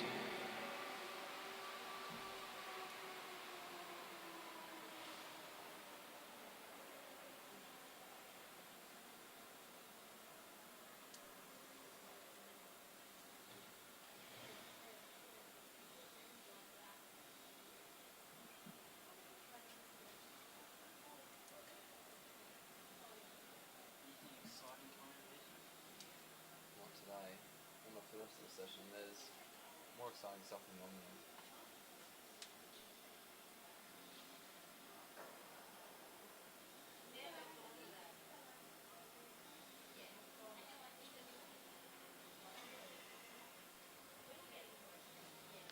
Up next we have Bo Wooten and Byron Davies representing Australia.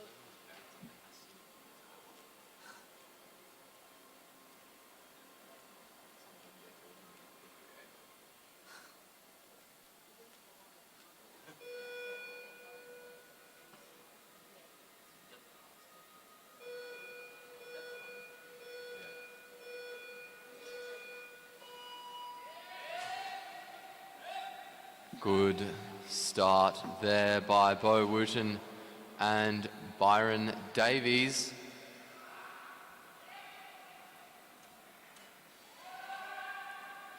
They're really carrying a lot of pace as they round the bend and come down the front straight. They're going to split first, 20.010 seconds, the time after the first lap. Down the front straight, they're still fighting very hard. And splitting first again at the halfway mark. Down the back straight, they go. Always convenient having the national kilo champ as your pilot. The bell rings. 1 lap to go for Bo Wooten and Byron Davies. Half a lap now remaining. Around the bend they go. And down the front straight towards the line. And they set a new fastest time, 101.421.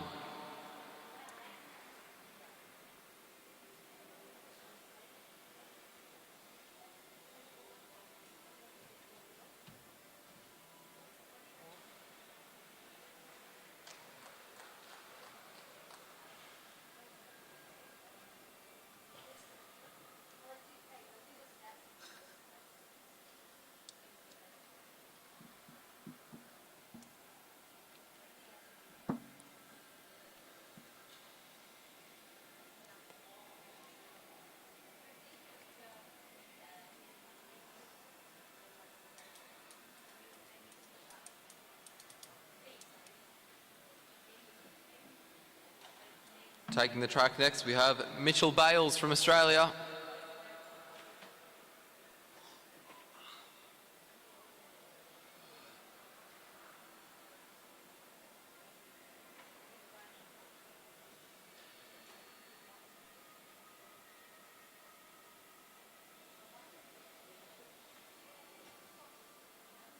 It's tedious, I'm sure.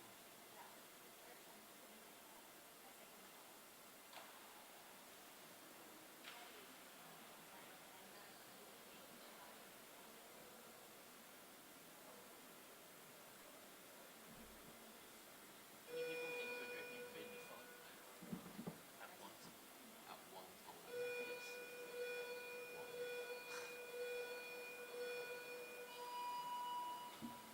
I reckon I'm pushing three. If I like all the old numbers. Mitchell Bales.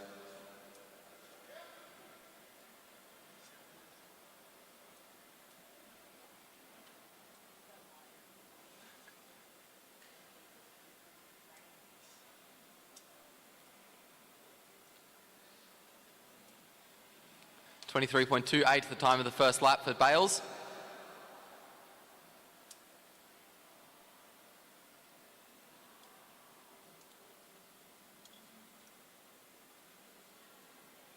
Around the bend and down the front straight he comes. 41.887 at the halfway mark for Bales. And now it's all about keeping the pace that he's set for himself as he starts to reach the more painful part of this race. Down the front straight he comes to get the bell. You can see him start to hang his head as he gets one lap to go. 101.016. Half a lap to go now for the South Australian as he makes his way around the bend, now down the front straight towards the line. Bales will cross the line and set a time of 1 minute 20.549 to beat.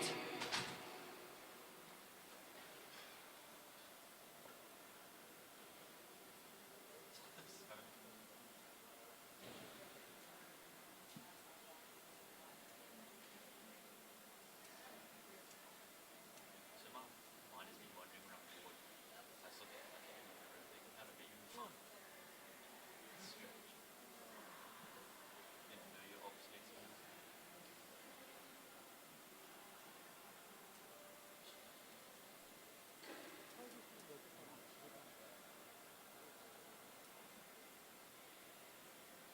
I see John before.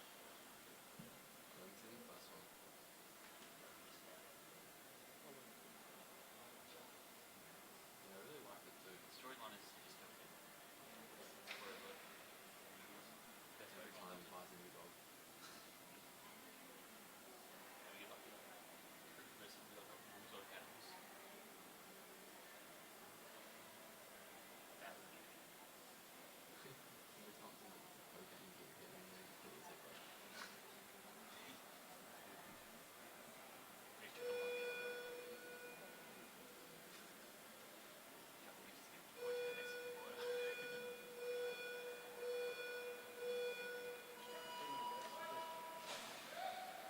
Darren Hicks getting away without any major issues.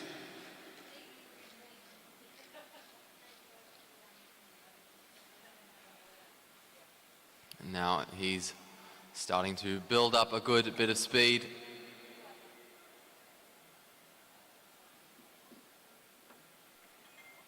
Accelerating well as he comes down the front straight. Splitting second, 26.047 seconds. He now starts to settle into his bars, making his way around the track now, around the bend and down the front straight towards the halfway mark. 43.656 seconds with 500 meters to go. So Mitchell Bales still leading at the moment. But as Darren Hicks starts to build up more and more speed, that lead becomes more and more slim. And as the bell rings, he splits first. 1 minute, 0.656 seconds. Half a lap to go now for Hicks. As he makes his way around the bend, he comes down the front straight towards the line. And he will set a new fastest time of 1:17.758.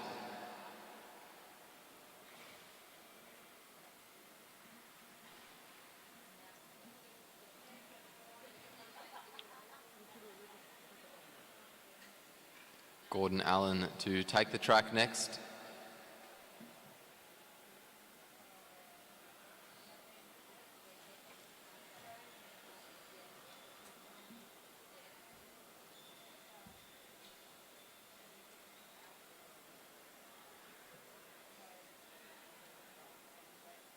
No, what was that?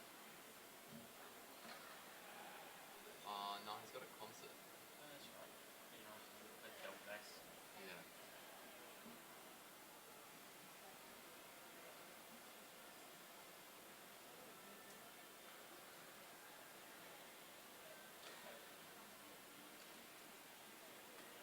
What's the cycling gossip? Huh? What's the cycling gossip? He knows much as I do. I think commentator like the giving us all like gossip podcast at the same time. Something else. The BHR working sort of gossip. You put your complaints in. I just take them home and read it every weekend. See what they go on.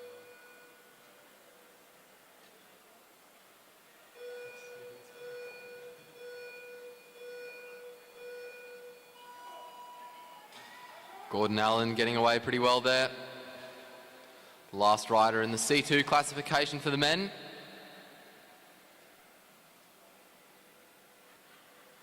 Down the back straight now.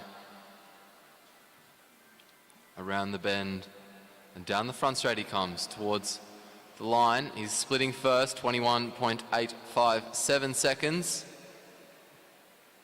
And now he starts to settle into his bars and try to hold the pace that he's set for himself. Down the front straight he goes. 37.734 seconds the time for Allen.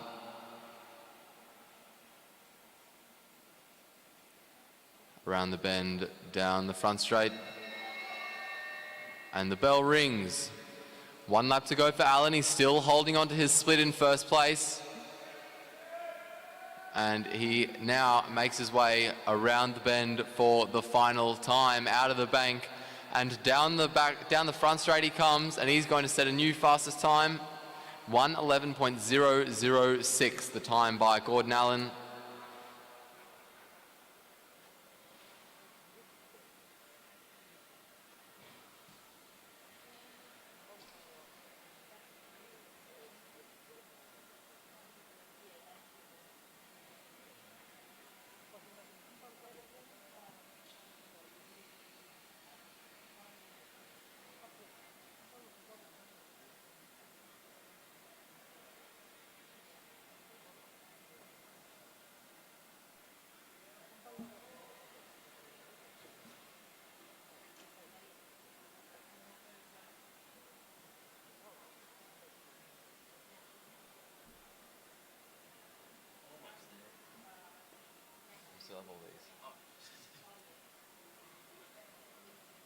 We go now to the C3. Kyle Willis on the track.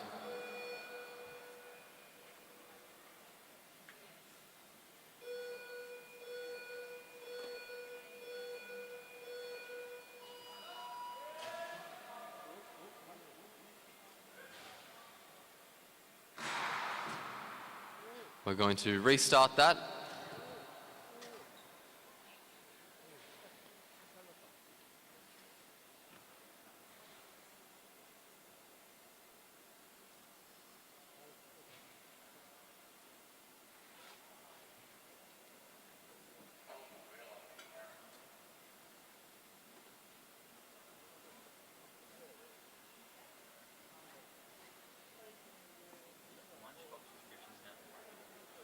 Just being told he might have pulled a wheel. Lunchbox subscriptions have to be soft. They have to be no deeper than 40 centimeters soft. Yeah, like no height. These sort of things. The government's got lunch.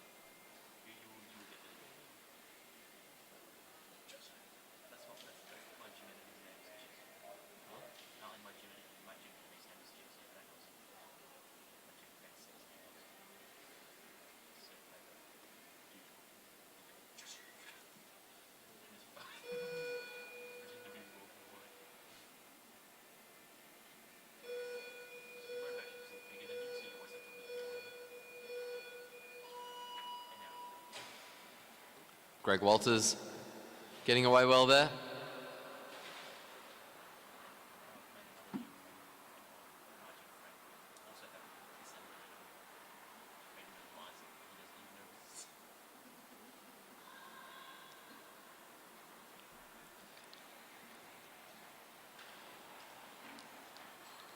Three laps to go for Walters.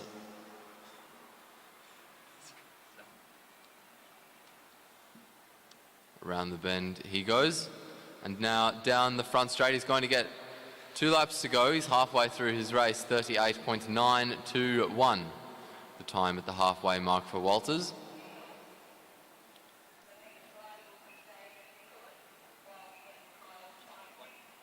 Down the front straight we go towards the line, and we get the bell. 1 lap remaining for Greg Walters. This is where he's really going to start to hurt as he heads down the back straight. He's got half a lap to go. You can see how much he's pushing as he rounds the bend and comes down the front straight towards the line and sets a time of 1 minute 12.263 seconds.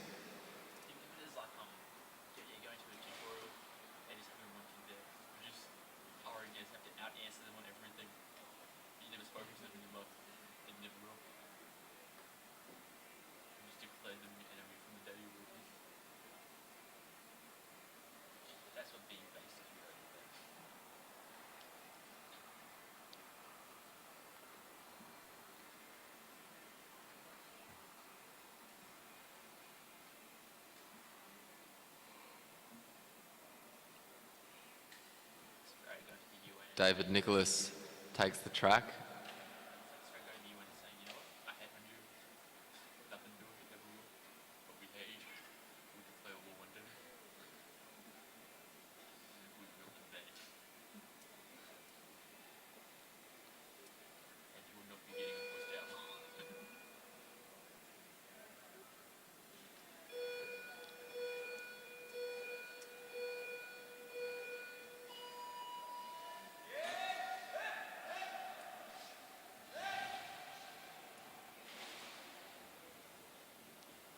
David Nicholas getting away reasonably well, rounds the bend, and now sits down as he rounds the bend.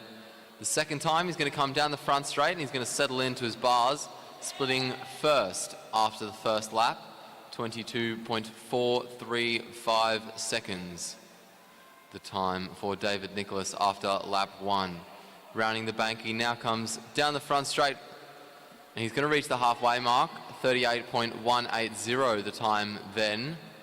Splitting first again, holding on to that place and looking pretty comfortable in doing so. But now as he rounds the bend to come down to get the bell, he's really going to start to hurt. 1 lap to go for Nicholas. Nicholas rounding the bank, coming down the back straight. He only has half a lap to go.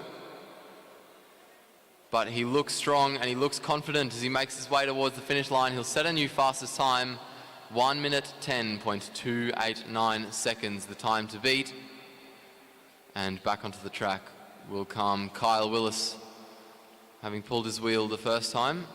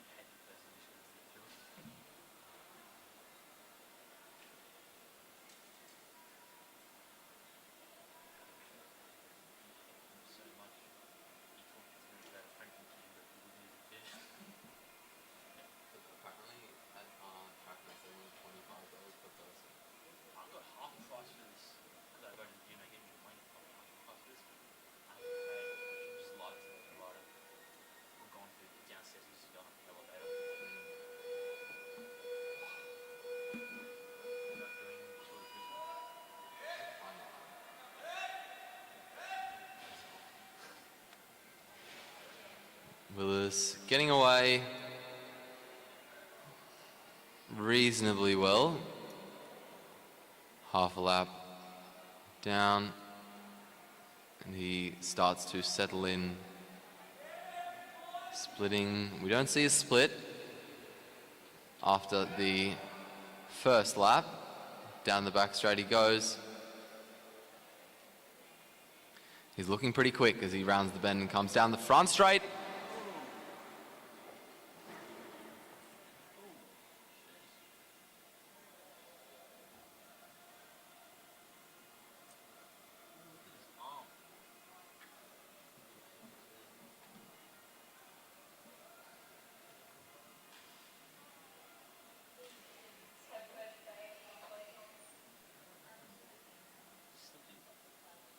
He came onto the duckboard.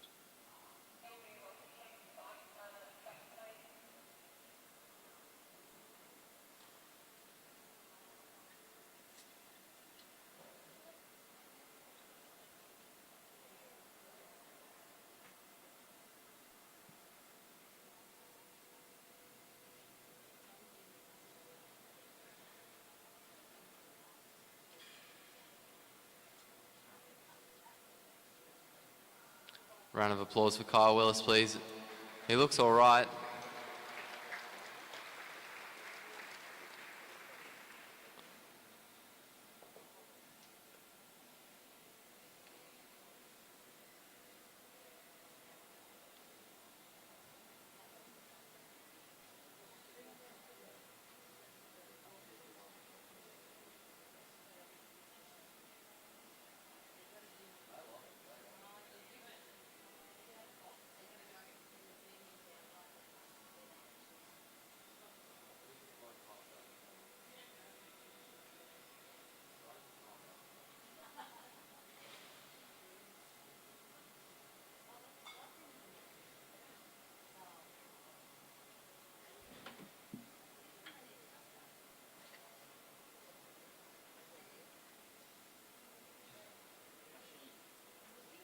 Maybe I should do more than 3 people on the flight.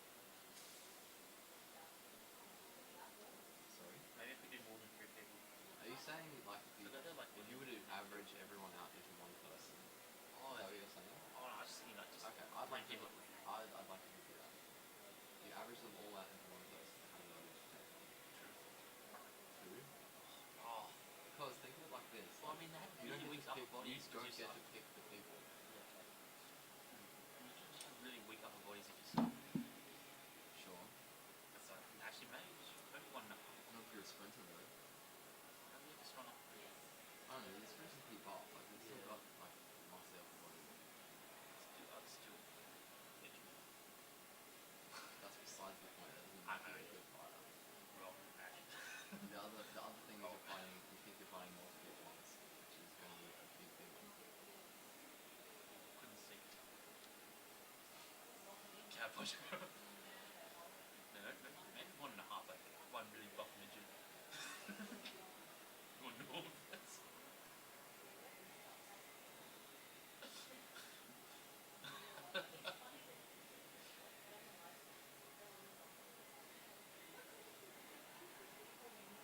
Nah, maybe just. I think it'll be 1 at least. At least 1. I can't have any less than 1, can't.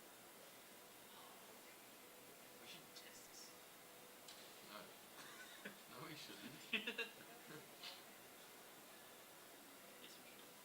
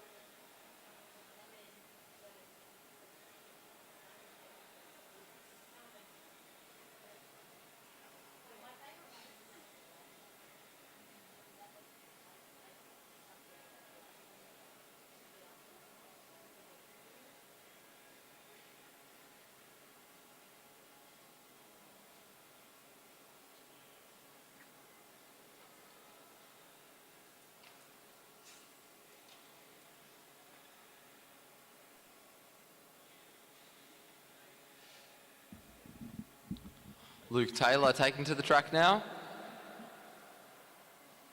The only rider in C4.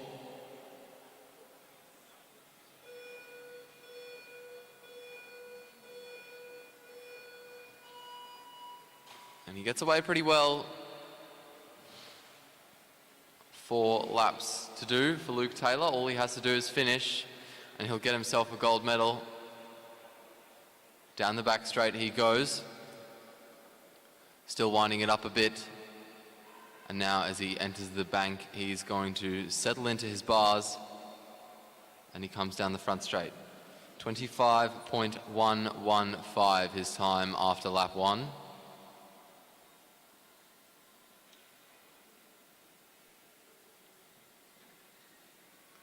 Around the bend again and coming down the front straight again.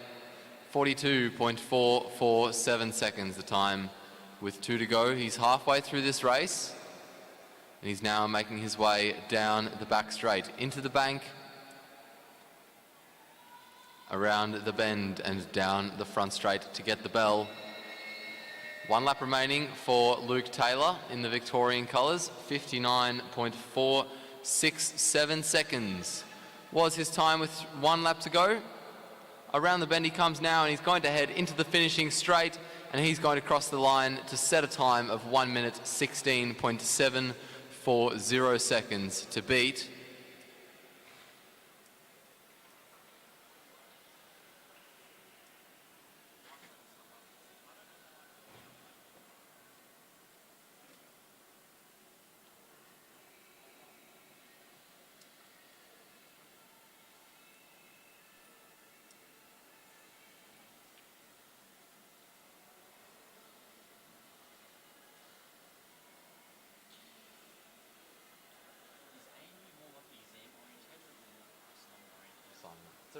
So it was originally a research uni just for postgrad students, but that's not been the case for decades. But yeah, so it's still quite a bit assignment oriented. It's different for maths. Like if you're doing a maths degree, for example, you have a lot of exams and sciences. Could never do maths. Huh? Could never do maths. Dude, you know it's a really like. That's really hard to for sure. No, but like a maths degree is in high demand, like in work. Like you want to do a lot of things with a maths degree. I don't even care. Yayan Edwards there pulled his foot.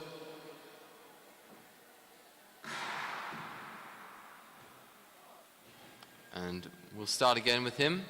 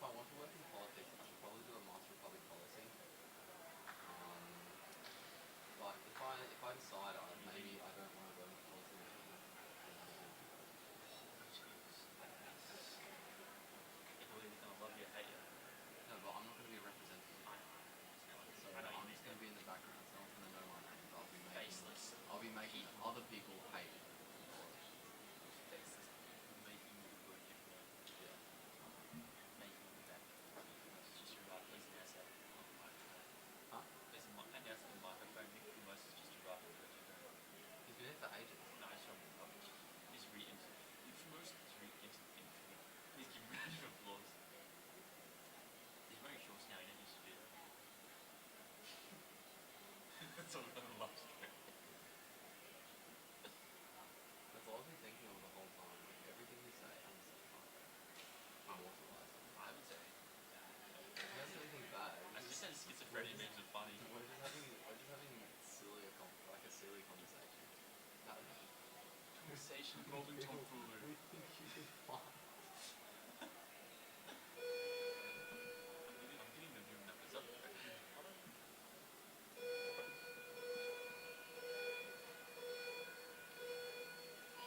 Yain Edwards getting away better this time.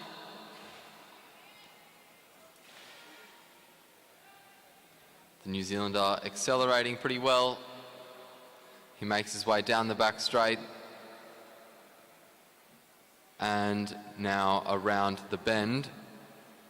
Down the front straight he comes. He's settling into his bars. And 23.96 is the time after the first lap. Now he makes his way down the front straight, halfway through this race, and he has got a time of 39.975. Down the back straight goes Edwards. Edwards just hanging his head a little bit. We'll see him start to fatigue more as we enter the last lap. You can see him hang his head more as he comes down the front straight. Around the bend he goes now. Out of the bank, down the back straight. Half a lap to go for the New Zealander. As he makes his way towards the finish line, he'll set a time of 1 minute 13.387 seconds to beat. And that's the first time of this category.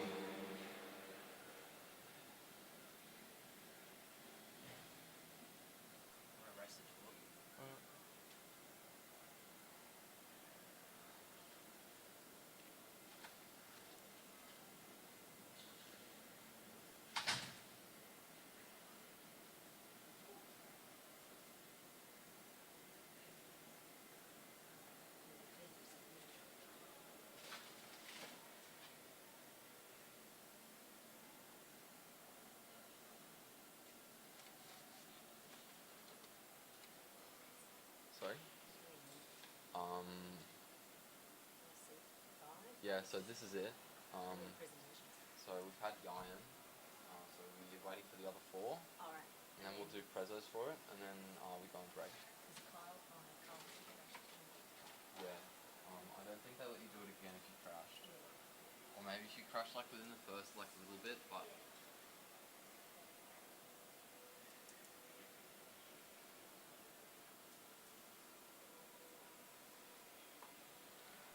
Gabriel McKenna Lischke on the track now.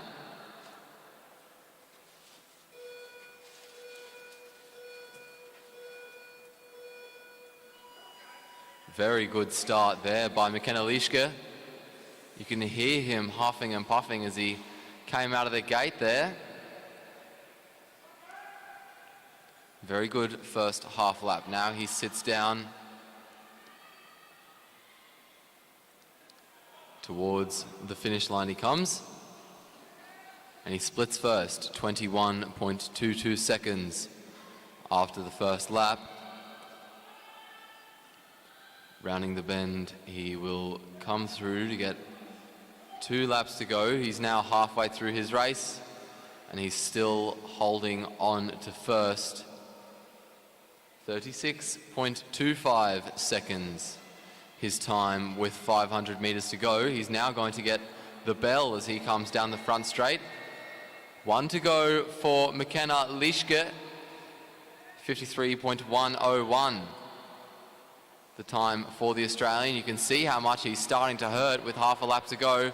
He put out a lot of effort at the start of his ride, and now he's really starting to feel it as he comes towards the line. Sets a new fastest time of 1 minute 12.256 seconds.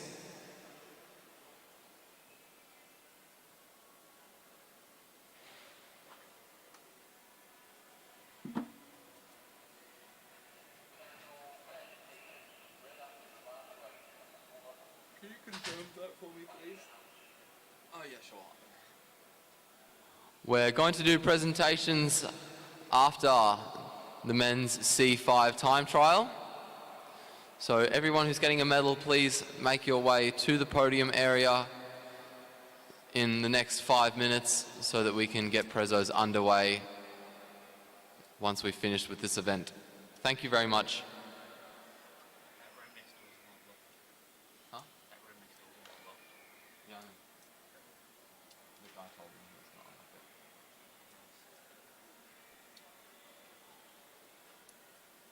He needs to leave.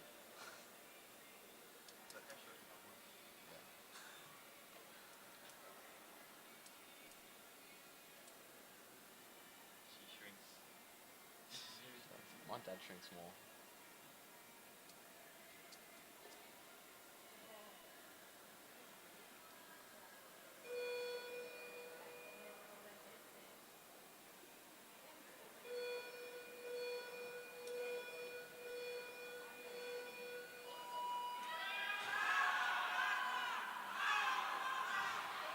Connor Douglas getting away well there for New Zealand. Better start than he had in the qualifier where he pulled a foot. He now sits down. He's going to settle into his bars. And after the first lap, he splits first, 20.443 seconds. Down the back straight goes Douglas now. Rounding the bend, he will come through to finish his second lap, 36.041. At the halfway mark is the New Zealander, just rocking back in his seat, getting a better position for himself. He makes his way now down the front straight to collect the bell. 1 lap to go for Connor Douglas, 52.377 seconds is the time left for the rider. Half a lap to go. Out of the bend, down the front straight towards the finish line, and he will finish with a time of 109.427. A new fastest time by about 3 seconds.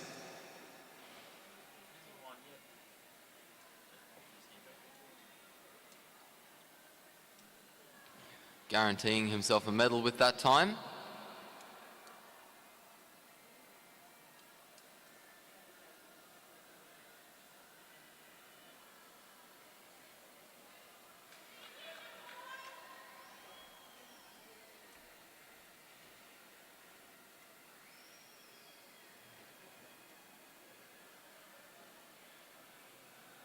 And coming onto the track now, we have Corey Boddington for Australia.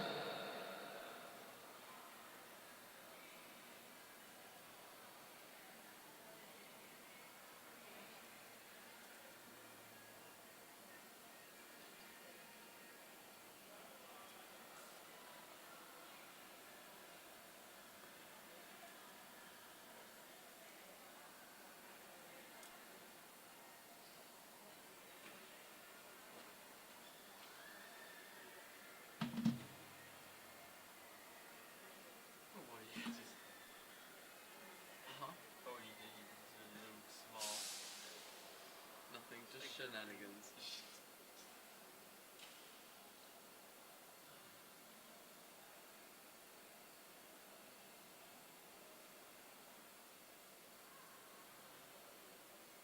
We could pull an Irish pub shenanigans if you wanted to. Get an Irish t-shirt? Huh? An Irish t-shirt? I should please. Alright one.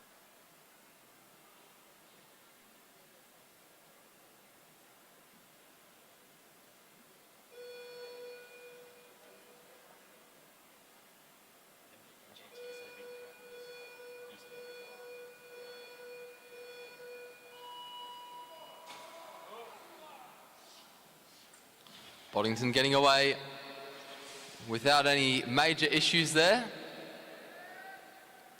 And he now makes his way around the bend and down the back straight. His first half lap is done. He's sitting into his seat and he is going to now try to find a rhythm for himself, splitting second after the first lap, 21.096. And around the bend he comes for the second time. He's going to make his way down the front straight and get 2 laps to go. 35.673 is his time at the halfway mark.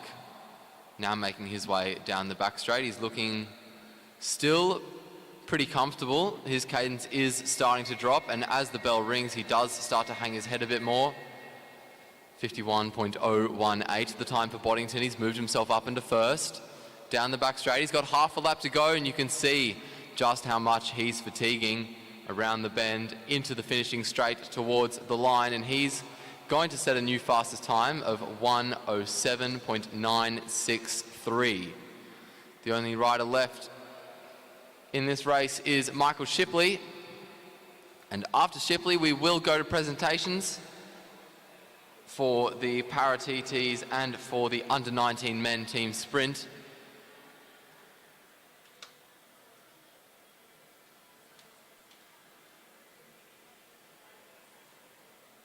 Almost every rider that's ridden so far since the last presentations will be getting a medal.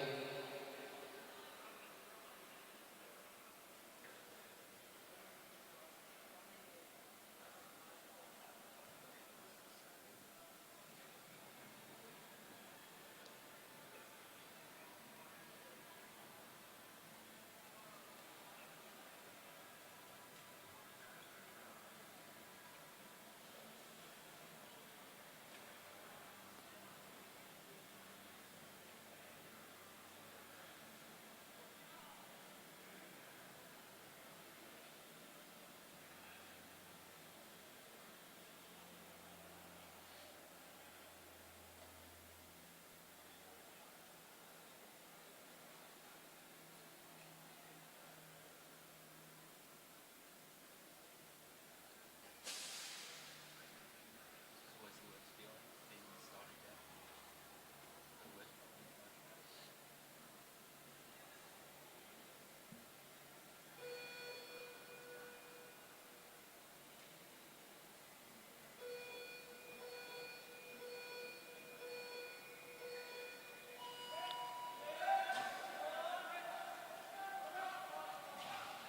Shipley accelerating well there as he makes his way around the bend. He goes down the front straight, still getting on top of his gear. Now as he enters the bend, he's going to sit down, and as he enters the front straight, he's going to settle into his bars. Splitting first, 19.415 seconds. The time for Shipley after lap 1.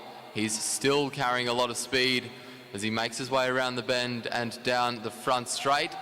2 laps to go, 33.503. The time at the halfway mark. Down the back straight he goes now, just trying to hold on to the pace that he set himself, making his way around the bank, down the front straight to get the bell, 48.340 seconds. The time for Shipley with 1 lap to go, half a lap now remaining for the Australian rider. He makes his way around the bank and towards the finish line. He's going to cross the line with a time of 1:04.417, getting himself a gold medal.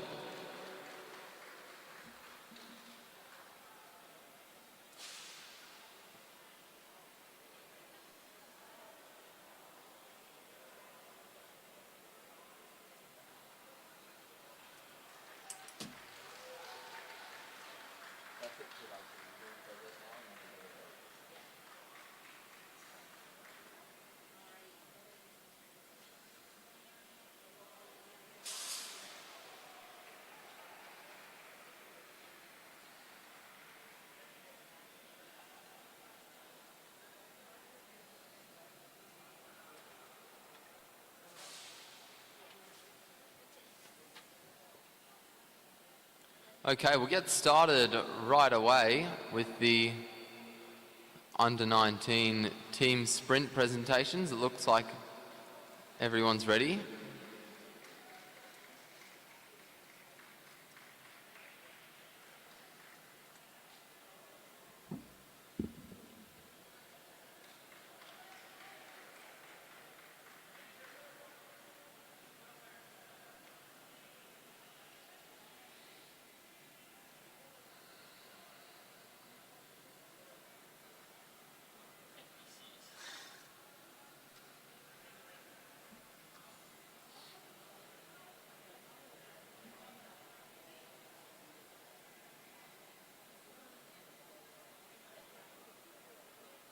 Hello?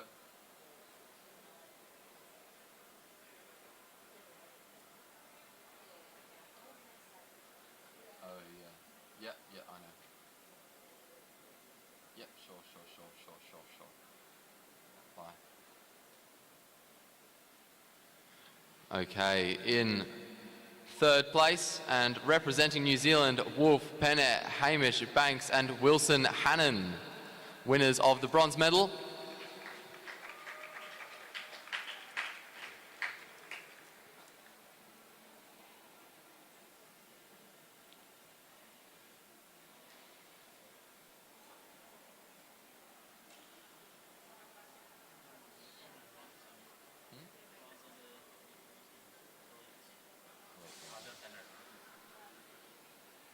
In second place and winners of the silver medal representing New Zealand, George... Bugger, sorry, I can't read my own handwriting. Conrad Clark, Liam Ramsey, and George Marnin. What's his surname?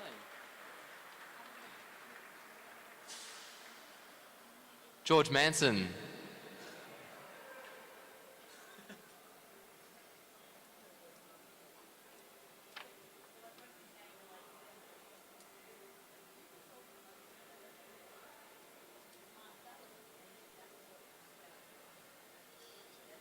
And in first place, winners of the gold medal and your Oceanic champions representing Australia, Noah Mason, Jaden Stanton-Keir and Xavier Bland.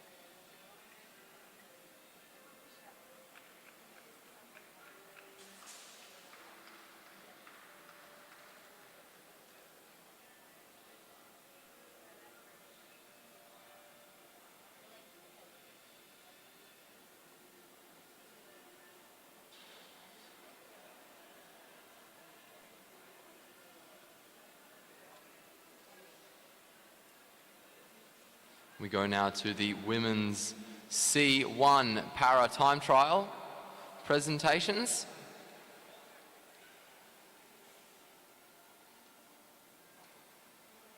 Presentations are all being done by Graham Fredericks, the Pacific Development Manager of Oceania. In second place and winner of the silver medal representing Australia, Talia Clayton-Goody.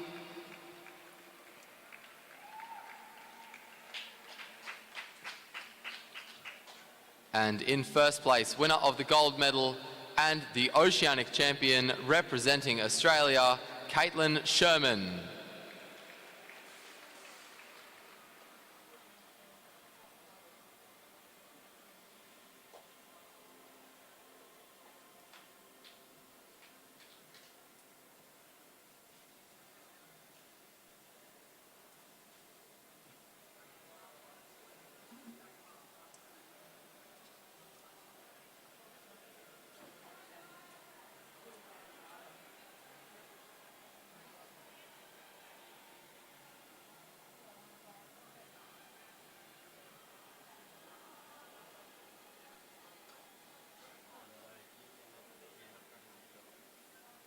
Sorry?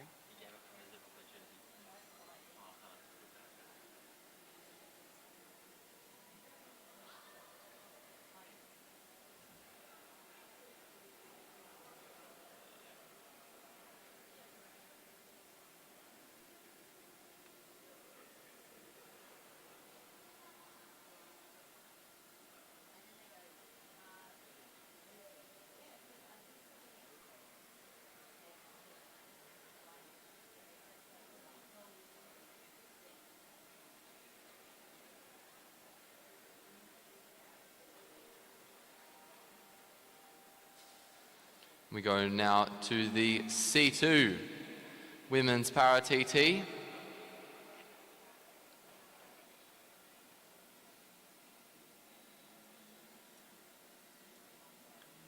In second place and winner of the silver medal representing Australia, Annalise Hodge.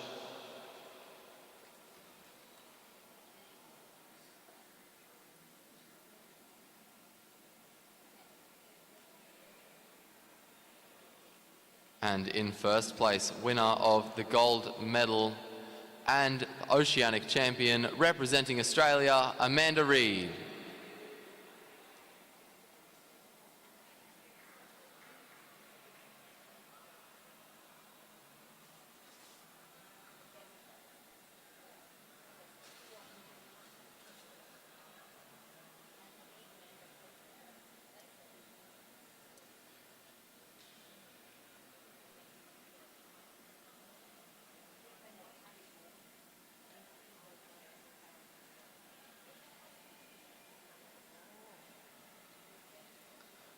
Moving on to the presentations for the Para Women's C3 time trial.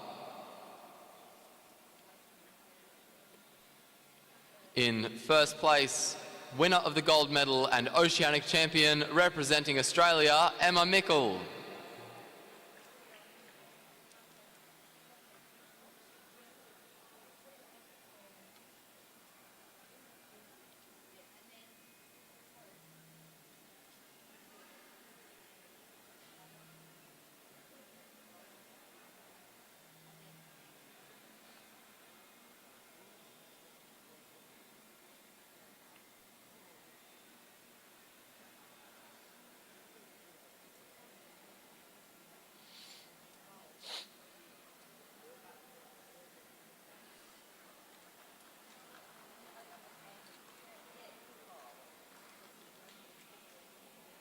We go now to the presentation for the Para Women's C4 time trial.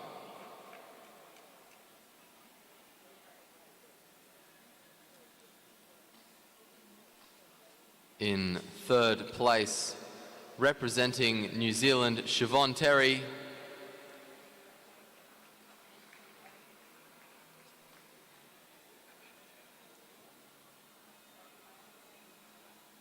In second place, and winner of the silver medal, representing Australia, Meg Lemon.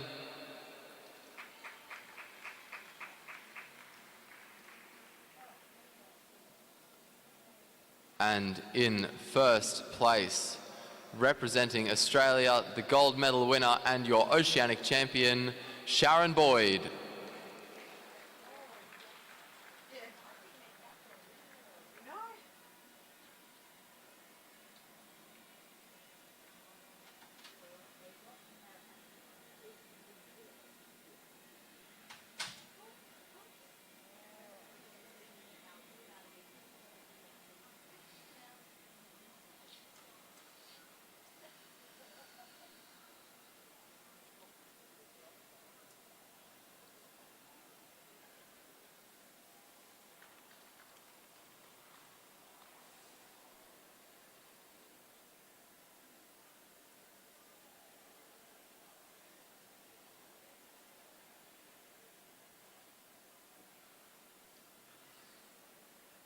We go now to the C5 presentations in the Women's Para TT.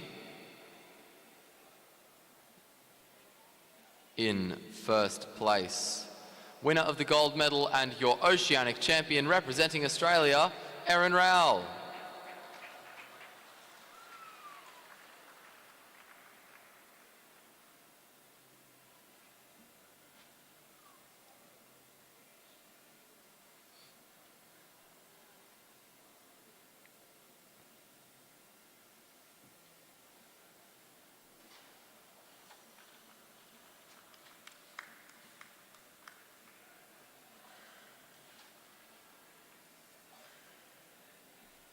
Going now to the Women's Blind Para TT presentations.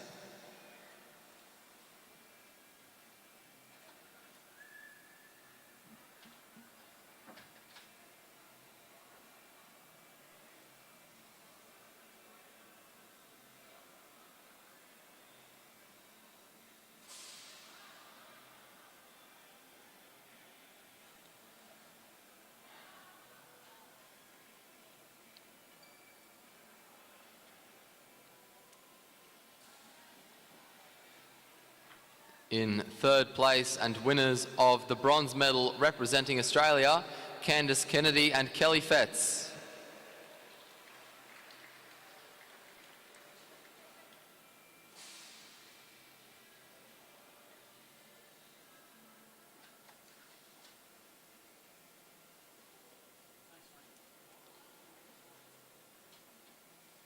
In second place and winners of the silver medal, Madeline McNeil and Jackie Manglemore representing Australia.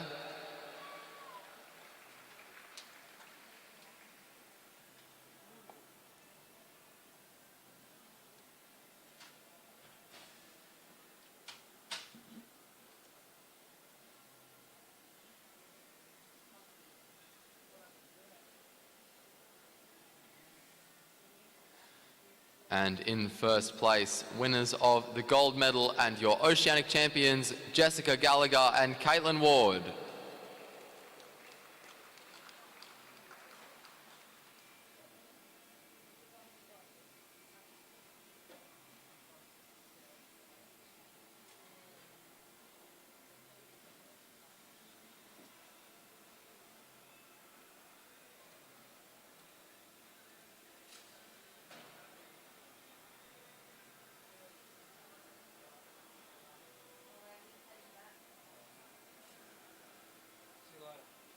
See you, mate.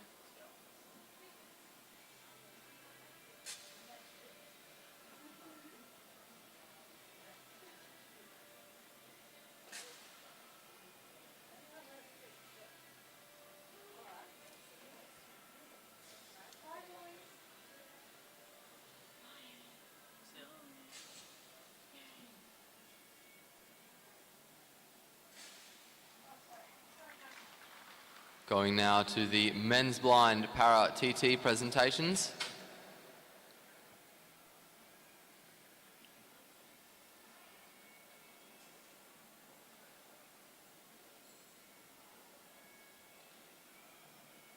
In second place and winners of the silver medal representing Australia, Kane Peris and Luke Zachariah.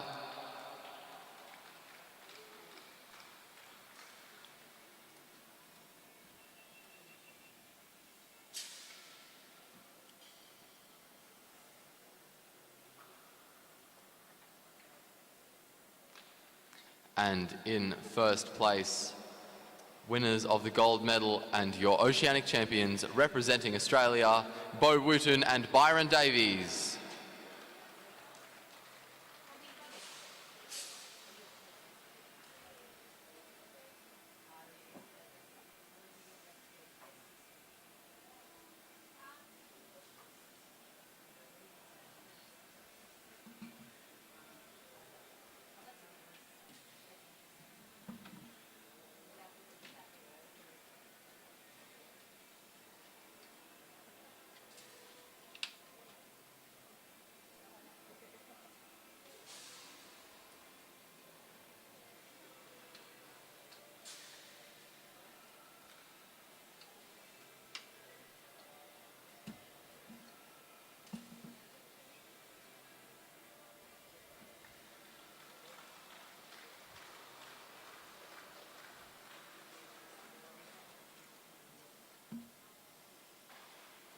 We go now to the C2 presentations in the para men's TT.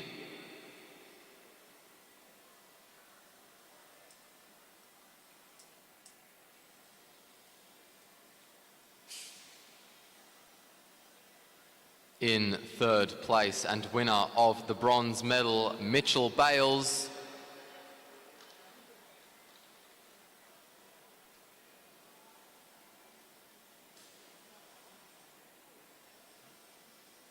In second place and winner of the silver medal, Darren Hicks.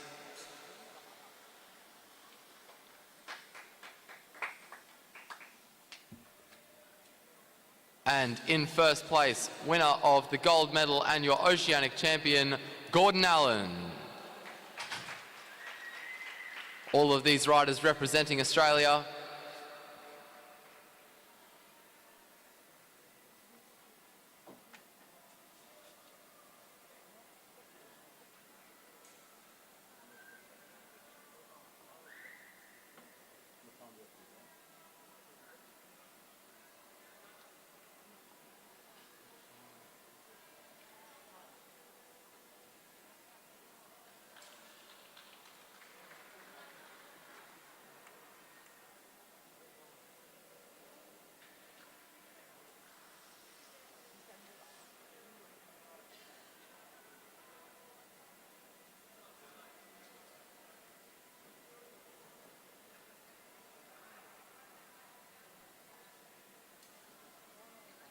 Going now to the C3 men's para TT presentations.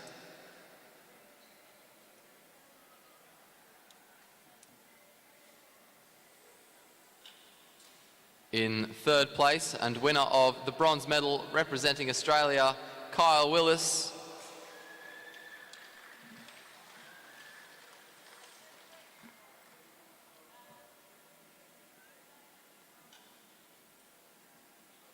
In second place and winner of the silver medal representing Australia, Gregory Walters.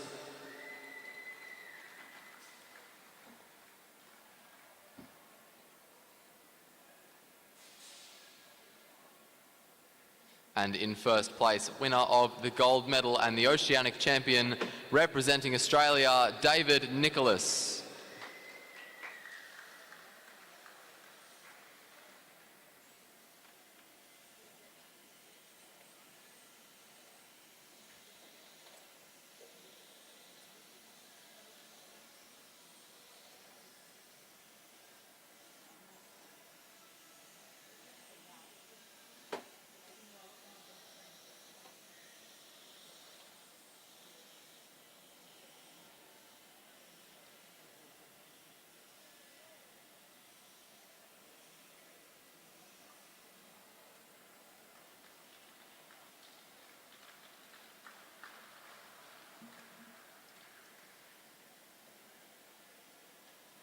Moving on to the C4 Para Men TT presentations.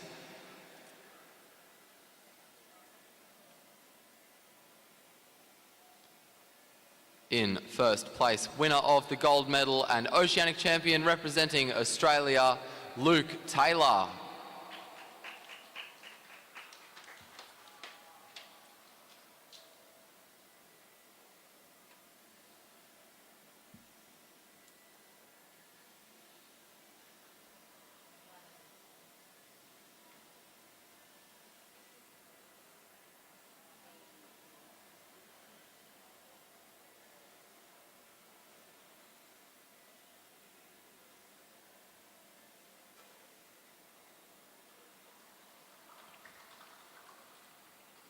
Moving on to the C5 presentations for the Para Men's Time Trial.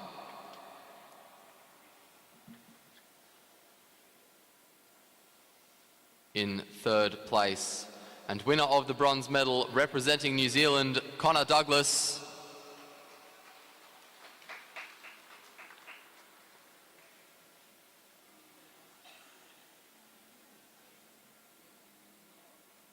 In second place and winner of the silver medal representing Australia, Corey Boddington.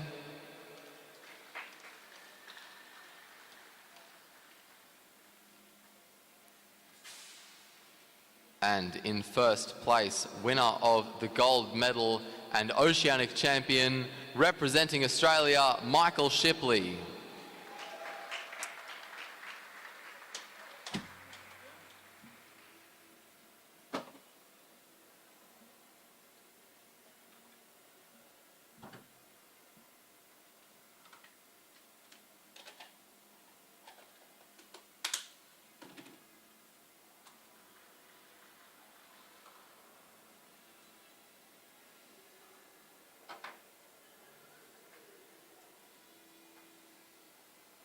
And that concludes the presentations and the session. The track is open for warm-up at 5 p.m, which is in about 6 minutes because we've gone overtime today. And racing will start again at 6 p.m. with the under-19 women's time trial final.